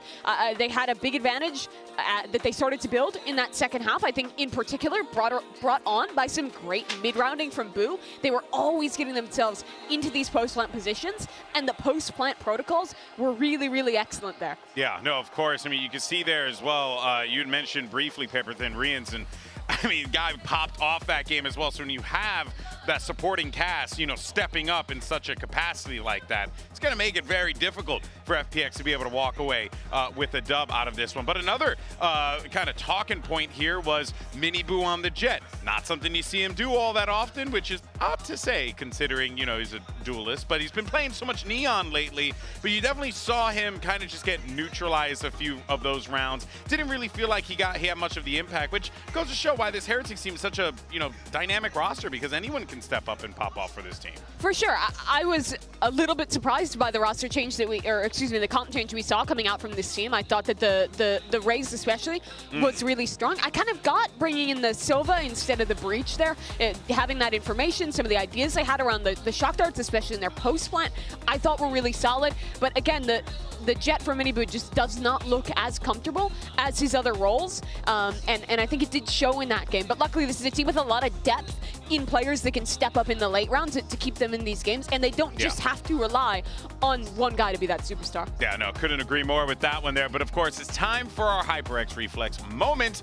We're gonna show you a little ace. You know which one. Round 16 from Ion. This is gonna be, of course, I mean, just that first pop there when the wall goes down and it's like just an aim lab routine. And it's all Guardian too. Yeah, it's really unreal. Is. Yeah, absolutely awesome stuff there. Unfortunately, FPX weren't able to pull through, but it took, Heretics squad climbing their way back and then pulling it out in OT. Tough one for sure for FPX to lose. They really had to claw back for sure to Heretics. I mean, it felt like to me all of a sudden I was like, okay, you've got to read now here on how some of these Astra maneuvers are going to occur, what the Jet's trying to do, where the lurks are going to be coming from Gen.G Fishy. Those were actually really well accounted for by FPX. However, when it came to some of their decision-making and retakes and things like that, they just weren't quite up to snuff. They weren't quite at the same level. Heretics do a great job setting up the post plant. The Astra is really annoying as well. We saw that come into play a couple times. So all those things kind of put together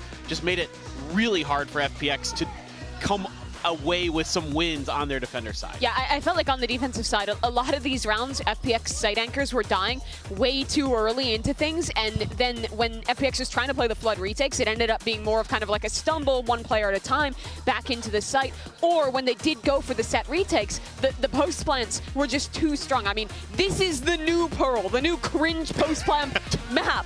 We saw it in that second half, and quite frankly, your defensive side cannot be letting that spike come down every single time and play into the set retakes, especially when you're playing up against a team like Team Heretics. And now, I think this kind of booms the chances for FPX in this series. They looked great on Abyss in China. I think it was their best map regionally, and now they're going into a strength for Team Heretics, and this series gets really scary if you're rooting for an FPX upset. Yeah, couldn't agree more. I mean, Bind's been great for Heretics, and we knew that this FPX needed this Abyss. It would put them in such a better position. So now they're gonna have to do what Heretics did to them on map 1 and try and claw their way back into this series overall. But let's go ahead and hear from the coach of FPX, see what he has to say going into map 2. Hey guys, we have Nathan D here from FPX, and we have Luna to help out with some translation. That was a very exciting map on Abyss. We're just curious, you guys were able to bring it to an overtime, but why weren't you able to close it out? Can you enlighten us as to what struggles the players were going through? 其实刚刚是非常激烈的图一的比赛嘛，你们能够成功的拖入到加时，但是并没有成功能够拿下，能不能告诉我们是什么阻碍了你们的脚步呢？我们下半场的防守可能一些补枪细节没有做好，我们补枪没有做好，加上我们的防 rush 的一些细节没有做好，就导致了我们下半场根本守不住他们。At the second half, we are on defense. We did terribly on trade, and we didn't like to defend it well. So that might be explained what happened on the second half. Well, there's still one map left, so let's see if FPX can manage to make a comeback. And it seems like FPX identifying those issues. I mean, of course, a tough one for sure, but now they got to reset themselves, get ready for this bind. It's going to be a tall task without a doubt, considering how good Heretics are on this. And I mean, quite frankly, Paper Thin, if you're FPX in this situation, do you go for a bit more of this wackiness? Do you try and be a bit more off the cuff, if you will? Or, I mean, what do you do in this case, right? How do you catch this Heretics team off guard? How do you make them uncomfortable going into map 2? For me, I think I'd like to see a different comp than what FPX normally runs on Bind. They normally run the Jet Sova, almost exactly the same comp that we just saw from Heretics, actually, except they use a Brim as their smoke. So I'd like to see something different. Raze, yes, I think is borderline necessary on Bind. So I know, and that's what's weird to me, is Life is really good at Raze. He's actually got better stats in Stage 2 on Raze than he does on Jet, but they've been leaning into Jet. Oh! That is very new. Oh okay. my God! What? What So, the hell? I mean, there's a reason people left the Jet in 2021. I don't know where this comp has come from, though. There are some Whoa. interesting ideas to look out for. First thing I'm seeing, watch how Life and Ion are going to combo their utility. The audio denial from that fade and the haunts combined with the flashes from the Yoru can give a lot of different ideas to set Life up for success. But that chamber, I think, is the big question mark. Also, we're not playing a Brim, we're playing Omen. This is weird. The one-ways, though, are cool with the Omen. We've seen teams like EG experiment with ideas like that. Yeah. There's so much to But I think, but like, also, too, like, you know, I think about their attack. They have barely any post-plant stall or nothing. Yeah. You know, like, they just got the Viper. And One that's Viper really, molly. Yeah, good luck, buddy. They're going to have to fight. They're just going to have to scrap. That's all this is. But this that's is what a scrap. they want to do. Yeah, for sure, for sure. You know what? That is a good call. It seems like FPX wants to get down and dirty in the mud. Speaking of two guys who like to get down and dirty in the mud, let's go ahead and send it over to your casters. Here's Mitch and Tom. Go ahead, tell everyone how you like the mud. Only with you, GB. Only with you. But yeah, I think this is one of those things. A wise man once said that this is an FPS game and you just need to shoot people in the face. So who cares about post-plant utility? You don't need any of that. They've got a little bit, but ultimately they're going for the shoot them in the face. And I like it because do I think they would win with their previous composition? No, I think this would be a map that would go the way of Heretics. So pull something out of the bag, go for an aggressive composition, try and use that individual skill. Autumn is someone who, hey, he can pull out a Clove, drop 25 kills, so let's give him a chance over with the chamber, and there you go, pick and out. A nice start for that defensive side. A little bit of aggression going down on A as well. I'll try to get some control, push up behind them early on. Team Heretics, well, they could be funneled into just one angle, but there's always the potential to take that teleporter and bring it to the other direction. And looking for the flanks as well. It's Boo creeping his way back. He's turned at just the wrong moment, but corrects in time. Life down, and now Woot's clearing out that angle. They found the second and sent him straight into Boo and straight to the Shadow Realm. 4 versus 3 with FPX now looking to pick up the pieces, but the position from Berlin could be everything. He's got 2, and that's the spike with him. This is such an absurd round. You'd think the defense are on the attack the way that they're pushing. And why are you going to expect the third player to be pushed up? The thing is, he's alone, hiding in his own smoke. And while he gives a little angle over to Woot, Woot's going to land the shot. And look where the remaining defenders now are. They're kind of ready for this. I have the spike. Yeah, they've rotated in just in 30 time. seconds left. Lysor stuck in the corner. Off bat, he's waiting for the walk through, and it's going to be Woot rounding to take the fight, but the shot is delivered straight to the cranium. Only Autumn. 1 shot left in the golden gun. It's his ghost that's creeping up close and finding them on the spams. The silencer lending a hand, and round the side he goes for the triple kill and the Red Bull clutch to kick off Bind. Oh, I'd love to see an analytical breakdown of this round because I think someone out there, maybe Steel, would have an aneurysm. It's one of the most aggressive pistols I've ever seen. You had 2 players making a push directly into mid. You had another that took complete showers control, which ended up winning them the round. And then you have this to start it off, where just the patience from Autumn, and he's the one that clutches out as well. If he goes down there, this round is lost. But that's what FPX need to do. They need to be disruptive, they need to be crazy. And they need to almost push Heretics off their game because Heretics are very happy to sit back and be passive. Well, they're not going to be allowed to do that. No, they're not. Of course, it's the Outlaw that picks up that opening. A strong weapon, by all accounts. And Young, he couldn't have done that with a Marshall against unarmored players. Nope, not possible, Tom. No. You know, he wouldn't have had the confidence, and that's what it's all about, just in case they bomb shields. The last round. Yeah, you know, very shy player, I think it's fair to say. But no, for FPX. Yeah, Australians are known for being very shy. Yeah, right? Reserved, quiet. Yeah, that's just like Mac, mate. He's incredibly shy. Quiet bloke. Yeah, you'd miss him in a room, a quiet room. Well, FPX, they found themselves a strong advantage to play with. Heretics have next to nothing to work with, and even the Ghost is doing work. Yeah. This is just a chance for, well, I was going to say, Young to farm. But actually Life stole that last kill away. A great start for FPX. Bear in mind, the last map was incredibly close. They lost both pistols. So they were in a rough spot pretty much from the beginning of both. Being able to get off to a great start here. That Outlaw carried through, a judge for Berlin as well. But this is where the rifles come up. Heretics pretty much always win their attack. Even in matches they lose. When they lost to Vitality, they won their attack. 7-5, 7-3, 7-3, 7-3, 10-2. Like, they are very good at this side of the map. So if FPX can disrupt them enough, well, I'll be interested to see this comp on the attack, but even still, I think they're planning to try and disrupt this attack side. Wow. Rian's kind of clean today. Not a bad start, that's for sure. And Young not going to last much longer either. They've avoided going into Berlin's awaiting arms, and now they've spotted him too. He's going to let it hit him. He doesn't want to shoot the judge. No, and actually it might just work. Now they think there could be a rifle in there. Let's see what we've got. What's behind door number 1? It's a judge, and now it's time to leave that guy alone. You can have all the space you want in lamps, but you got to get to the site to defuse, and that's where the difficulty spawns. Paranoia used to try to keep them back. Again, Rians can see clear as day. The orb going to block him out. Flash goes up top. Benji's around the back, inside the smoke, waiting for them to emerge, and he's caught himself a double, almost a third, but Rians gets ahead of him, and a clean round from those two. That is 2-1 with Heretics on the board, but that's the round we expect FPX to lose as well. I also don't think you could expect Gen.G to be there because of the fact that they are actually throwing util into the smoke. So you're sat there going, okay, well, if they're going to put Molotovs on this, why would there be a dude just sat in there? And there was. But just clean openers. And again, we're going to highlight Miniboo because he had a rough first map, but if this guy comes online, I do think it's over. Because everybody else, we've seen them thriving. I think Rian's especially, Woot was great in the first map. This is where things get maybe even more exciting, as he's upgraded and now has an operator. Yes, no shields, you'll notice. This is a glass cannon attempt to get aggressive early on, has the TP to fall back on. Getting a little greedy, going around the corners, and there's Boo waiting for him with the iPad out. Wasn't quite expecting that aggressive of a peek, and now the punish is being delivered.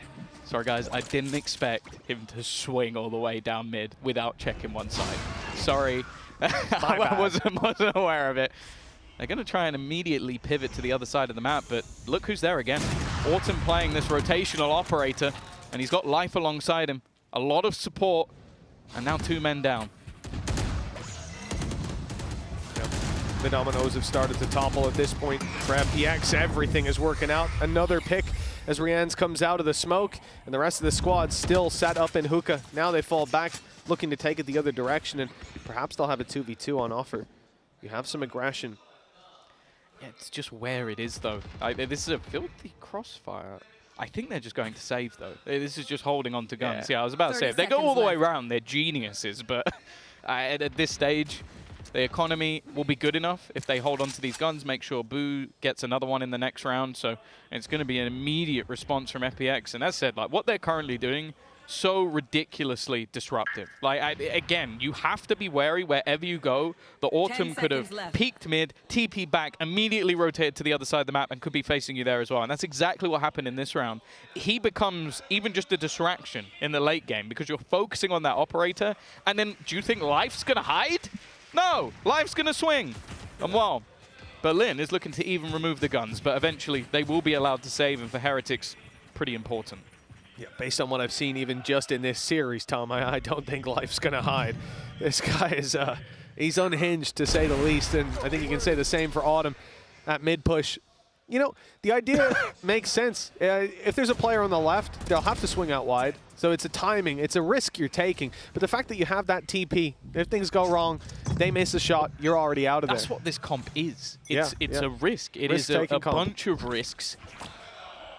But that's the thing. As I said, I think if you try and play regular, to the book, standard Valorant, beating them on this map is incredibly difficult. Already, Thrash going to be utilized and straight through the TP, but they're met with Gen.G. 3 disrupted. And wow, swings and roundabouts. Sometimes the aggression works, sometimes you get triple sprayed down. Yeah. The fact that these players turn so quickly, the door's open, and, well, they seem to close on the round, at least, with FPX having an operator, Lysor. I'm not sure that they're going to want to commit these weapons to it. You look at FPX, post-plant utility doesn't really exist, barring the Snakebite, but for Team Heretics, that's not quite the case. They've got their Snakebite, they've got their Molly, they've got Rian's, and I think they know the Mosh Pit was already used, but even the Flash to re-execute out for a fight. The C's as well from Woot. It's not one that I'd expect a big commitment from, especially with now they've cleared the site. They've seen that it's most likely post-plant setups. These weapons may just be more valuable carried through for future rounds. Although, Yeah. I mean, Lysor is very aggressive. He wants to make it costly for Heretics and at least drop a few bodies. As he fails, Autumn's out. Yeah, I think Autumn always had the plan, unless his teammate got a couple of kills to just fade away. Everything else they can repurchase. So it's not the end of the world. Heretics do well to weather the storm this time. And again, it's another round where contact is made towards Hookah. The response from FTX is to 3-man TP, which is a bit mental.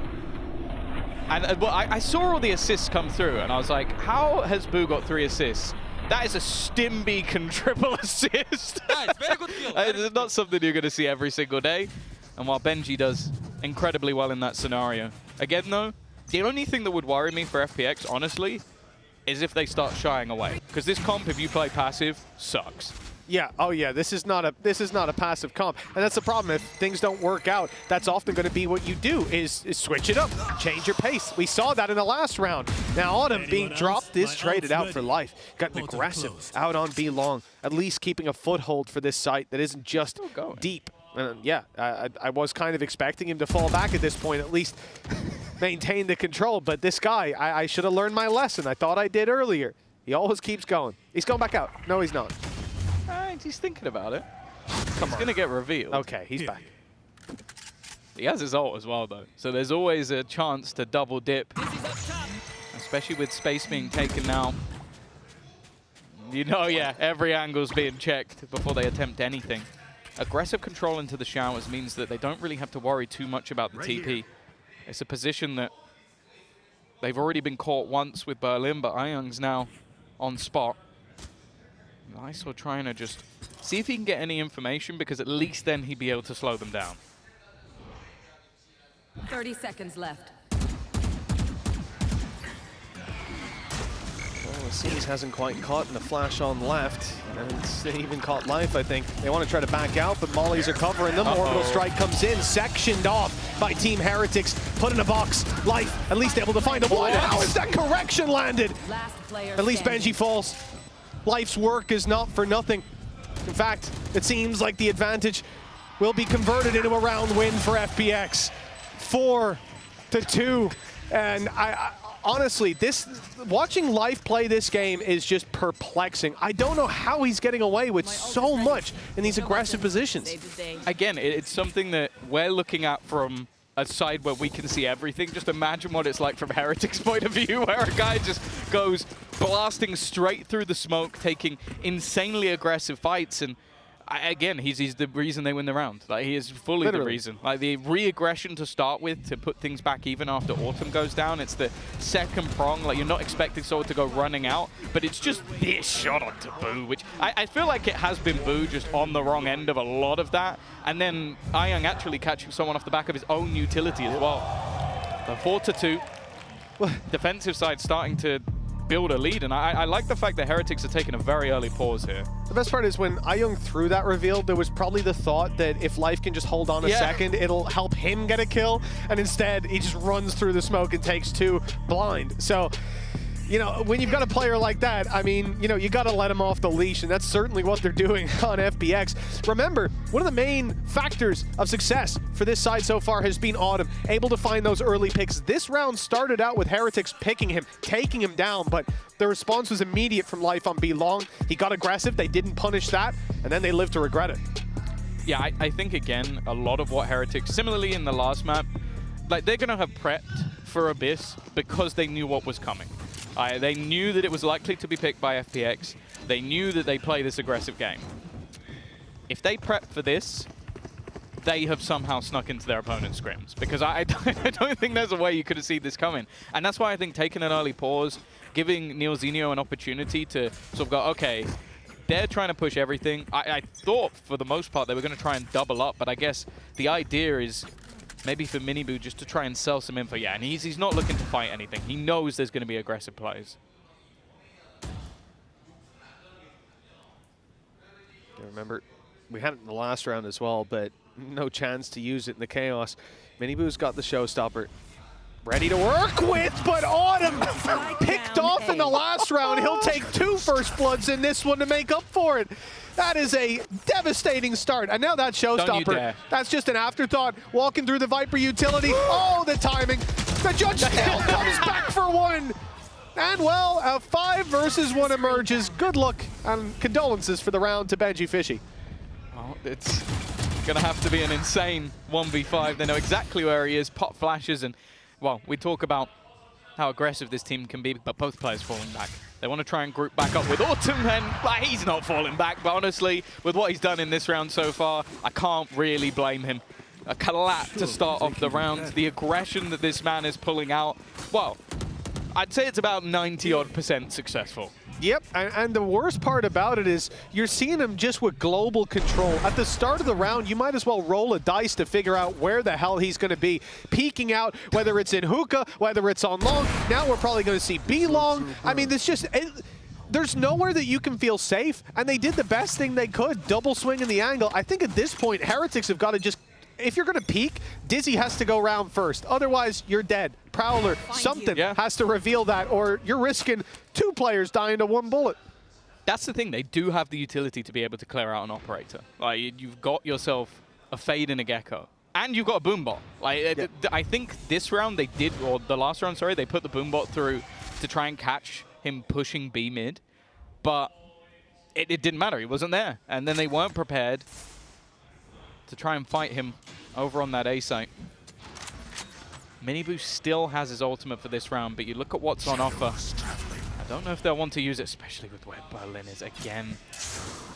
You talk about that operator. I think the judge is just as scary.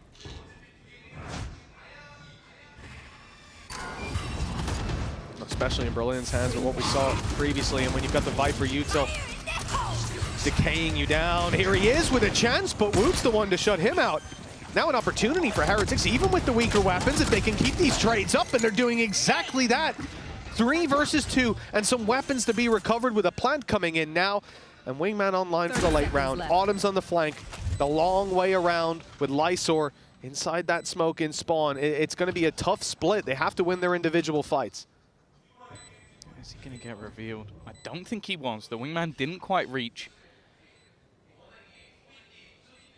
Boo has gone looking, but hasn't seen anything back towards long. If he goes to swing this again, he's going to be met with either a headhunter or an operator. In fact, he might not even check. It's going to be a free kill, but they've already managed to clear out Lysor. Around looking all but over, as him getting into some of these closer range positions is going to be impossible, and Rian's even there to close it out once again. A low purchase and a victory alongside it for Heretics, as they will get their 3rd onto the board. Yeah, a good start from Wood as well. The fact that he picks off Berlin before the damage can be done, I think he would have had a relatively easy time finding the first, and then, well, you're running through a Viper or close range against a Judge. It's not going to be a very pretty scenario, but the reveal up top was timed perfectly to at least land them that opening. From there, the round cascades with the trades. FPX, though, it's little more than a bump in the road. 4 ultimates online, rifles still there with credits for the next. They have a chance to continue this fight. Actually have a 3-man setup ready and waiting, immediately getting rid of the Thrash, and life just keeps going. 2 kills already. Boo tagged up a bit, but he's lost some health himself. Not going to overface this. I feel like they were so ready for them to try and use the Thrash. They literally put a firing squad to deny it, and then took 2 kills. Well, that's it. As soon as the Thrash is used, you know they're all going to be funneling through that choke point. But life, time and time again, just surprising us with the individual skill. Berlin dropped in life low, but the trade is quick from Young. It's been so clean on these ranged fights, with Heretics sent back the other direction, moving towards bathroom. 2 versus 4. And again, look at the push-up as well. Like, they don't have to worry about B just because of where Autumn is. Like, he's so far up at this stage that unless they're going to go through the spawn, and even still, if they don't step or hear them, Young perfectly placed, but loses the battle. Still, though, it allows 2 players to be here, but you have to bear in mind how low life currently is. Autumn spot allowed him to 30 seconds keep left. B long control. Now, though, he's abandoned that trap to move for the flank. Lysor does well, landing that one, but Benji's got some fight left in him. 50 HP, and the shot through the box. I think he saw his leg. Saw the leg. He must have seen it his wasn't leg. a game of battleships, no. He had a radar this time. 6-3, though. FPX find the round in extraordinary fashion. Yeah, it always seems to come down to these late round clutch scenarios, but hey, you put Autumn in those positions and he's going to win it. I think good work as well from Gen.G to at least make this one look competitive, because I feel like all the way through they had so much space, so much of the read on that defensive side, but yeah, from Gen.G's POV, it looked crazy. From his POV, maybe not so much. Yeah. I'd be more surprised if he missed. I'd be surprised if he misses any of his shots from what I've seen so far. Even the collapse landing. Autumn's been very impressive. This chamber's working out. The disruptive play has put Heretics on the back foot a number of times. This time, Lurk sent out by Gen.G towards A. Pressure applied on B. They'll claim the orb and look for some space. Weaker weapons in part. Woot on a classic. Sheriff's in play for Boo and Gen.G. It's the rifles on Mini Boo and Rienz that have to do the heavy lifting, and instead... Oh, okay. There's one missed shot. It's remarkable. Now, if anyone peeks him here, I'm not sure they'll be quite as lucky.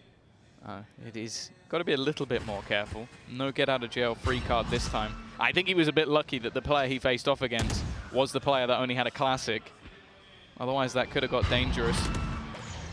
Again, still no escape, and while he is going to be connected on by every single PC utility, Miniboo has managed to catch one, but there is an immediate swing and counter. It was an ult or two invested by the side of Heretics, but you wouldn't think it. No, you really wouldn't. I mean, the decay that came in, though, from, I believe it was iYoung dropping the Nightfall. Yeah. Putting them in a position Well, where it was everyone was low up. It was both. Yeah, but Miniboo and Co were down to like 1 HP, and you saw everyone on the side of FPX just spraying at the bodies here. Nice and easy. It was one bullet to take him down, one for the player in the smoke, and then a headshot for Woot. Didn't quite matter either way. 7-3. A big lead now in the books for FPX, and the half isn't over yet. As said, that every single time we've seen them play, even going back to G2 at Masters, they won their attack. They are not winning their attack, so they've already broken what has been a running streak for the side of Heretics. Finally, they managed to shut out Autumn, but he's not alone. There are more players there, one lurking within the poison orb, but it's only going to be the 1-for-1. Berlin, he's revealed his position as well. And although there is a player looking to come in from behind, Heretics this time are going to get the afterplant with an advantage. Ooh, style points for that one. Nice clear with the trade potential. Yeah, Heretics advantage to play with. Got it locked in. But last time that we saw Autumn picked off, it was Life to step up for a massive round. We'll see if it's going to be the same here. The flash to support the initial push through. He's gone around the long way, fighting it for control over Lamps, and he's found it. At least to begin. Things are going well. No flashes left, though. Leaves the dry peaks in Berlin with a 1 versus 2 after his initial. Already starting the defuse, looking to get it half, but Molly comes in. Smoke soon to fade as well. He's peeking out on the side of it, but they know he's not defusing. And there's no need for them to swing, although Rienz obliges eventually.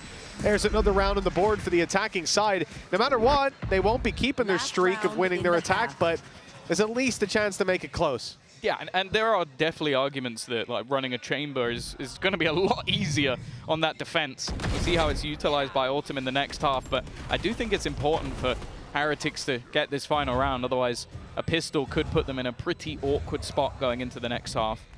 I really like the post plants though from Heretics. Once they're able to get there, they've looked really good. Like they're able to have the really late mollies coming in from Boo, just happy to sit back while everybody else is disruptive. The problem though has been getting there. And well, they have a showstopper and then a Viper's Pit, so if they do get there, I think it could be ropes for FPX. Yeah, it'll be very tough to get back into a site like that with a pit down, and it might be tough to keep them out with the showstopper. Boo bypass that utility, and the C's has actually caught iYoung. He could be in a lot of trouble here with Miniboo going up and over. The shot doesn't land from the showstopper, nor does it from the rifle. iYoung still kicking on the site, moving back to clear Boo, who luckily wins the fight. Some breath still for Team Heretics, and the flash in. Life is going for another big play, but only the one to be found. That keeps things even. Plant yet to happen, so you can see the down. Autumn's actually going to go back towards the B site. Still has his trap available, so he knows that they haven't made it towards Hookah just yet. And actually, just this patience from the side of Heretics has at least made the defense slightly weaker. It's thinned out the numbers for sure, but Berlin's not looking weak. What a shot with Boo down. The spike retrieved. Rienz is going to try to get this one planted. No wingman, though. He has to do it himself. And the TP out. Beautiful from Berlin. Even as the ultimate to use just to cause that little bit of paranoia for Rienz. And in fact, the ult is used straight towards the spawn. So now Rienz has no idea where this opponent could be. And Autumn's a mystery as well. Does manage to get the plant down in the chaos, though. Not deterred, but shot in the head from up in heaven. Berlin caught him jumping over the box. That's 8 rounds locked in at halftime for FPX. Slow it down. I want to see that shot again. That was just disgusting from Berlin. A fantastic round from him individually and a fantastic half from FPX. As said, even if, like, when Vitality were able to beat Heretics on this map, it came down to a poorer defense for the side of Heretics. They were not able to beat them on their attack. Well, that's exactly what FPX have done. They've managed to quell them, and well, thank you for the replay. Absolutely gorgeous stuff. Well, Tom, okay, good. That's our first half, 8-4 for FPX. Now, it's time to give them a little break between the half. We're about to jump off, but we'll be back with half number 2 very soon.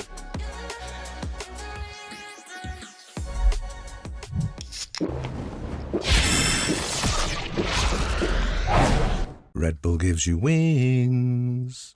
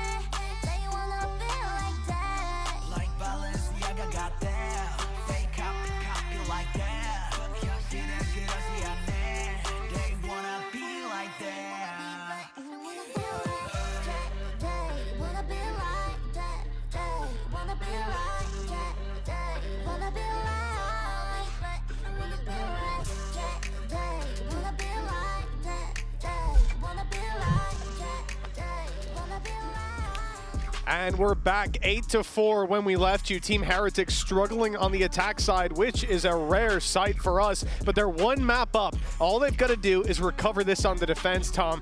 But this composition from FPX, yes, we'll talk about the chamber defensively and how strong it can be. We saw it, right? Autumn's opening picks from posting up and TPing out. It will be harder to make that work here on the attack. For sure, but I think that's where you're now going to look to players like Life to sort of, well, I don't want to say pick up the slack like he was performing badly. He was very, very good at the first, but that's where you kind of look to him. And as I said, for Heretics, this probably has been their weaker of the two sides. So it's also going to be their own fundamentals. Can they turn this back? I think with both Woot and Miniboo being a little bit quieter, looking for a bit more from Rienz after his first map performance, a pistol definitely wouldn't go amiss. Yeah, you know, it's not even that they're being quiet, it's that their opponents are being so loud. They're just drowning them out. Like, so many of these fights, they just can't get anything done in because, to be honest, it's tough to play against FPX. From what I'm seeing here, this is just a chaotic squad that will put you on the back foot. They're doing something you're not used to. And while those adjustments have to be made on the fly, Heretics, 4 rounds on the board. This pistol carries a fair bit of weight for them. If it goes to FPX, they're going to struggle to get back into this half, and we may be going all the way to Lotus. Well, yeah, if you're talking about unorthodox playstyles, Lotus with a triple controller is something that maybe, I guess Heretics, I think, have played it before, so they might be prepared for it, but that doesn't make it any easier. Here we go, though. Execution into the site. A couple of players ready and waiting. It looks like there's going to be an attempt from Woot to maybe try and deny the plant. He's around the edge, but unfortunately the Haunt doesn't find anything. Are they thinking about, yeah, they're TPing, they're going back. Autumn was left lurking outside B, heard the rotations. There's one player up close, Gen.G, but he's tagged down to 24. A flash on backside could get him out of dodge, but Berlin's already on him. The push from Rienz, it was at least covered for a moment by the Viper wall, but now he's all alone, doing the damage, and at least dropping a few, giving Woon a chance. Lysor shuts him down, and Boo has somehow allowed Life to thread the needle. Unbeknownst to him, Boo's right behind him. This is a pantomime with a free kill, although it came a little close. Just the 1v1 left with Lysor's position unknown. Oh, he's right above as well. Just looking for that fight for the fourth. A fantastic pistol round from him, and as said, it would have been a welcome gift for the side of Heretics to be able to take that over the line.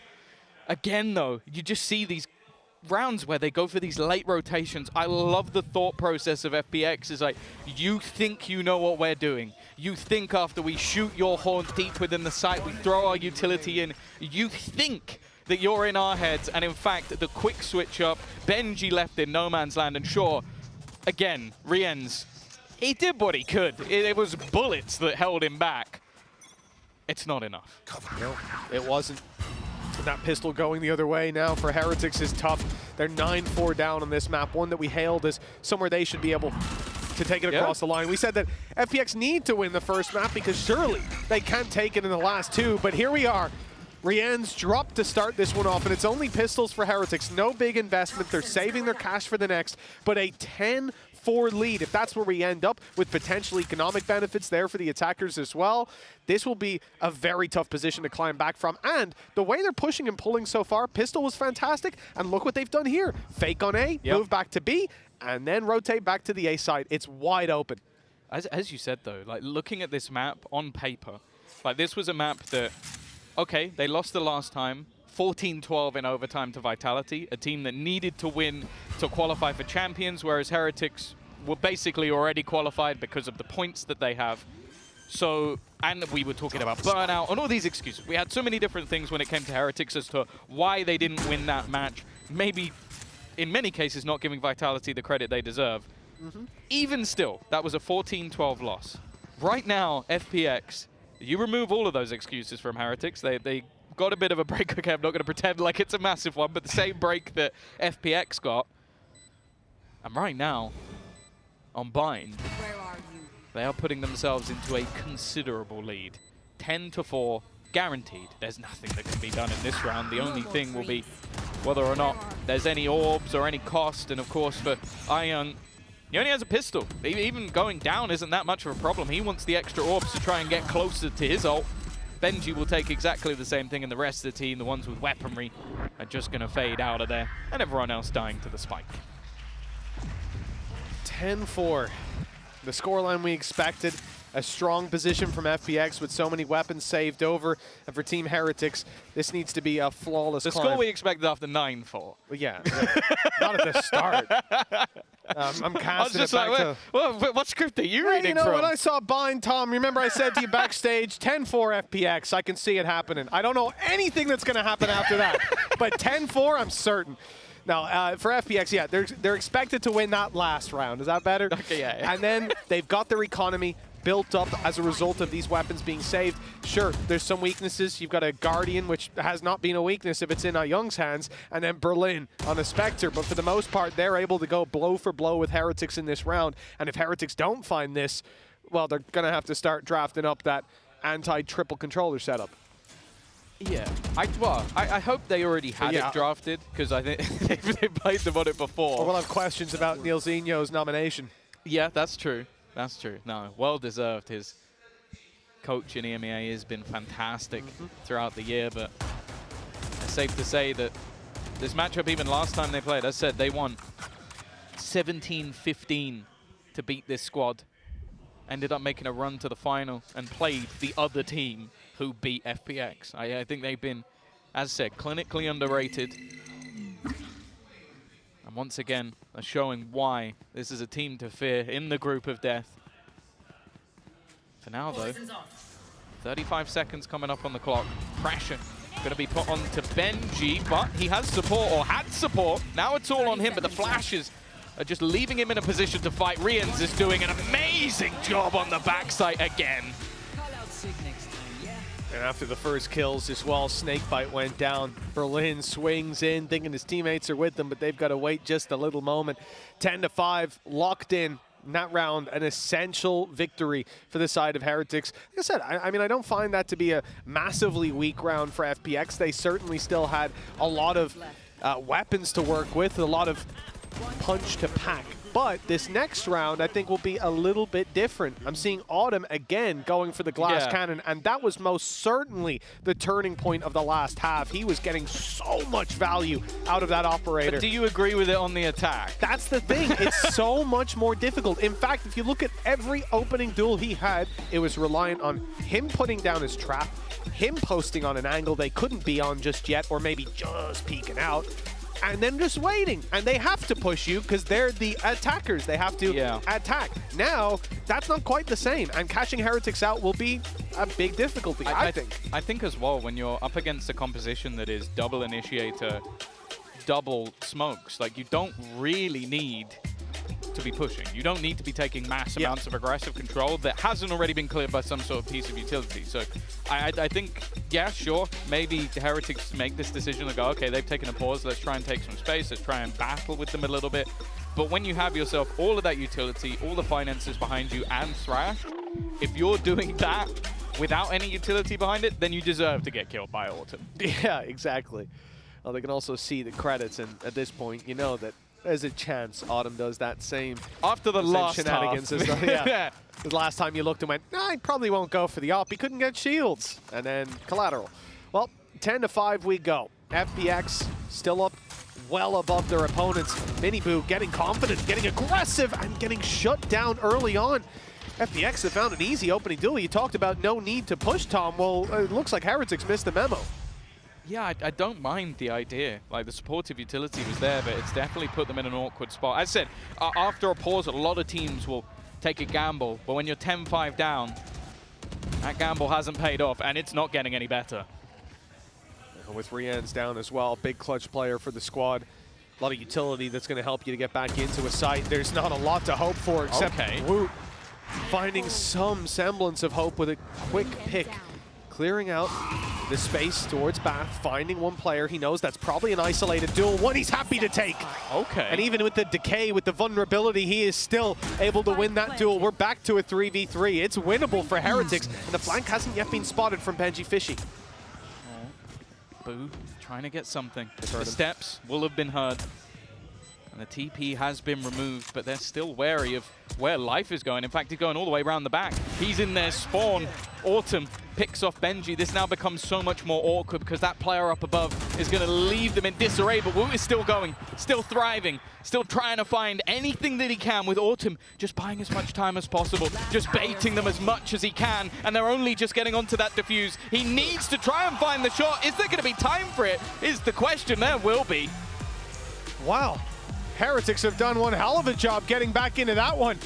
I think Autumn going out with the classic, he thought he could buy a little bit of time, but they were swinging wide looking for the fight. This squad started it out with confidence, getting aggressive, and it didn't work out, but the recovery is there. Now they're sat with rifles, they're sat with Thrash, and this puts FPX in a really rough spot with barely anything to work with. And Woot's the man that pulls them out of this abyss that they were in. The fact that they're not only able to find the first, but he goes back to Bath, takes a fight inside a snakebite against a player who knows he's there, and still wins it. I think also just the confidence he had in Boo, because if he lets go, this becomes a much closer round. Like, you hear a second tap, and life doesn't have to swing, but it forced him into a position where eventually there was a lot of time left on that clock. This time, though, with Heretics slowly climbing, it's only going to be pistols. Sure, you got that headhunter available, and they're going to clear control to collect up the orbs. They're putting it onto life, which is interesting because he is not even remotely close to his ultimate. Time to jump.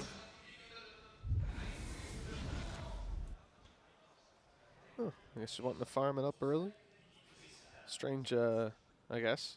You can see like a Nightfall for next round, something like that, especially with the death. But, well, maybe they just know that Young's got a weapon that he can tap someone in the head with. He's probably going to get his ult off of it. Fair play.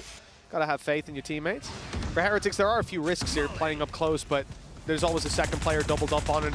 Miniboo and Woot as an example, but Woot's dropped right off rip. Miniboo, though, able to get it done. This is what we're talking about, having that second man to provide that cover, to trade it out. They don't want to lose too many more players. Keeping the economy healthy early on is a big factor, and Spike's gone the other direction. Pressure's on for Gen.G. Yeah, the problem is they haven't got as far forward as they probably would have liked. He's going to wait, almost play the bait, just hold on while they fight his teammates. It's all too easy for Gen.G. On out for Lysor, if anything, he just needs to make sure he dies. Not wanting to just hold on to a pistol for the next round. He's going to go swinging. Already has the ult, so it's not even going to be for the orbs in the end. Heretics have brought this back into contention. 10-7. Not too far away now, and this is where you kind of expect for FPX to have more of a response. And again, ult dedication. You could have a Nightfall for FPX right now, but I mean, a relatively big factor, honestly, in a round like this. 10-7, economy's on the line. Autumn's going in for another glass cannon. They're so willing to play without those shields. I mean, they rarely get to fire a bullet back at them, so I suppose it doesn't really matter. But 3 rounds in the difference. Heretics on the road to recovery. And the defensive side, well, a little bit of aggression to go down. Miniboo sends through the boom bot. It finds nothing. And on the back of it, I expected aggression. If it was life, you'd see aggression, but they backed off. Gen.G will be revealed, but he has support. And it's actually the spam through the orb that ends up taking down Life. That's not the man you wanted to lose early on in this round. Because as said, like, you look at the other side, what have you now got? You've lost your Star Duelist. You have a double controller, single initiator, and a chamber. Like, this is not a space-taking composition if you lose the Yoru in the early stages of the round. And not just that, for the round that's in it, economy on the line. Heretics about to build up a massive lead in terms of eco if they can avoid losing too many. This is a round that FPX don't want to be pulling any punches, and losing one of their big entries is definitely going to hurt them. Gen.G not going for the orb. Could have been Viper's Pit online, but he knows that risk not worth it at all. Thrash sent in, and Berlin's already pushed way too far forward. Perfect timing from Rienz on the ultimate. The snake bite keeping them back, and as they attempt to fade through the orb, Rienz gets another blind through the smoke. The spike recovered by Lysor, soon to be gifted to Heretics by the looks of things, but the op comes in, the shot fired, lands nothing, and now they'll be much more cautious. In fact, the molly gets him. Oh, it's a disaster. 30 HP for Lysor. He's at least got 2, but 8 seconds left. Spike to be planted, players to be dropped, and even saving is impossible. Miniboo's got him sectioned in. God, a gorgeous interplay. That was the combination of the two players of Rienz and Gen.G.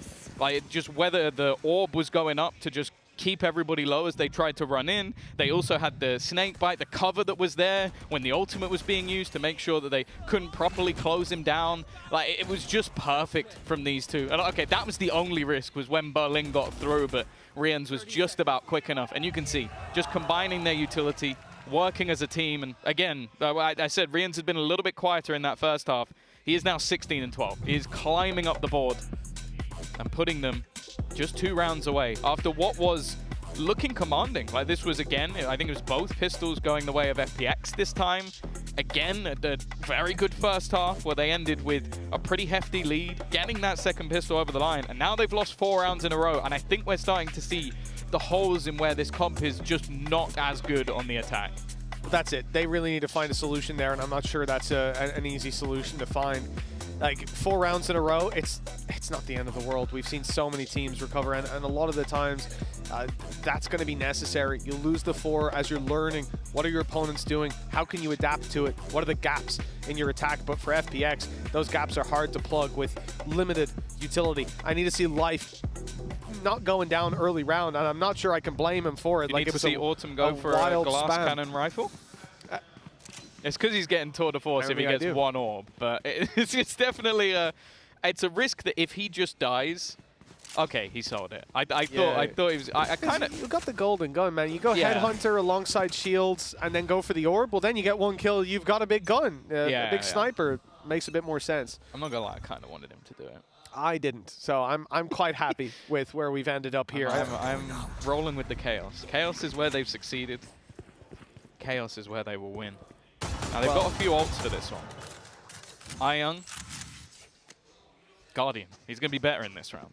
Oh, I actually think this is over then for Heretics, to be honest. 'Cause I don't care about Autumn's ultimate. It's iYoung's Guardian.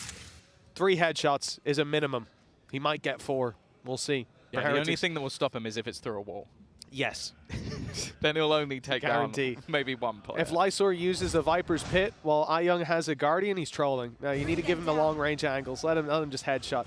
But no, for real, at this point, Heretics, A-site, feeling a bit of pressure. They're just going to fall back. They're going to concede the control. That could get Pit down for FPX and give them a real chance to fight for this round. Spamming. Woot has somehow managed to dodge every single bullet. There goes that Viper's Pit, but with an immediate response. Both Nightfalls thrown in.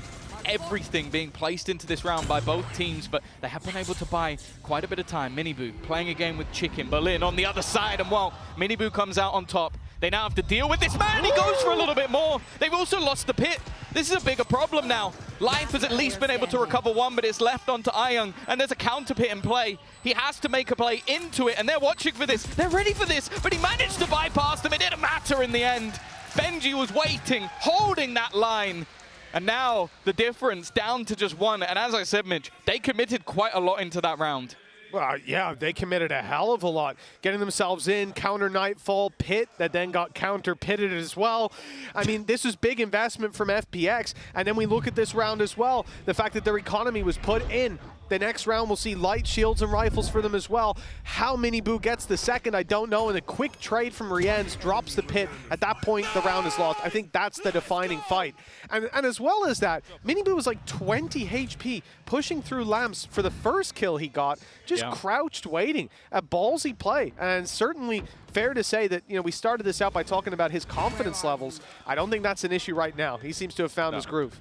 He's getting back into it at least. And as I said, that was always going to be dangerous. A streak of rounds, and this would be both maps now, where the FPX have found themselves in pretty hefty advantages, and they are starting to slip in a similar way. It will be a crushing way to go into that lower bracket, and of course have to face off against Sentinels. I don't think there'll be many teams that will have had to be eliminated from 2 tournaments only playing against Masters finalists. That would be the brutal way to go out. Life, though. Here is that ult, something they were looking for, but there are multiple players ready and waiting. The utility is so good, though. It's fantastic to support him. And iYoung with another. Yeah, Rienz had thrown his own bit of util out, the Dizzy, to try to get space, but he's denied it. Boo and Woot left with a tough decision. Do they go for this? They've got plenty of cash, so I see no reason why not, but it'll be hard to find it. Okay, player in the corner, but Autumn's clean on the first shot, and the flash leaves Boo in the corner. Autumn can post up, and that's where he's found most of his success in this series. 11-9 now for FPX. They found a little bit of a recovery. This could have been disastrous as well with their credits down to the last, but, well, they're back on the board. Yeah, you can see why they want that dimensional drip so bad. Because when Life has that, he uses it to basically pinpoint where the paranoia needs to go, has his own pop flash to leave the players at the back of the site completely blind, and then sticks the landing with it. And that's, there's so much interplay that they can have around that ultimate. The look now will be, what do they do when it's not there? And I actually think that, okay, sure, for Heretics, I understand where there's a pause. You won 5 rounds in a row, you finally lose one, you're 2 away from this map slipping away. But I actually think FPX would have been really happy to have a pause here as well. Because you're now going to sit there and go, okay, we used the ultimates that we knew would work. We were literally farming orbs when there was 1 orb on Life, and I don't know how many, it was 6 or 7 on a teammate. Yeah. And now, well, we don't have that. What are we going to do instead? Sure, we got Tour de Force. We got Berlin from the shadows, which I'll be honest, on Berlin I actually think could be impactful. He's a bit crazy sometimes. And well, Heretics are more looking just to get back into the swing of things as they were over the last few rounds, because the 5-round streak is pretty clean. I don't think there were too many scenarios where it looked like FPX were even going to challenge them at all. No, that streak of rounds, if they can replicate it, that's what they're after. Maybe FPX have that response. Like we said, Life uses ultimate. This is a game changer in that round, but you're not going to have that online for quite a while. Now, though, we look at Autumn. I believe he's activated his ult before barriers have gone up. You want to Tour de Force, he challenges them to a game. and see if they do want to play. Certainly early on, no form of aggression, and the Dizzy just reveals a player's outside the site, and with the ult in play, you do not want to go checking who it is. Straight away. One of the TPs has had to be used just to get out of the seas. I think they are trying to deny Life farming up those orbs. We've seen the singular buy round they've managed to win come off the back of his ultimate. And again, 3 players ready and waiting. It's allowed by the aggressive position over in Hookah that's being held. And now Boo, well, he's going to be under pressure. Another double ping, and well, Woot's caught. Always seems to be the place they get curious is exactly where Autumn is. Rienne's able to trade, but the disadvantage remains for the side of Heretics. And although Rienne's finds another, we're in the same boat. Showstopper. Mini Boo, showstopper, not going to heaven though. Needs to pull his rifle out pretty soon because there's a peek coming in from Ah Young, getting aggressive, and it was not expected with the tour de force landing a shot. It's 12 for FPX. 3 chances to close this out. The same position Heretics were in on the last map. Yeah.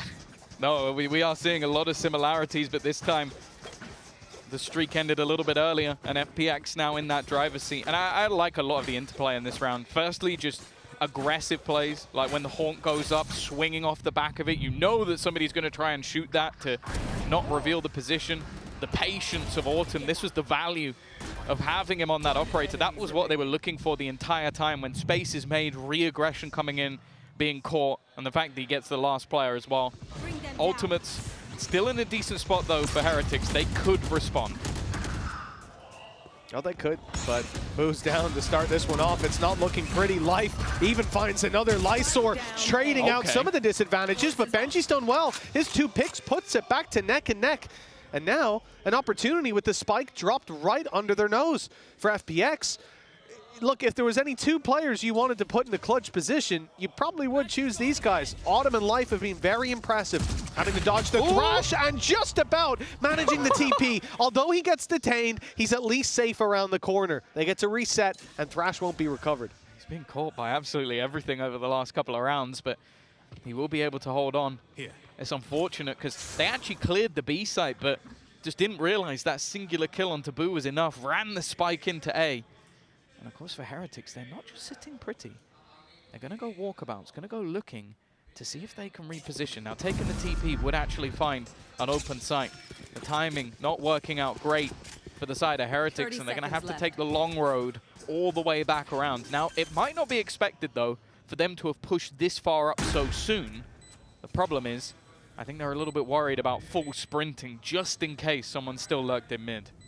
Well, I mean, conventionally speaking, this is where players will have already started the rotate. I think that's what FPX are playing for, that Team Heretics would be coming through the spawn. Maybe in their minds, they've already stepped onto the site. Little do they know it is the long play, but with the positions FPX are manning, they don't really have to worry about that.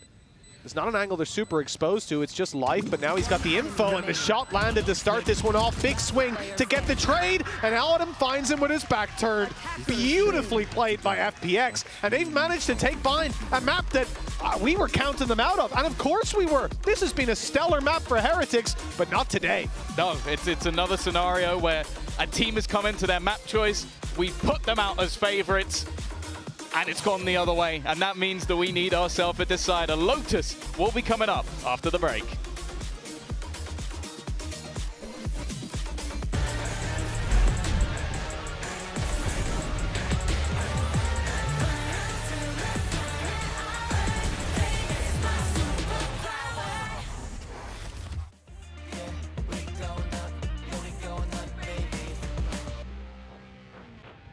Say an oath to my mirror, I won't slow it till I'm bigger. Won't till I'm thinner, so my flow will never simmer. Gazing at the stars, cause I'm born to make art, though they'll never know how far. My mentors, fading judgmental, shady, no mentor. Only role models that I'm making, don't cuddle. I can take it bulletproof, how I make it. My music never dies, stay alive. Stay alive, yeah, they may shoot, but we find. Oh, say goodbye, our records play till we die. Bulletproof. On the roof, yeah, we going up, yeah, we going up,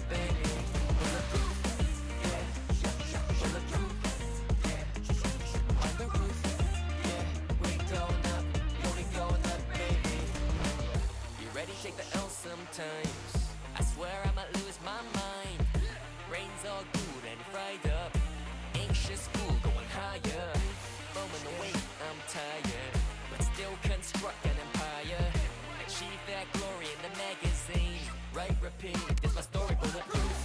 Yeah, bulletproof. Yeah, on the roof. Yeah, we going up. Yeah, we going up, baby. Bulletproof. Yeah, bulletproof. Yeah, on the roof. Yeah, we going up.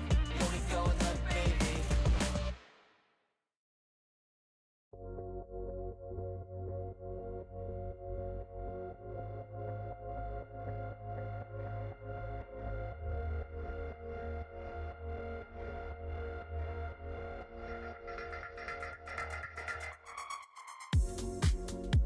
My universe is calling to you. The moon and stars are lighting in view. Trust in me like I do in you.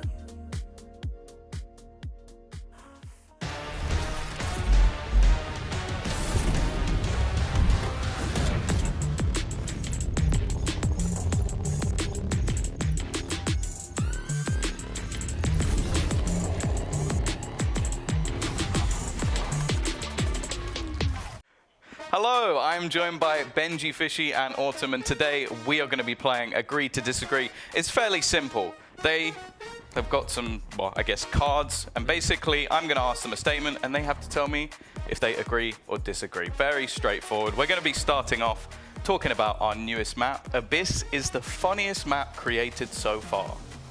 Funniest? Funniest. Have you had any laughs? Yeah. Oh, for sure. Okay. When do we count down? Go for it. No, just go for it. Straight away. Agree. Yeah, not as strongly, but it is good. Like, bro, the amount of time, especially when the map first came out, bro, everybody was just dying. Like in scrims, bro, you just see someone die off spawn, bro, just to jump off the map. So yeah, I agree. Yeah, same with me. I think I've fallen off the map a few times, and even on ecos, like sometimes in scrims we just 5-man jump off. Yeah. Does not get them any gold points, stuff like this. I think it's definitely funny. Okay, statement number 2. Aspas is the best player of all time. Oh. You know, if you disagree, I'm going to ask you who is. Nah. Okay, agree. Who is then, Benji? Who is the best player of all time? FNS, bro. FNS. What is it about his game that you specifically like? He just has aura. He just has... Oh, come on. Just his aura, bro. Like, like I see it. In the you know, I haven't had the honor of playing against FNS. You know, sadly didn't qualify champs, but you know, I would be very intimidated. I would be extremely intimidated. He's one of the goats. He's one of the goats for sure. One of the goats. So yeah, I'll go with FNS. Okay. Well, we've had our first difference. Yeah, I agree because I think Aspas is just probably the most consistent player I've seen in the game. Like, he's just always putting up phenomenal numbers and stuff like this, and just the amount of consistency in this game, I think it's really like incredible. Okay, I think this one might split the decision a little bit.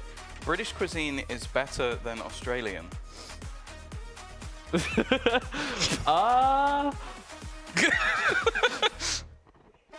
Wait, British is better? It is better, yes. What is Australian food though? Yeah, I'm just gonna say there's not really that. What is Australian? What's a typical Australian shepherd pie? A shepherd's meat pie. pie. That is also that's English as well, bro. Do you know what a parma is? A parma? Yeah, like a chicken schnitzel with like. Oh, like in a wrap or what? Chicken schnitzel with like cheese and tomato sauce, like pizza sauce. Oh, I think I might have had it before. I mean, that's pretty good. Okay, That's a chicken parmesan. I mean, the thing is, isn't that American? Maybe. I mean, Australian cuisine's not really a thing, but that's the thing. Neither is like. I mean, you've got some English stuff, but like, I see Australia as just like a hotter England. To be honest, that's where I see it. I'm gonna go disagree because you know, I'm British. I'm not a huge fan of British food. Disagree. Yeah, we both disagree. Okay, respect. Okay. Well, the final and most important question. Tom looks good in his leather jacket. Right. Strongly agree. Strongly agree. Okay. Right, we're going to end it there. Thank you, guys. We're going to be throwing it straight off to the desk. Just remember that one. I look fantastic. We'll see you in a bit.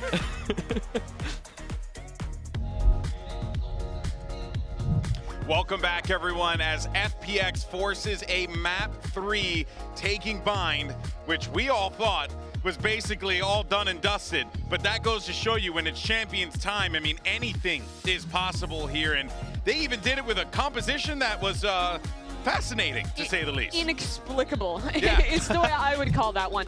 Because they came out and, I'm gonna be real, I didn't see the vision fully with this composition. I'm still not sure if I did. But I don't know if they're... I think Team Heretics in a lot of these rounds overcomplicated things a little bit. Yeah. They kept on trying to go for these slow rounds, and they kept on contacting into players, just holding angles. It was Life holding aggressive on short. It was the Chamber and Showers. In so many of these rounds, these same early opportunities were being given away, and it was giving FPX advantages constantly. Yeah, for what it's worth, I think FPX had a decent game plan coming into this where they're like, we're just going to kind of play around their utility a little bit, like some of their smokes and the Viper walls and things like that. We're just going to find ways to just hide in corners, hide in angles they're not expecting, surprise the heck out of them, and just knock them down. The rounds where Heretics found some success was like on these heavy execute rounds where they're able to really put together these successful, you know, snowballs into a site, just take over the round, and then their post plan is just way better because they have a lot more mollies and things to work with. So there were those opportunities, but like you were saying, they just kept contacting into players and dying. But I think this is the classic FPX, where they play a comp that isn't optimal, that doesn't have like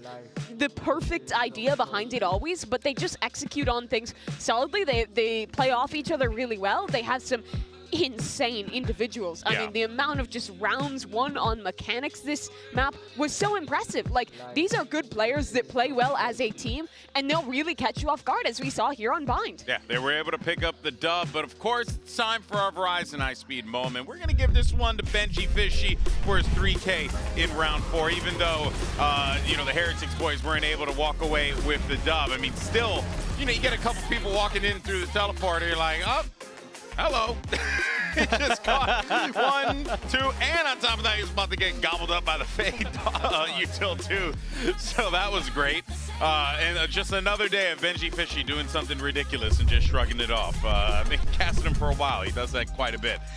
Yeah, I mean, honestly, even with the situation that, you know, Heretics find themselves in here, you know, going down on Bind, when we thought that that could have been a given for them, now we shift our focus here, map 3 to Lotus, and what I'm excited about is we're about to get some zoom zoom, you know, about to get some neon up on the server, you know?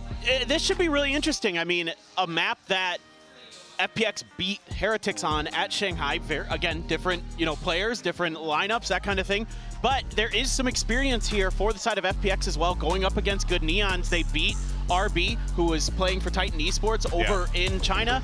They were able to best him on Lotus. Lotus is a good map for FPX, and Heretics is actually changing it up completely. No Neon. Wow. So this is just the default comp. They're familiar with it. Everyone has played this one before, but that is really surprising. This will be 3 maps now without Miniboo playing the Neon that defined Stage 2, and I think defined Miniboo as a player. But let's talk about this FPX comp. Triple controller. It's a really weird one, but on their attacking side, it gives them a lot of tools to break up the map and scale into very small pieces at a time. Taking A, they're never gonna go for the super early fight, but they'll Astra smoke one early close spot, then they'll Omen smoke deeper, and they'll have all these layers to segment and give themselves advantageous duels, and it's super disruptive because you're never in scrims in Europe playing against a team who has a comp like this. It's cool ideas, and FPX does it well. They're testing your discipline. They're testing your util, and if you are going to be able to hold on to it long enough to wait for those actual executes. Yeah, well, you couldn't have asked for a better way to kick off day 1 of Champions Seoul. We're going to map 3. It's Lotus. Let's find out who walks away with the dub. We're going to send it back over to Mitch and Tom for the call. Thank you very much, GB. Yeah, listen, a 3-mapper between these two teams, I would have said it's likely at the start of this series, but after seeing Abyss, I wasn't so sure. Did they sit down at the wrong computers? Why Maybe. is Woot on Omen? Why is Boo on Fade? Like, they've switched, but they brought in some of the same agents and then just sat down at the other computer. Rians is also switching to the Viper. Like, again, this is something completely different to what we're normally seeing. They're bringing in that double controller, which I don't mind. I can only assume it's because Woot's going to look to be that little bit more aggressive. Although saying that, Rians is the one that's pushing up. Curious look for Heretics. My goodness. Well, let's see how this one pans out. Haven't seen Boo on the Fade in quite a while. In fact, doesn't even have that many games on it in total. Autumn has gone down right away. A few assists coming in. The fade alongside the decay from the Viper wall. And they're looking to push right in towards Heretics' position. Boo. Well, he has a tracer, a rough idea of where those players are, but he can't land the shots. Luckily, the rest of the squad is there to cover all bases. A flawless start to this one, 1-0 for Heretics. Will it work? No, I'm kidding. That would be a little bit of it. But the thing is, winning both pistols has been the defining point of the map so far. Like, they've been both incredibly close. Okay, one of them went to OT, so I guess the pistols maybe weren't the most clinical thing in the world, but it could have meant that that first map went the way of FPX. And getting off to a good start here for the side of Heretics is going to be so important. I'm excited to see some of these role switches. As said, like, there's opportunities to see Woot get more aggressive. Like, a lot of the time, you're going to see that lockdown of the A site with the triple push up and then leaving that Omen behind. We saw players who like used to be duelists and stuff do it in the past, but Woot has sort of played every role. I can't think back to him playing Sentinel, but anything other than that, he's pretty much in the book. You can almost say the same for the good old Boo. Yeah. Over the years, he's done whatever needs to be done. For Heretics, 1-0 to start this one out, and FPX just play the classics. A very light buy for them in this round, and Heretics will be sitting back, letting them run about the map and do as they please. No control over Rubble, which is a big part of having to catch myself. A big part of Boo's gameplay is what I'd normally say, but well, he's not going to be doing that this time around. We heard from Alphier at the end of stage 2 that he's very bored of playing the same role again and again, and he wants to play everything. But didn't Boo got controller of the year in EMEA, right? He so got controller. like, yeah, that's true. Oh, I'm going for initiator now, lads. I'm going for the initiator of champions. Because why bother? Why bother playing the controller anymore when you've already completed it? Yeah, completed it, mate. Well, got 100%. This round should be very little. Any extra kills would be nice for FPX, and not an awful start. Managing to get those trades. Now, we haven't really talked about it as much, but the thing I love about this attack side triple controller is it means they can actually use that Viper screen for space into the B site for Woot. He's going to be on cleanup crew. Now, any extra cost here would be a weapon dropped. They've only lost pistols so far. Yeah, and Aya has a chance, but Woot's a little too quick. He was just the same, finding the second shot onto life, and well, with those connections, that is a 2-0 start. FPX, though, doing some damage. At the end of the day, the main heavy hitters are carried over to the next. Yeah. Well, this is the thing, though. I want you to keep an eye on where that Viper screen is going for the attack, because normally it's going to be used a lot of the time for A control. You're going to use it to try and sell a bit of a ruse, but most of the time, Autumn is going to be playing it at different ways to cross into the B site. So he's going to make it so that he can sort of section off parts of the door so they can isolate in by going through the broken door, and then also it sections off heaven at the same time. So it makes things quite awkward for B site defenders, and also means that you can basically go in, and if you go from mid, you can fight a singular angle. It's quite a nice Viper screen, but one that you can't normally allow, and something they shouldn't have allowed is Miniboo doing that. Well, you think that when you commit life to holding an angle, that'll be enough, but Miniboo's off to a flyer. Started the first. Rifles for the most part on the side of Team Heretics. Not that many weaknesses. Odin bought up by FPX, trying to spam down early on A, but it's converted out now for the rifle. Oh, and it's converted back, and it's converted back again. They're juggling all the way to the spawn, and it's going to be chucked away. So just the rifles carried forward. And Autumn doing work with them already. That's Boo dropped the A site, weakened a little bit, but there's still a defender here. Gen.G's still around as well. Rotation already coming in from Rian, so they bolstered this A site defense, and with 3 players already committed to tree, this could be a problem. They haven't managed to get out of this spot, but Woot's going to give them the fight. In fact, Rian swings with him, and both players are dropped. Yeah, the call was clearly made to face them together. Can't quite account for those shots landing in that fashion. FPX now only facing off against a weaker weapon in the form of Gen.G and Miniboo, who has hit a few nice shots. We'll see if he can find a bit more. He's gone down the rope. He's on the site, round the corner. They're not expecting it. The angle's open. He finds his one. Nade thrown, but he has a player around the backside. It's Aya on his way, and Ayung not even needed, really. The kill was going to go either way, Autumn or himself. It's only about who gets the orbs. Luckily, with Ayung finding it, he's 1 away from a thrash, which could be valuable coming into round 4.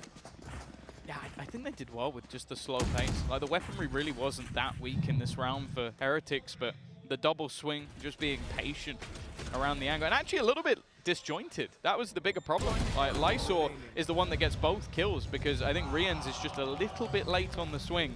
And that's enough for a double kill to come through for the Omen player. Another one who likes to switch things up away from Sentinel and plenty of other roles. And this early fight, well, fair enough, Wu. I guess you can just play a duelist initiator and everything in between. Yeah, a man of many talents, that's for sure. A jack of all trades and a master of most as well. The Odin spray from Boo. It's stylish, I like it. A little bit of damage already, but Mini Boo goes out to see if they're still there. Well, the info is at least found. Unfortunately, the advantage is lost in the meantime. Woot! Oh my goodness! 16 HP left on Berlin, 35 in fact, bit of decay in play. He's not going to be too healthy in any future fights. Thrash leading the way, B site to be cleared. I don't think it's going to find any connections. It will be recovered though for the post plant. Yeah, and again, you can see those smokes already put into play. Viper screen could delay even further. That's going to be the problem of getting in on this retake, is you almost have to disrespect some of the utility that is on the FPX side, otherwise you're just never going to get a moment. Paranoia is still available for Woot, but does he use it up top? That's the real problem. Yeah, he does, but he doesn't catch Lysor. It was used too shallow. And I believe Thrash, yeah, it's just now back online. So the chances of this round going the way of Heretics next to none, with Rien's desperately trying to escape, but running straight into the waiting hands of Autumn. That is a nice equalization. And for FPX, the ball is most certainly rolling on this attack. Yeah, getting the hang of things. And again, we've seen this where a lot of the time the team that gets off to a good start is going to eventually slow down a little bit. Those pistols have almost been a burden of the first half, but in the second it definitely helps out a little bit more. I like that we're seeing a lot of the early fights actually be taken by the Omens. Like, again, you're playing a double controller, so it's not nearly as bad as your solo smoker going down. In fact, if you're FPX, you have two more. And both of them managed to catch fights on elevated duels. Again, FPX are going to challenge for this control. Maybe expecting a little bit more resistance, but it's much more passive. The weaponry is not ideal, but if they can delay, there is a flank coming. And you have to take into consideration there is no Sentinel online for FPX. Young's lost half his HP through a spam through the door with the Sheriffs. And a push up from C.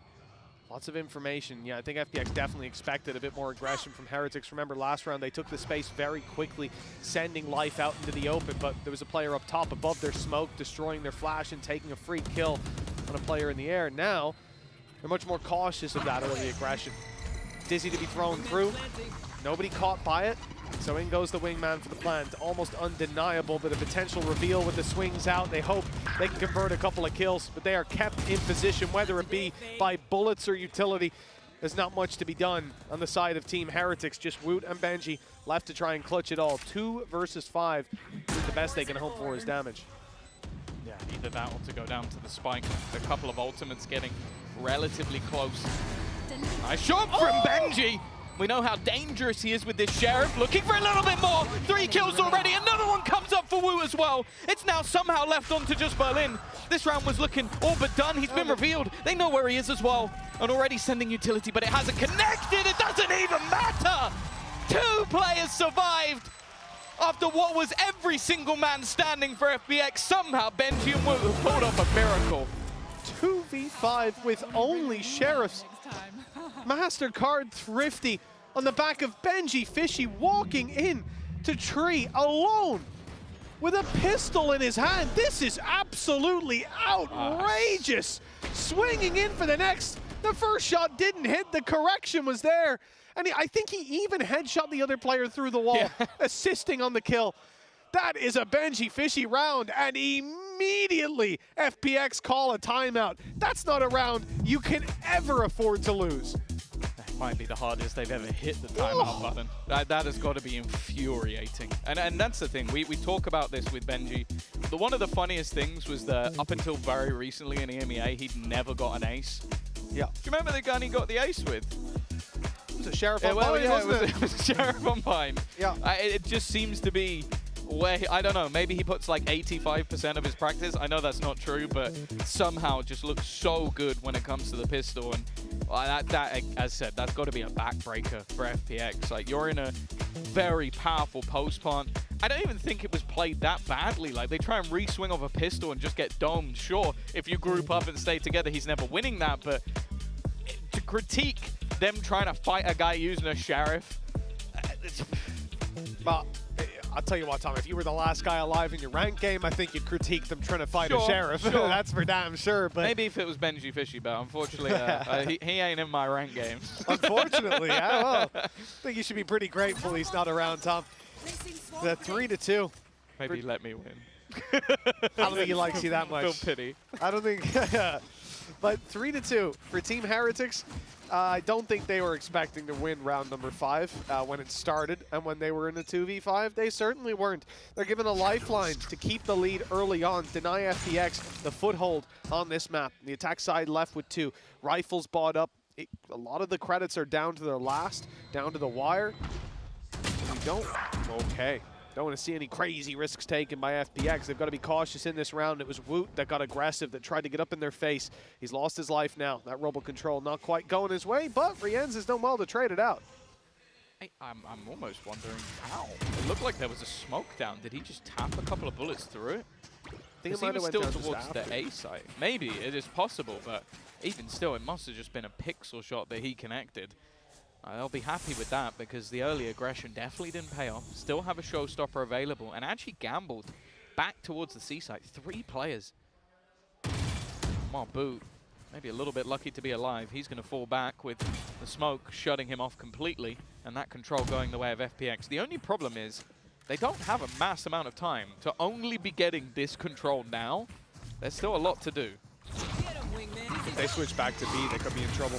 I think that's going to be the play. Usually when it's low time left, that's where teams decide to take it. The spike's certainly on its way, but the nade has kept them back, bought a little bit more time. We're down to 20 seconds, and Team Heretics now have rotated in to assist on the A side. They're ready for this push. Oh, they're just now pulling back from it, giving up that space. It looks like FPX, despite the clock being against them, will just about have enough time to get this planted. Yeah, I don't think they mind that though. Having the lockdown available and the showstopper. In fact, the showstopper committed immediately. Maybe trying to force players back. Instead, Lysor goes forward. Gives them that advantage. Another comes up as well. Finally, Boo has managed to get a response, but it's whether or not they even want to commit the lockdown. I think at this stage, it would be, well, an oversight to put that into play. Gen.G, well, he pulled off an impossible clutch moments ago. This one might even have to be better, and Lysor's not going to give him the time of day. An instant response from the side of FPX, and we're level again. Big round by Lysor. That showstopper would have done damage, and I'm pretty sure Mini Boo on the fall off from it is picking up a little bit more, but he swings in. And the thing is, I saw 2 players behind. And the fact that he's able to get out of there, reset for a fight later on is huge. The fact that Woot, look, this is Woot playing an Omen. He's 7-3. He's having a good game so far, and he decides not to go for the standard control over Rubble where you shrouded step across, you tuck in, maybe you have a reveal come through. Instead, he's just peeking it because they don't get contact early. They don't have the wall. They're just assuming that FPX aren't going there. So in taking the space, he loses the fight to Autumn. Not an easy player to face off against on those shift peaks. But now we're neck and neck yet again. But the problem is information. The Heretics only have, well, Sheriffs on most players, Tom. Yeah. No, they couldn't possibly do anything with those. They should have the read, though. They've pushed up C. They put Prowlers through B. So they basically know that this is going to be that early A control. So they can stack players up here. Bit of spam from either side, but they have to be wary of a potential double back towards the B side. And with Boo already being tagged low, there is going to be a push. Oh, immediately broken. And they're actually going to try and push into Rienz. I was about to say, going through a snake bite would be an incredible risk in a round where it's not necessary at all. Especially with things like this now. Orb into a young and almost a double detain. But Thrash is stopped at the last second. Mini Boo up close now. Sheriff in hand, not able to land the shots. Life whizzing right by him as Lysor finds another. Now things are looking to be locked in for FPX. Just a few pistols left, and Gen.G's not getting away with it this time around. Yeah, it's still a little bit of damage across players, but not anything to write home about. 4 of the last 5 rounds, and well, we know what round 5 was. I don't think we need to tell you twice. Actually, Heretics are going to take themselves a pause. Understandable. This is one that seems to be starting to get away from them a little bit. A team that has had their ups and downs on this map, no doubt about it. A recent loss to side of Vitality, I think, has called in this mass change in, well, maybe not so much compositionally, but more so for the roles that they're being played on. And for the other side of things, okay, they've had a couple of losses here and there, but it definitely feels like a middle ground. It's always close when FPX are playing. And the fact that they're currently in the lead after losing the pistol and losing a round to a Sheriff shows that in the majority of the buy rounds, they have looked a lot more comfortable. Yeah, and coming into the next as well, you know, sure, there's ultimates online for both sides, but my eye is drawn to FPX, to the Viper's Pit, to the Showstopper. Cosmic Divide, less so. It could be online for this. It's life. It's been a little bit slower, but nothing I'd really complain about. He's entering in. It's tough on the attack. No, but it's more so it's tough with this comp. Like, you're playing a solo initiator, triple controller. Like, a lot of the rounds he's going brute force in, and that's the way they need to play, is he will be a sacrifice. He's happy to do that. That's something I love about life in this game, is on this map in particular especially, he is willing to sacrifice himself if it wins the round. He's not one of those duelists who's looking at his stats, looking at the numbers. He will go in head first, and the trade will be there. FPX play like that. He's the initiator's utility. Sky Dog just going through. He ain't going to get the kill, but as long as you do, who cares? He has a boom bot, and he is also a boom bot. He is a boom bot with wings a lot of the time. He's been having his Red Bull. Well, for FPX, 4-3. Strong position, like you said, having lost the pistol, having lost a huge clutch to 2 Sheriffs. A thrifty round. Now find themselves in the lead early on.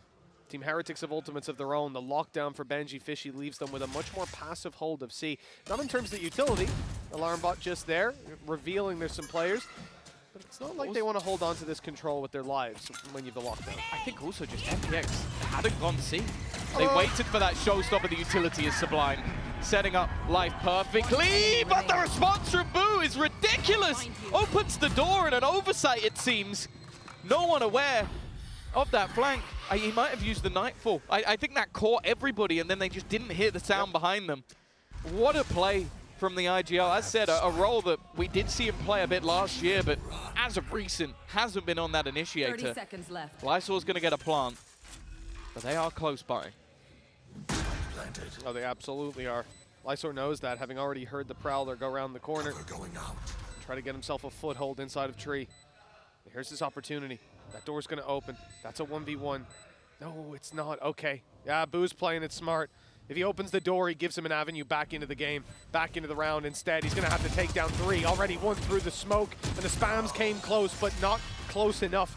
There may be a hole in Mini Boo's earphones, but he's still rocking and rolling with most of his HP. FPX not going to keep the lead for too much longer. We're now tied up again, neck and neck. Yeah, that was a huge play as well, because the thing is, we haven't seen FPX go towards the C site at all, and the initial entry was fantastic, the combination of utility, but then Boo just uses the Nightfall, and no one is aware that he's just going to open that door and go for the fight. Maybe they thought it was for delay, maybe they thought someone would come in from behind, but the way that he just opens the door and sprays them all down before any utility is put into place was absolutely perfect. Couldn't have timed it any better. Again, though, we now look at the response, because so far, Heretics have either won their rounds off hero plays, actually just really off hero plays, or it's been the pistol. Early fight and early success for Mini Boo. They tried to cross this one conventionally, and it's not even Woot's Rumble control that matters. The quick one shot to the head. Team Heretics, 4 players early on A main, now start to fill in the rest of the space. Again, they're confident to play retakes on B or C with a lockdown in play. No worries, really. You want to fight it? It looks like the B site retake will be necessary. Paranoia used. I expect Boo to fall back. I see him stood on the edge of that wall, though, and I'm thinking maybe he's going to go for a little nasty play. He's waiting for their aggression for sure. Viper's Pit used from the spawn. It gives them a little avenue back through, actually. They'll get very close with a lockdown in play. The players are sent tumbling back in the other direction. They almost have to fight forward for the most part. Boo's ready for them to start with, and Lysor manages to make it out, but denying this defuse could be difficult. They're going to have to find a couple of picks. With the players sneaking in inside the pit, they could already be defusing, and someone needs to get on that to check that they aren't. Pit gets dropped, shots landed by Berlin, put them in a good position. With the wall down, Gen.G has the line of sight on iYoung and lands the shot to bring it across the line. That was a chaotic round, but I have to say, I like what Team Heretics were trying there.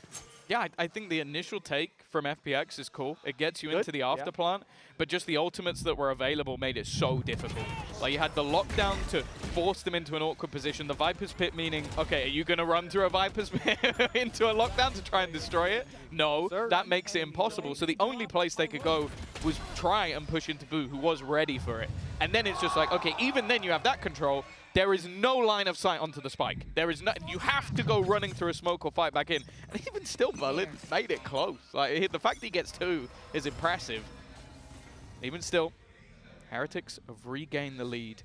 Economy for both teams is on the brink here. Like, you've already got Boo down to a Bulldog, and for the other side, a light shield or 2 just to pad the gap. They're the ones with the Viper's Pit in this round, and Boo, well, it's not long ago I remember him using a Nightfall to win them around. He's 1 away. You know, last round, 4 players on A from Team Heretics. They used the C's alongside the nade to deny Robo control. They push up, taking the fight immediately on the players emerging from the spawn, deleting life. I think it was Miniboo that did that. This time, Miniboo's on the C site, pushed up on Robo a moment ago, or on Mound, to find that little bit of control, spotting out that no one's there. It's got the rotations from Heretics focused entirely on this A site, and some players are defending the site. Gen.G is in an absolutely disgusting position. If they come through, I doubt they clear this corner. Oh, he's going to look for the timing, and it doesn't quite work out. At least gets a little bit of information. Now, the reason they've left this solo C site is, again, FPX have been there once, and they got killed from behind. So they haven't need to stack up on this side of the map. The late rotation, the orb going up is going to be a problem.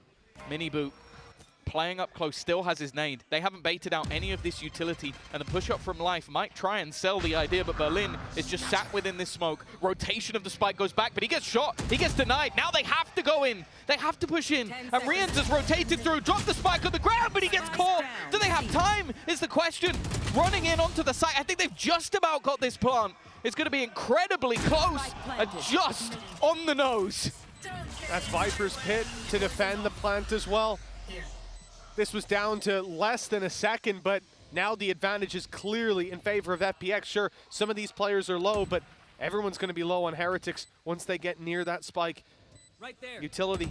Luckily, Life was dropped and he had a nade. That would have been a death sentence, but Berlin putting up a fight. 29 HP. That's his 3rd kill of the round, and Young easily taking down Woot, jumping up above. Neck and neck yet again, and it seems to be very hard to separate these 2 teams. Well, yeah, that round came down to what, like half a second? Riens, I think if he swings a millisecond later, and you can't really blame him for it. Berlin winning a fight, running through a smoke with Miniboo waiting on the other side, and then killing the second guy. This was his round. And, well, a little bit of luck it seems at the end, but that was just so to the wire. And as I said, you understand why Heretics only left a player there. There hasn't been any successful C takes, and there's only been 1 prior to that round. It's absurd because normally you see, well, the C site is a pretty hefty part of a lot of teams' game, a lot of executions, especially when you have a raise. But for FPX so far, it hasn't been a big part of the game plan. 5-5, and as I said, the economy was on the brink last round, and it stinks for Heretics in this round. Yeah. I mean, a couple of Sheriffs, a Bucky brought out by Gen.G Fishy. I'm not sure about that one, to be honest. And sometimes you'll see, you know, the orb up close like last round. Maybe you can get the value. No, he's going to have to do this dry. That's not an easy task for anybody. Has managed to get close, but the first shot doesn't land. The second does. A chance for a little bit more. He's dropped. But the Bucky isn't. It's recovered. Hero Bucky. Boo now has it in his hands. 2 bullets left, and he's out of here. Maybe a chance to reload as well. Wonderful. He's got the skin for it, at least. One of my personal favorites, but I can't say I'm expecting much from the Bucky from this point onwards. Boo does have his ult. So does Miniboo. But I don't think they're going to want to commit them here and while. With Boo already dead, the Bucky might find another player. It has. Riens has got 1, but they're in fact going to invest the Thrash. Just trying to make sure that this round doesn't fall away from them. It's still a 2v2 scenario and not the cleanest from Young, but he'll get the job done in the end. Lead taken from FPX, this continuous back and forth that we've seen throughout this map. Come on. We now look at Heretics to see if they can respond and even things up. I feel like that's sort of where it should go. Well, with how things have gone so far, yeah, let's carry it out to the end of the half. Defensive side, I feel like, you know, one of the weird things about watching this from having seen Heretics play so many games here is that normally you have Boo constantly on Rubble. They always have a main control, and there's been such a different identity to this defensive side. At least in this half, with the comp switches, you can very much tell that there's a different idea behind playing these agents. And I think I'm curious to see how their attack pans out. Imagine more of a blob movement. Less variety to what we're seeing here. Yeah, with the whole composition, they weren't running themselves the Viper, so maybe joining the norm a little bit more there. It does also mean they don't have that breach anymore, which I think was a big talking point for Riens. Someone who's so fantastic with that supportive utility is going to have to do it in a different way. Again, we see this patient, passive FPX.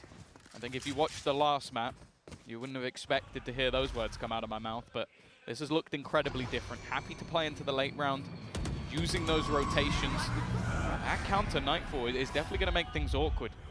You maybe expected to see some spam from Boo instead. Ooh, tries to go through. 30 seconds left. Oh, Boo's found himself one, and he's safe in the back of the site. Showstopper's good for 2. Mini Boo making a mess of this round because that's the spike on the ground, and it looks like it's only going from bad to worse for FPX. Lysor, 1 versus 4. He'll find the first, but 10 seconds, even planting this spike is impossible, and more so now because he's dead. 6-6 at the halftime. It is difficult to separate these teams. We've had to go all the way to map 3, and it looks like we've got to go a little further. Yeah, I think that it did probably deserve to go in neck and neck. I guess you could argue with Heretics winning the pistol, maybe FPX should have come out slightly in front, but we've seen it back and forth all the way through. I think this round was much more of just that passive read after what we've seen over the last few rounds of this slow rotation. They tried to sort of hold on to it in this case, and it's worked out for them. Either way, we'll be back after the break with the second half.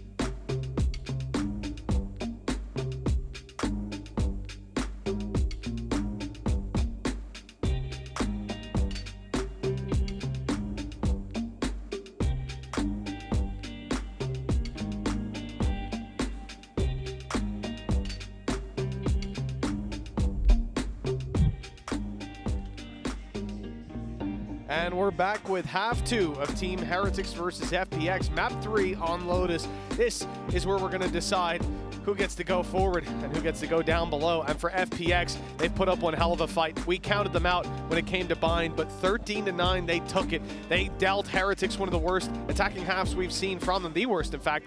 And now, as we move on to Lotus, half 2, FPX's defense, Tom, where's your expectation? I don't know what to expect from Team Heretics. There's a couple new flares to them. But do you see 6 as being enough for FPX?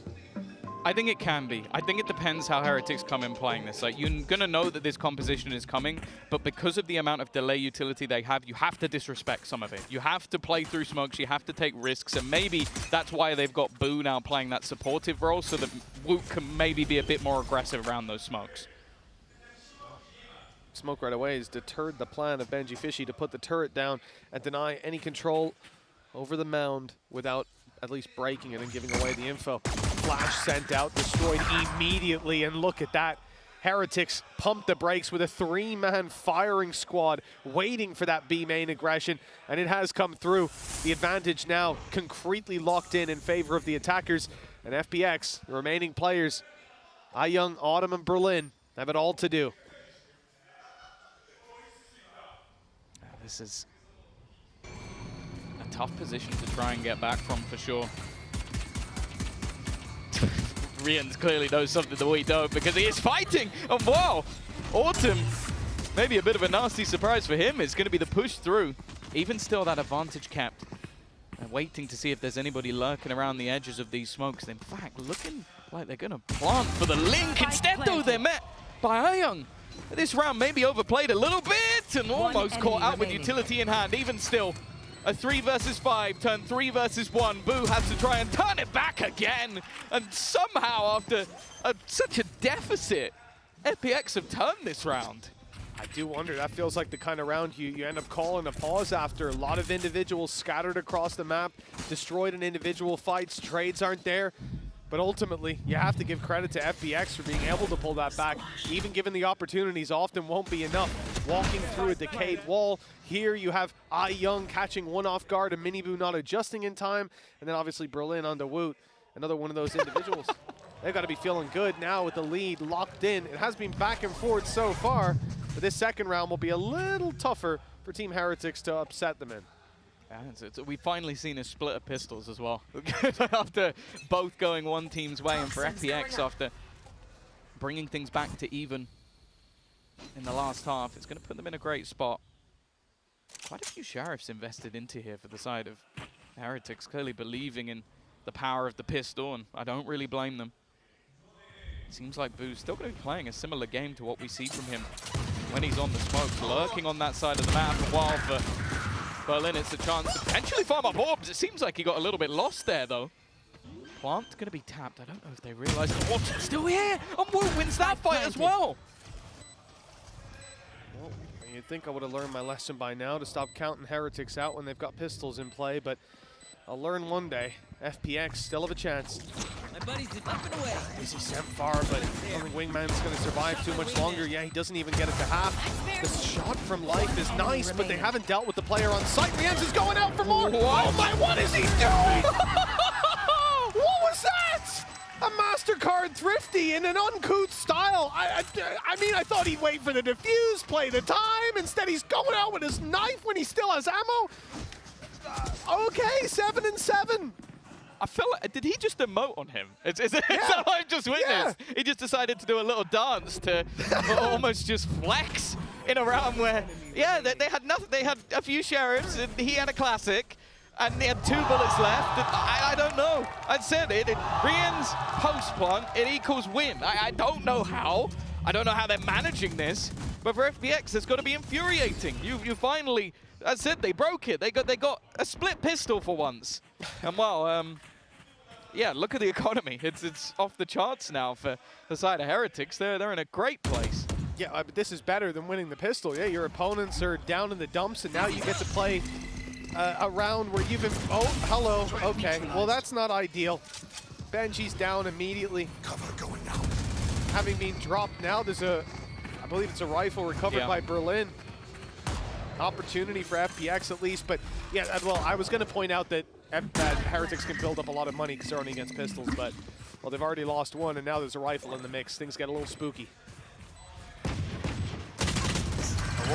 Okay, the rifle's now on the ground, and they're going to want to try and retrieve that. Of course, the other side don't know about this, trying to bait him into an awkward fight, but Boo's having a great time. Finally, will be put down by Ion.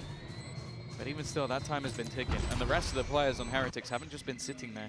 They've got into advanced positions. This post was looking good, but now they're both trapped into the corner. This could be a huge problem. Autumn's found another, and Wood's got nowhere to go, nowhere to escape. He's going to jump and just about survive, trying to do everything all on his lonesome, but he won't quite be able to. Left completely blind. It doesn't even matter. It will be a Red Bull clutch with the spike ending the round. You know, I expected a crazy game after all you told me about FPX, Tom, but this, I mean, Heretics are matching them. They're on the level. What in the world have I watched in the last 2 rounds? By golly gosh, Tom, I'm starting to lose my mind. A Red Bull clutch by the spike. I feel bad for Autumn because he did so much. Even just Woot jumping over. I don't even know if they had time from this point. I don't think they did. But just the fact that he manages to jump at the right moment to survive. Well, I guess technically they didn't at least get that massive boost in economy. FPX, they probably would have hoped for a win, but they can take that as somewhat of a win.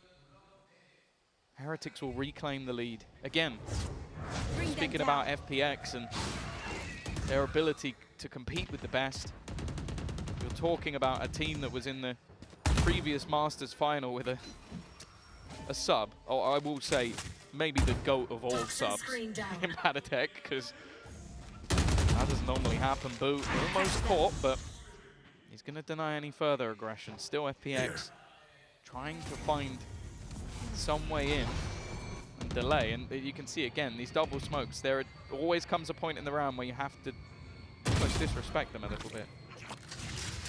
Oh, Young had an angle. The timing not quite great. They were watching as he swung out of the door. Smokes go down, but I don't think the plan is to go to the A side. It looks like the focus is instead moving towards B. Prowler clears it. They won't waste their paranoia, instead using it much deeper, stopping any re-aggression coming out of heaven. Nade pushes them back there, and the plant should now come in safely in the corner. A foothold for Team Heretics, but Life trying to take advantage of the chaos. He's gone straight in with the blast pack and got 2-3, lighting them up. It's Heretics on the back foot, out of absolutely nowhere. FPX have got control, and they're starting to defuse already. They've got to go running at them to stop this, and there's no stopping what started here. What a round from Life. That is unbelievable. I don't even know.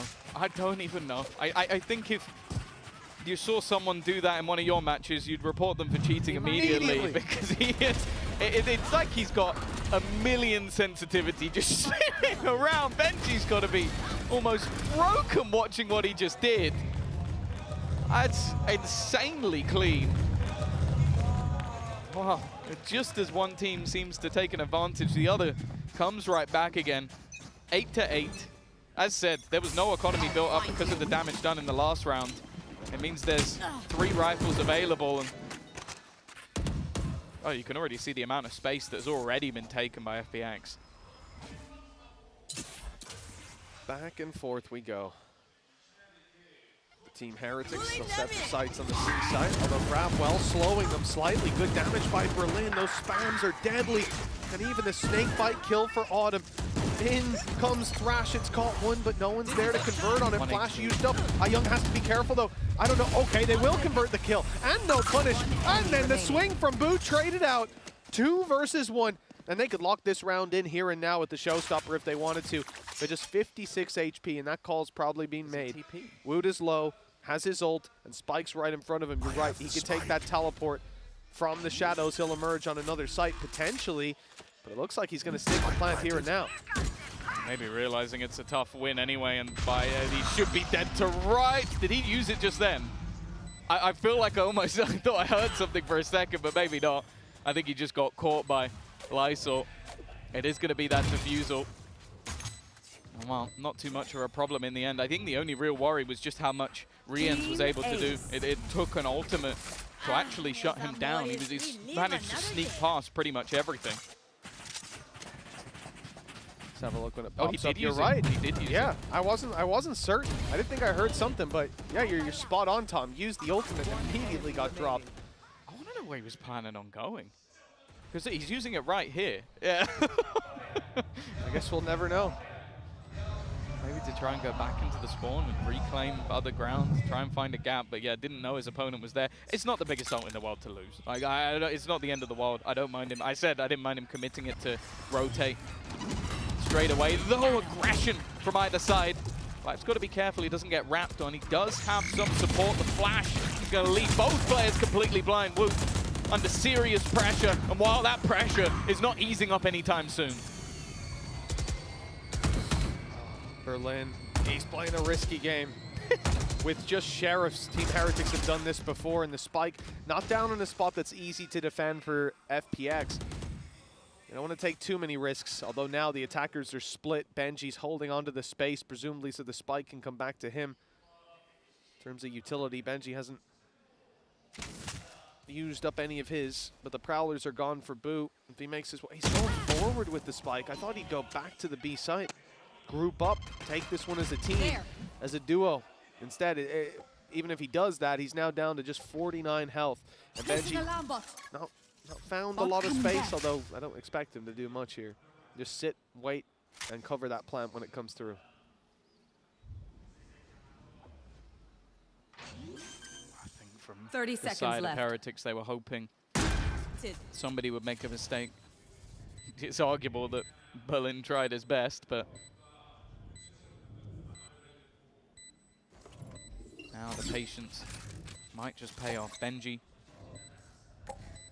looks like he might be about to be greeted. There's still plenty of utility to play with, but he is going to get the fight that he wanted, and he's going to take both. Now this becomes dangerous. The Nightfall committed, but it's only going to connect onto one.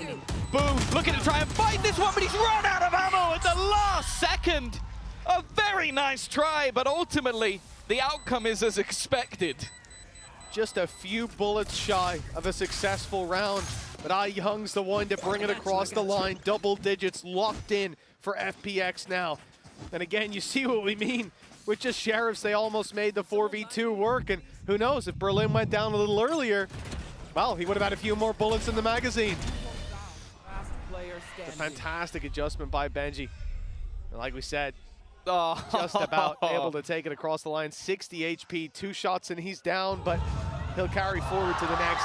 A timeout called by Heretics, and this is the last chance for the EMEA Coach of the Year to have a word with his team, unless FPX call a timeout later. Yeah, or unless we end up in OT again, which honestly, at this stage, I wouldn't be particularly surprised by.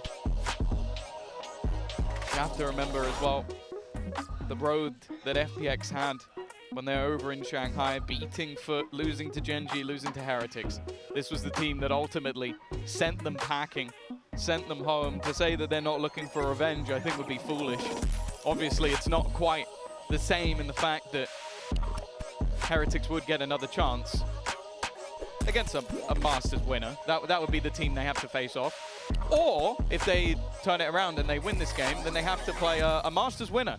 So, yeah, I guess playing a Masters winner where you can't be eliminated is slightly nicer. And I wouldn't even be surprised if there's a realm where these two meet back up in that decider game. I don't think it's improbable.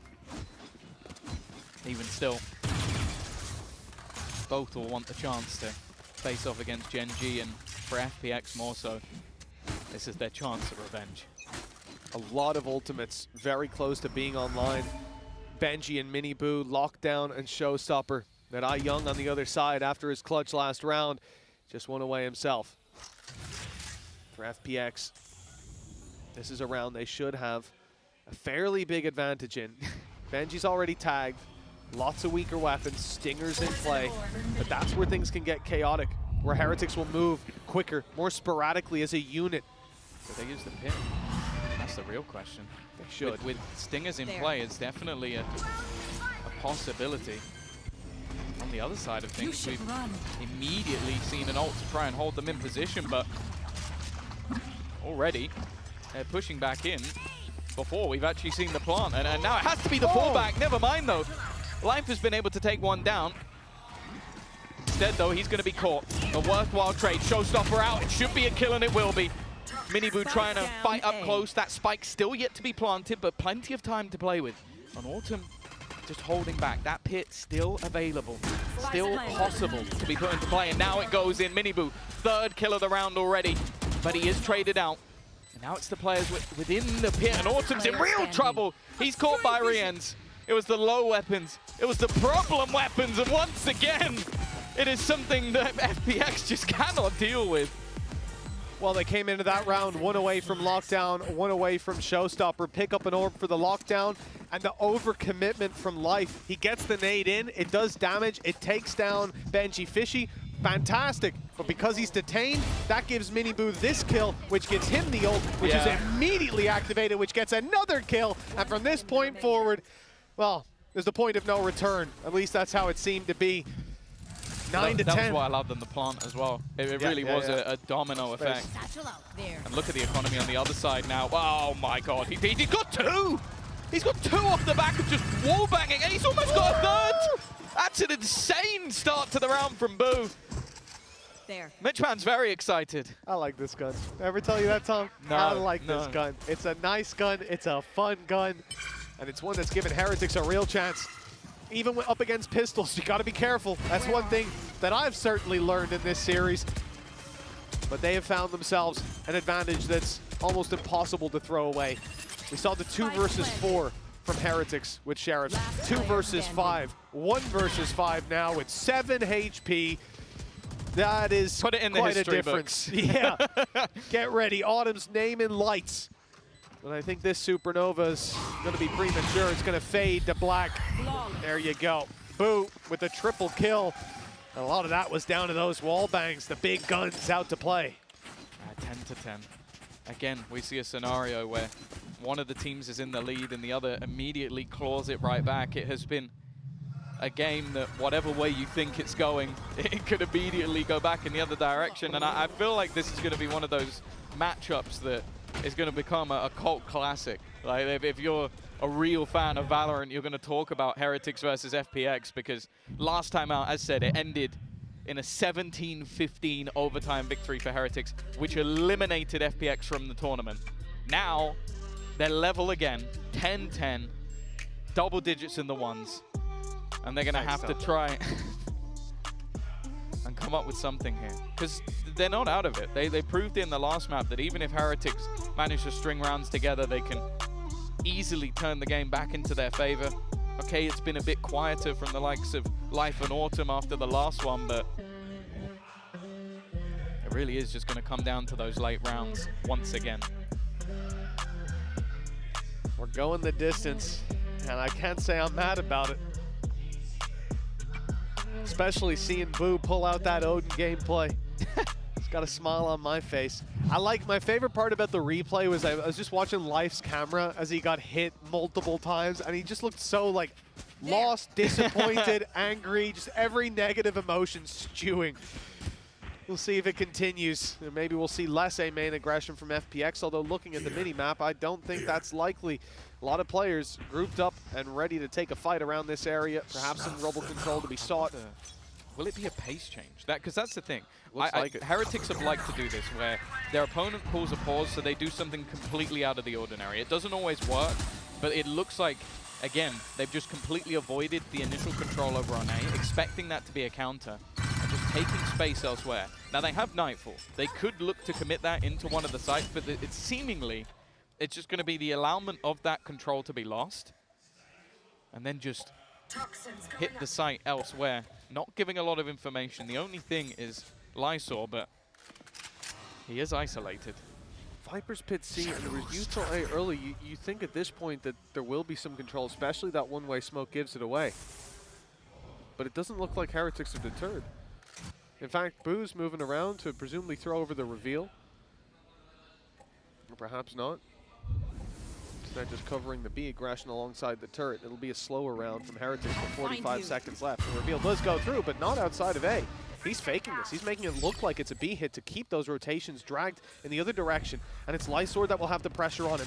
He's conscious they could be here, but he hasn't used the paranoia just yet. Now they're close. Now the pressure's on, but he's caught the back turn. Paranoia out. It's caught him on the right. Mini Boo can't see a damn thing. And shooting at the Tracers, not quite close enough. With Life stepping up to delete Boo. This one's looking done.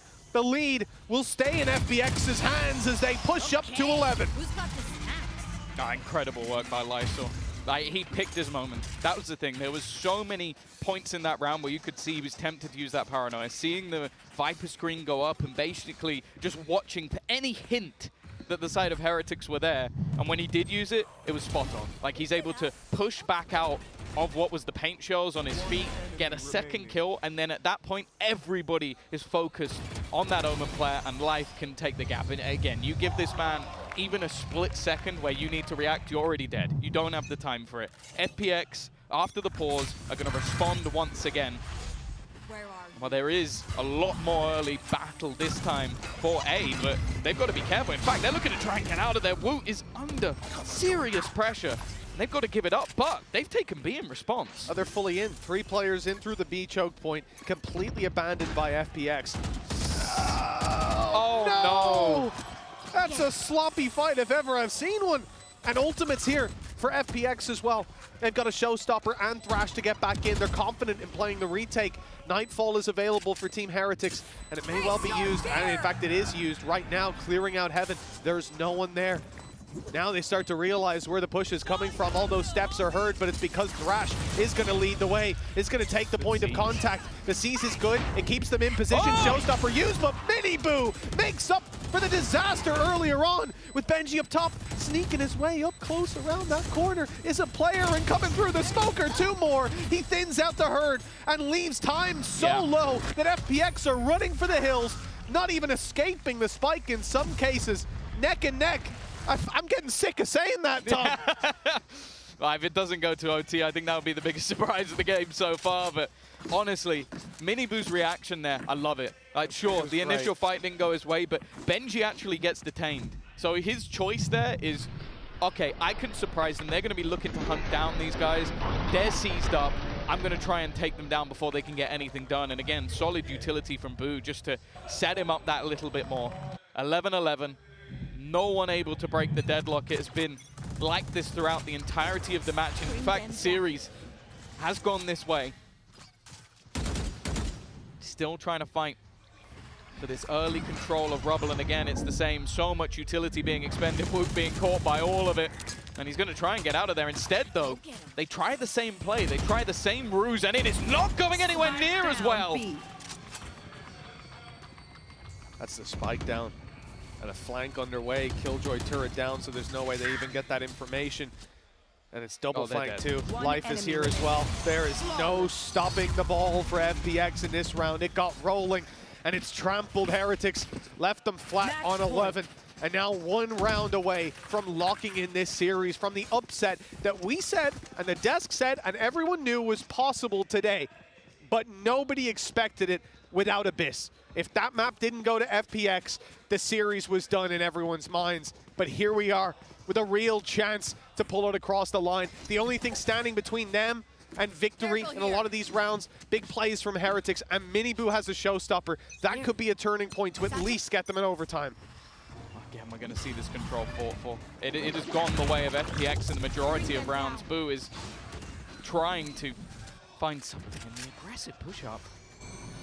We open Surely they expect it. Oh, they do.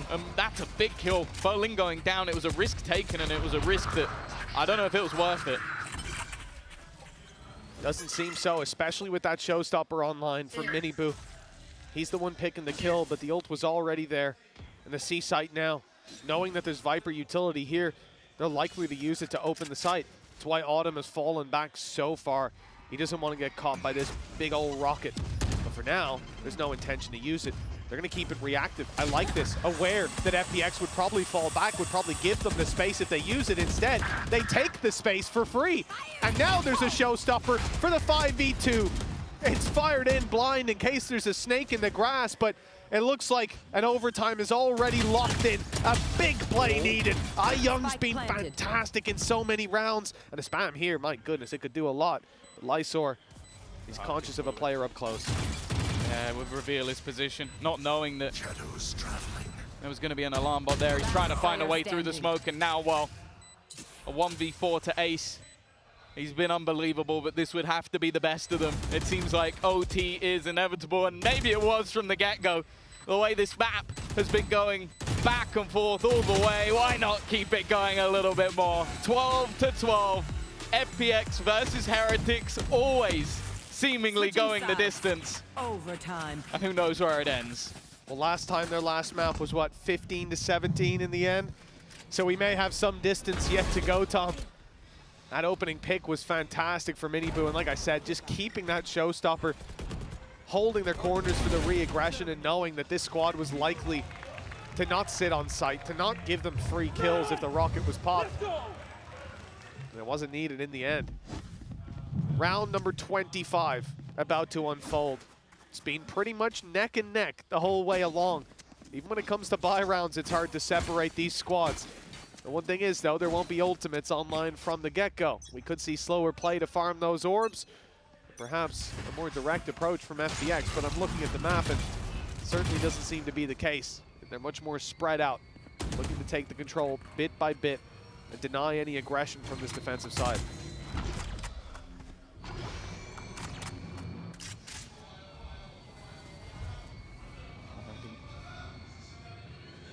A little bit more tentative. A lot on the line.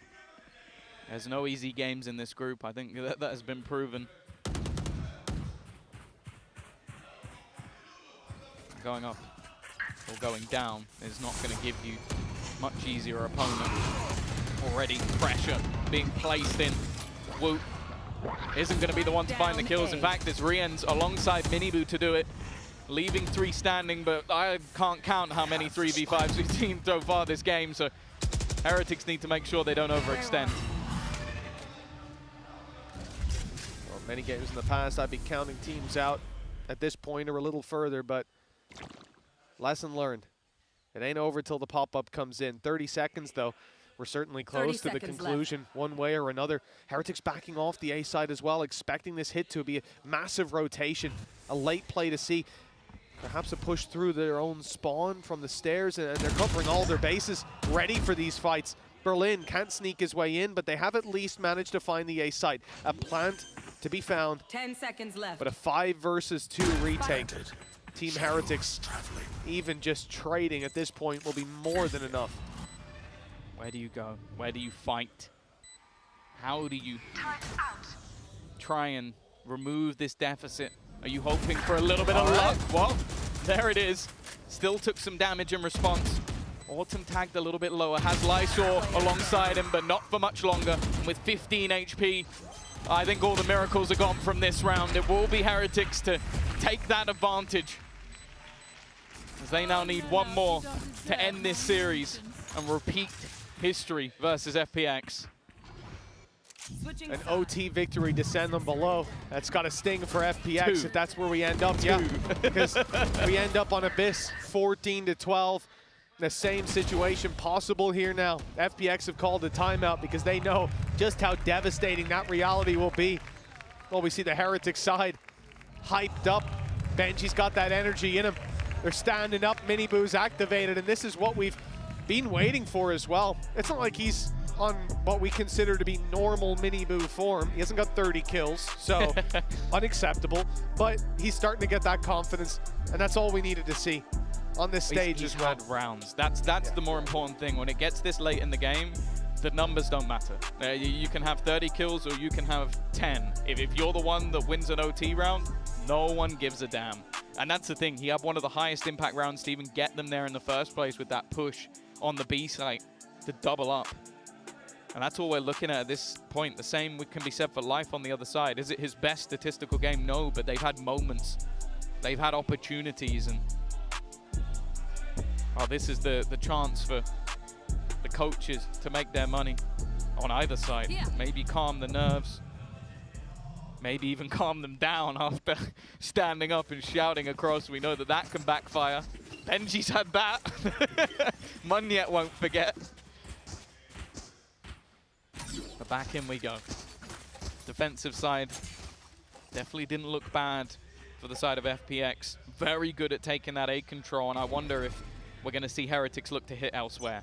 Well, I'm seeing a lot of pings from Heretics around C and B, but I'm also seeing FPX pushing up on Mound. 2 players. We've seen this before from Berlin. Just in the last round they played on defense, he was alone. This time doubling up to provide that little bit of extra support.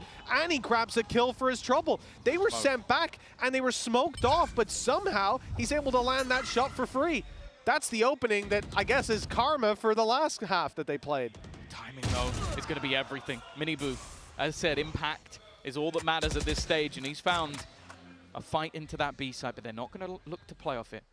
You can see on the other side, Boo is waiting for a response, waiting to see if there's a re-aggress, an attempt to try and take this fight, but for now, much more passive. And that's mainly because, again, of that A site hold. You've got the cross being held onto. Autumn's position has been revealed, and I think they're just going to have to smoke this off and maybe get him out of that corner, because that would not be a safe place to stay.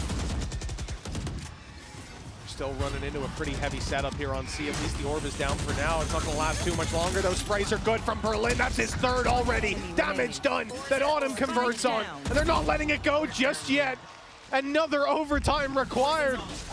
13 to 13. There is no split in the difference here. Overtime. Sure, it just seems like, well, again, just look at the scoreboard. That tells you all you need to know. The back and forth has been truly astounding from these two teams, neck and neck. If anything, we should maybe give them both the chance to play against Sentinels or both the chance to play against Gen.G, because it really does seem like both teams could or should deserve to go marching on in the upper bracket. Unfortunately, this needs to be decided. Battle continues, the fight for rubble. A continuous point, and actually a deep alarm bot being placed by Benji will mean he can keep this passive hold without needing to go for too much of a fight. In fact, all of his utility is used to that degree on B as well. You can see the turret. Now the rest look to just try and hold on to what has been a massive point of contention in rubble.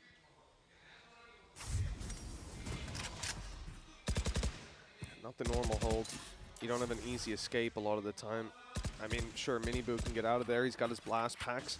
He's not on too committed of an angle. But then just take a look at Rien's. He's got no way out. The wall might help him for a moment, but okay, the spam is good. Now where does he go? He's stuck, he's naded, and hit by the snake bite too. Miniboo gets out, but the trade 1-to-1. It's not fantastic for the defensive side. Less players to defend this map now, and FPX still have the ability to take this wherever they want. The door is open. It looks like the spike is still going to the A side. They're committing. I thought this could be a fake after initial contact, but instead they're going to run heavy into 3 players from Heretics, and it's Heretics coming ahead in all the fights. Berlin left alone, 1v3 with an AWP. Yeah, with an AWP and no shields. Like, he's got 20 seconds. He needs a miracle. He needs a mistake. I don't even think he could pull this off unless Heretics do something silly. And, well, holding already. Benji, he's not going to repeat that. Absolutely no reason to. They could wait for him to try and grab the spike, try and plant, but they are not giving him anything. A shutdown and another chance for Heretics as they get themselves to match and series point again. Another chance to close this out. Moving into their attack side. This was a big gamble by them, the 3-man rotate to the A side, but it couldn't have worked out any better. You can see that from FPX's perspective, you find the opening pick, you have a lurker towards the C side who got absolutely no contact, and that for me is the sign to move around, but they're expecting that Heretics won't have moved quite that quickly into position. They wouldn't have that many players that close by, and perhaps they even isolate a duel, but instead they were the ones isolated, taken down, and with Berlin left alone, he had no chance. I think probably one of the most fun things about this series for me is, again, you just see the depth of both of these squads. Like, I think Rien's has been outstanding on every single map. Every single map playing different roles. Every role. Playing Sova, playing this Viper. He has been outstanding. Gecko on the last map as well. And then, of course, across the board, the exact same thing. Ayung has been unreal on the Initiator. And you're going to talk about Life, you're going to talk about Wu as these superstars that we have seen time and time again, but it really has been like, at any moment, any player in this server could be the one to make the difference. Yeah, I mean, even Autumn last map, it was really fun seeing him on the chamber. They were getting so much value out of that agent. For FPX. Well, he played double duelist with this team in the past and has recently been moving to more like smoker roles at times and even playing some Sentinels. I guess technically that is what he was on, but yeah, according to the not rule quite book. the same degree. Yeah. I think you can do a little more with Chamber when it comes to fighting than a Cypher, for example, but I suppose it depends if the name's Runner. This is huge. The spam, though, has been dodged by FPX. This previously led to 2 players dying. This time, next to nothing. In fact, no damage, right? Walking straight into the site and finding the opening. That's Life down with a good opportunity to convert the plant as well. FPX can't really deny this. They have to fight for the retake. Well, yeah, this could be it. A man advantage. The hold from Boo. I don't know if they will have heard him taking that little bit of extra damage. Well, they definitely know now. He's revealed his position, but if anything, that could be worse for them. They're going to have to try and fight for this, try and get back in. Paranoia has been used elsewhere to try and reclaim the baby door. Lysaw's going to get one, but still the kill's going in favor of this attack side, looking to try and hold the line, and that's exactly what they're doing. Needs to be someone on this diffuser when it just isn't happening. It's left all onto Autumn. He's fought throughout this series, but I think the job is done. Time and time again, you'll see these teams fight against each other, and unfortunately, FPX fall exactly the same way. Separated only by the overtimes. One hell of a fight put up by FPX, but Heretics, after a little break, a little rest, they've come back looking better. Even changing it up, and that's the real head scratcher. The Lotus composition, switching roles, Woot and Boo, swapping it over, bringing in Rienz on the Viper. Well, it's worked out, but only barely. This is a squad that I think we're gonna see a lot from this tournament. I think you can say the same for both though. FPX, it would be devastating to see them go out down in that lower bracket, but I think they're gonna have one hell of a fight there. Yeah, no, it's been a super impressive performance. I think especially on Bind. Like, they threw a spanner into the works, came up with a crazy composition that I think definitely caught the side of Heretics off guard, and I think that their game versus Sentinels is going to be one to watch because super impressive. But again, you talk about this Heretics squad, the youngsters led by Boo, that's someone who has brought a team of very inexperienced players to some crazy performances all the way throughout the year, and they're able to weather the storm once again. They show exactly what they can do in these high-intensity moments. Some of these youngsters, Mini Boo, he saved it all for the last map, ended 21 and 22, a serious comeback, re-ends throughout the series, godlike. Genuinely a fantastic series through and through, and while we say we don't see much of the initiator Boo, he's done all right. He's not too bad. He's not too bad. Then even towards the bottom of the scoreboard, someone like Gen.G, well, if he doesn't end up finding himself the sheriff shots, we don't go to an overtime. Yeah. It's a different reality. Who knows what the butterfly effect of that would be, but I mean, they'll definitely thank their lucky stars. They pulled that one across the line. A really solid series, a good display from Heretics. I think they've shown us depth. They've shown us the individuals. Mini Boo on stage as well. I think it's a big factor for him to find that confidence here at the international level at Champions up against a squad like FPX. And look, it doesn't get any easier in their group. Group B is a punishing one for sure.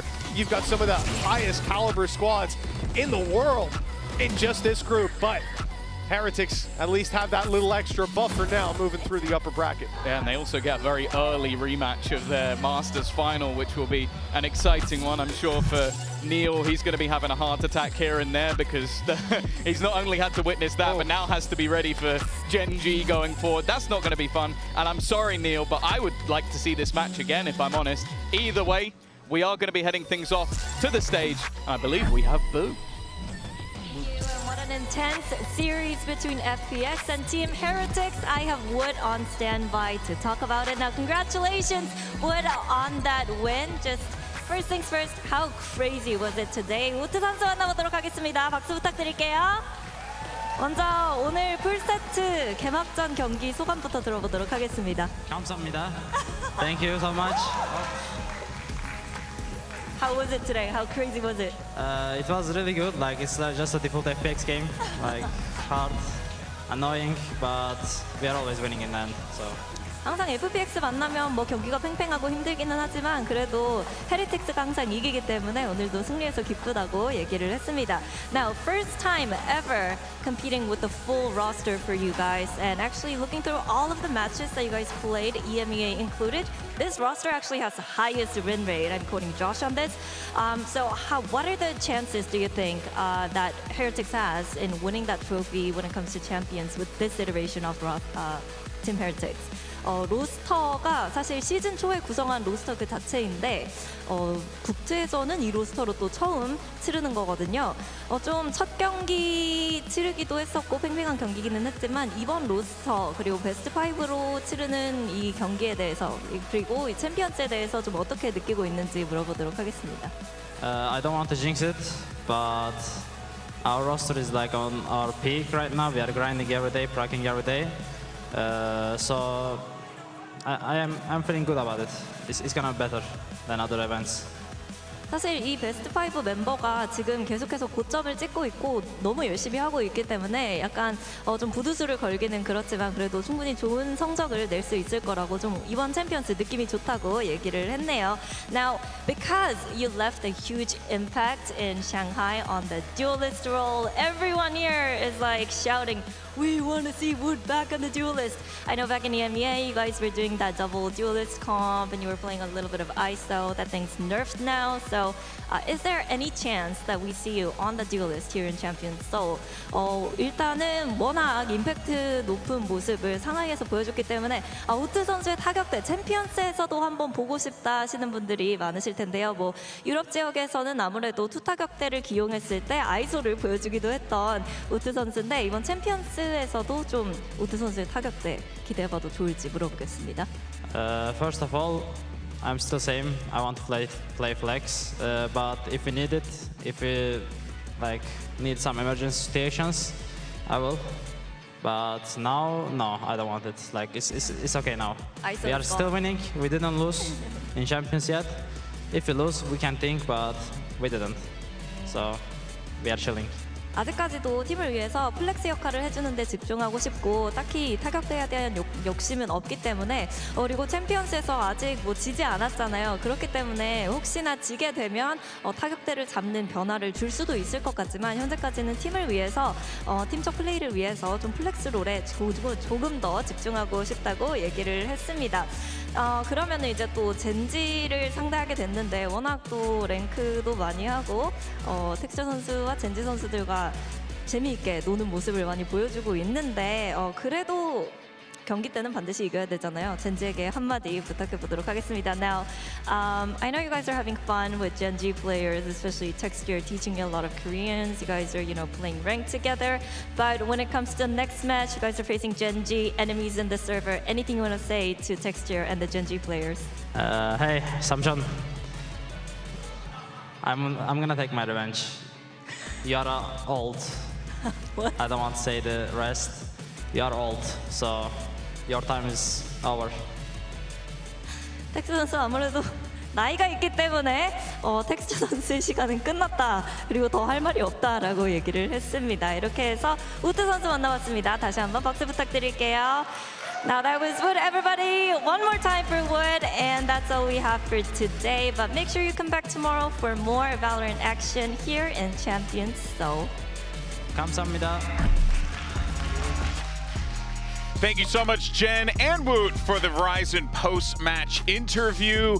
And Team Heretics walks away with the win. I mean, a little bloodied and bruised, I would say. Both teams coming out of that one. Bit of a slugfest toward the end there, Mimi. You know it's a slugfest when the Astros buying off in overtime. Yeah. That was, you're out of ideas at that point. This was the most FPX game I've ever watched, where they really push the team. They show some creative and cool ideas, and they also show a lot of FPX silly rounds, but it is really tragic for them to end this same way. And another heartbreaking overtime loss to Team Heretics, now twice at 2 different international events. Yeah, it's crazy that you come into this and you think, okay, Abyss must win. They lose it in overtime there. Then they go over to Bind and they beat them on a map that has been really, really, really good for Team Heretics throughout this year. And then you go over to Lotus and you're like, okay, well, they beat them in Shanghai on this map. Surely this time it can go Bind. Like, what could go wrong? And it goes to another overtime. And part of the reason why Heretics was able to get that win, honestly, you got to give love to this guy on your screen right here. Reigns was playing incredible. I mean, this guy was absolutely on fire the entirety of the series and really contributed so much to this Heretics team. This was Rian's series. I think that Team Heretics strayed a little bit from what at least I felt was like the definition of this team in stage 2 with the mini boon neon, with a lot of these set plays, things like that. We saw a little less of that today. They had to do a lot more on the fly, adapt to this weird stuff that FPX was throwing at them. And it was weird. But the individuals stepped up when they were needed, and Rien's had an excellent day, not just on map 3, but across the series. Yeah, I mean, Rien's, okay, so there's a lot to talk about with this scoreline for today. He's the only player on Team Heretics that's positive in K2D throughout this entire match. Plus 27 across 3 maps, that's nuts. Mini Boo went minus 20. Damn. So he was having a real, real hard time today. Yeah. But Rian stepped the heck up. He was just great from start to finish today. His util was amazing. His fragging was even better. The thing is, though, I'm happy to like wipe away the fact that this was a close game. People are gonna say, "Oh, you almost lost to FPX. That's a big bad sign for Team Heretics." I don't really prescribe to that fully. I think people always underrate the CN teams. I'm guilty of that. I think everyone is when they watch them play regionally, that they look rough. They really are a tough opponent to play against, but they're definitely going to have to clean up a lot of the issues. I think we saw a lot of rounds that they let a lot of individual stuff go the way of FPX. Some players weren't quite on their mark, and it seems like they are figuring out some new ideas, some new comps. So they're going to have to lock in if they want a chance to beat Gen.G, but winning this match means they have 2 chances to make it to playoffs, which is huge. Yeah, they're setting themselves up for success in the long run. Day 1 of Champions Seoul is in the books officially. So let's go ahead and take a look at the Group B bracket where we are right now with Gen.G and Heretics moving forward. We're now going to see Sentinels versus FPX, and that's going to be a tough one. But you know what, man? After what I saw from FPX today, I'm feeling kind of good. Get ready. They're nuts. They're nuts. Individually, they're cracked out of their minds. They can come up with these ideas like we saw in Bind that just are so off-kilter, you don't know what to do against it. You're caught completely off guard. And we also saw what happened in the game against Gen.G today. When you throw some different things at them, you know, with Sentinels, they were getting caught off guard big time. That's FPX's whole shtick. Exactly. So I kind of feel pretty good about FPX. I do think but it's of a course different Sentinels are beast. going to. That is true. Yeah. I'm not discrediting that. And I do feel like Sentinels are certainly going to be coming out of the gate swinging, especially after losing to Gen.G. But I don't want to write off FPX. No. Literally what you just said, Mimi. I felt like Sentinels lost to like getting out-called a lot today. I felt like they couldn't find solutions, especially on Ascent. Like they couldn't deal with the A-split that kept happening, which I think is more of a team issue. I think FPX is where they're going to really get tested, less so on like the macro, but more so the fundamentals, how thorough and coordinated they are, and also a lot on the individuals. FPX is a team who will take a hell of a lot of fights, and if you're not on point, they'll own you. In my mind, FPX kind of almost lost to themselves today. Like, I think there's a few moments, like some of the Astro Walls on Lotus I didn't like with those Cosmic Divides. I was like, these leave really good opportunities for your opponents to go for these retakes or to counter your retake. Like, they didn't seem to play off of it well. So like things like that, those little things that need to be tweaked, that if they can, they absolutely can beat Sentinels. We just saw it here today. They're able to push Team Heretics. Now Heretics, a team that got second, playing against Gen.G again, rematch of the Shanghai Grand Finals. But Heretics is no pushover at all. They're a very, very good team. Sentinels better watch out. Even in this also, FPX's confidence should be high going into that game tomorrow. They're a dangerous team. Totally agree. And honestly, it's just great to see all these teams here at Champions just bringing it. It's exactly what we wanted coming into the biggest event of the year. And we are not done, not by a long shot. You guys, this is day 1. We got way more coming up here. You got DRX taking on Crew Visa. And then it's going to be Fnatic versus Pansy's favorite word to say, Billy Gaming. It's going to be exciting. I'm looking forward to that DRX Crew game, because I want to see what Kesnick can do and what this DRX kind of refresh roster can also bring to the table here at a global event. I forgot about it too. The teams get quite a while before they play their second match. So there is a lot of time to kind of learn from that first game and grow. So it's going to be cool to watch out. But yeah, those games are fun, both DRX and Crew. Showing at the first time at a global event since Champs last year. So should be cool. And they've both been to so many globals, but they've never played each other. Is that crazy? It's crazy. It's insane. Yeah. What baffles my mind is that we haven't talked about DRX in a global all year. It just feels so foreign to me. But it's nice that they're here. They're repping the Familia and Seoul. A Korean team is winning everything, and it's not DRX. So they've got some motivation to step back up now, being at home. Hell yeah. It's going to be exciting. But that is going to do it for us here today. We thank you so much for watching. And tomorrow we got some more epic action ahead of us as VCT Champions continues with Group A. Here's a small sneak peek. What's ahead?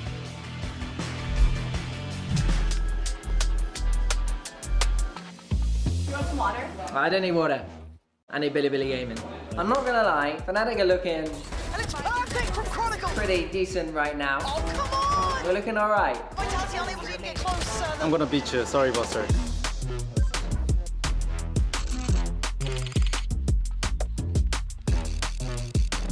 Are you recording audio? Yeah. Bye-bye. we go again.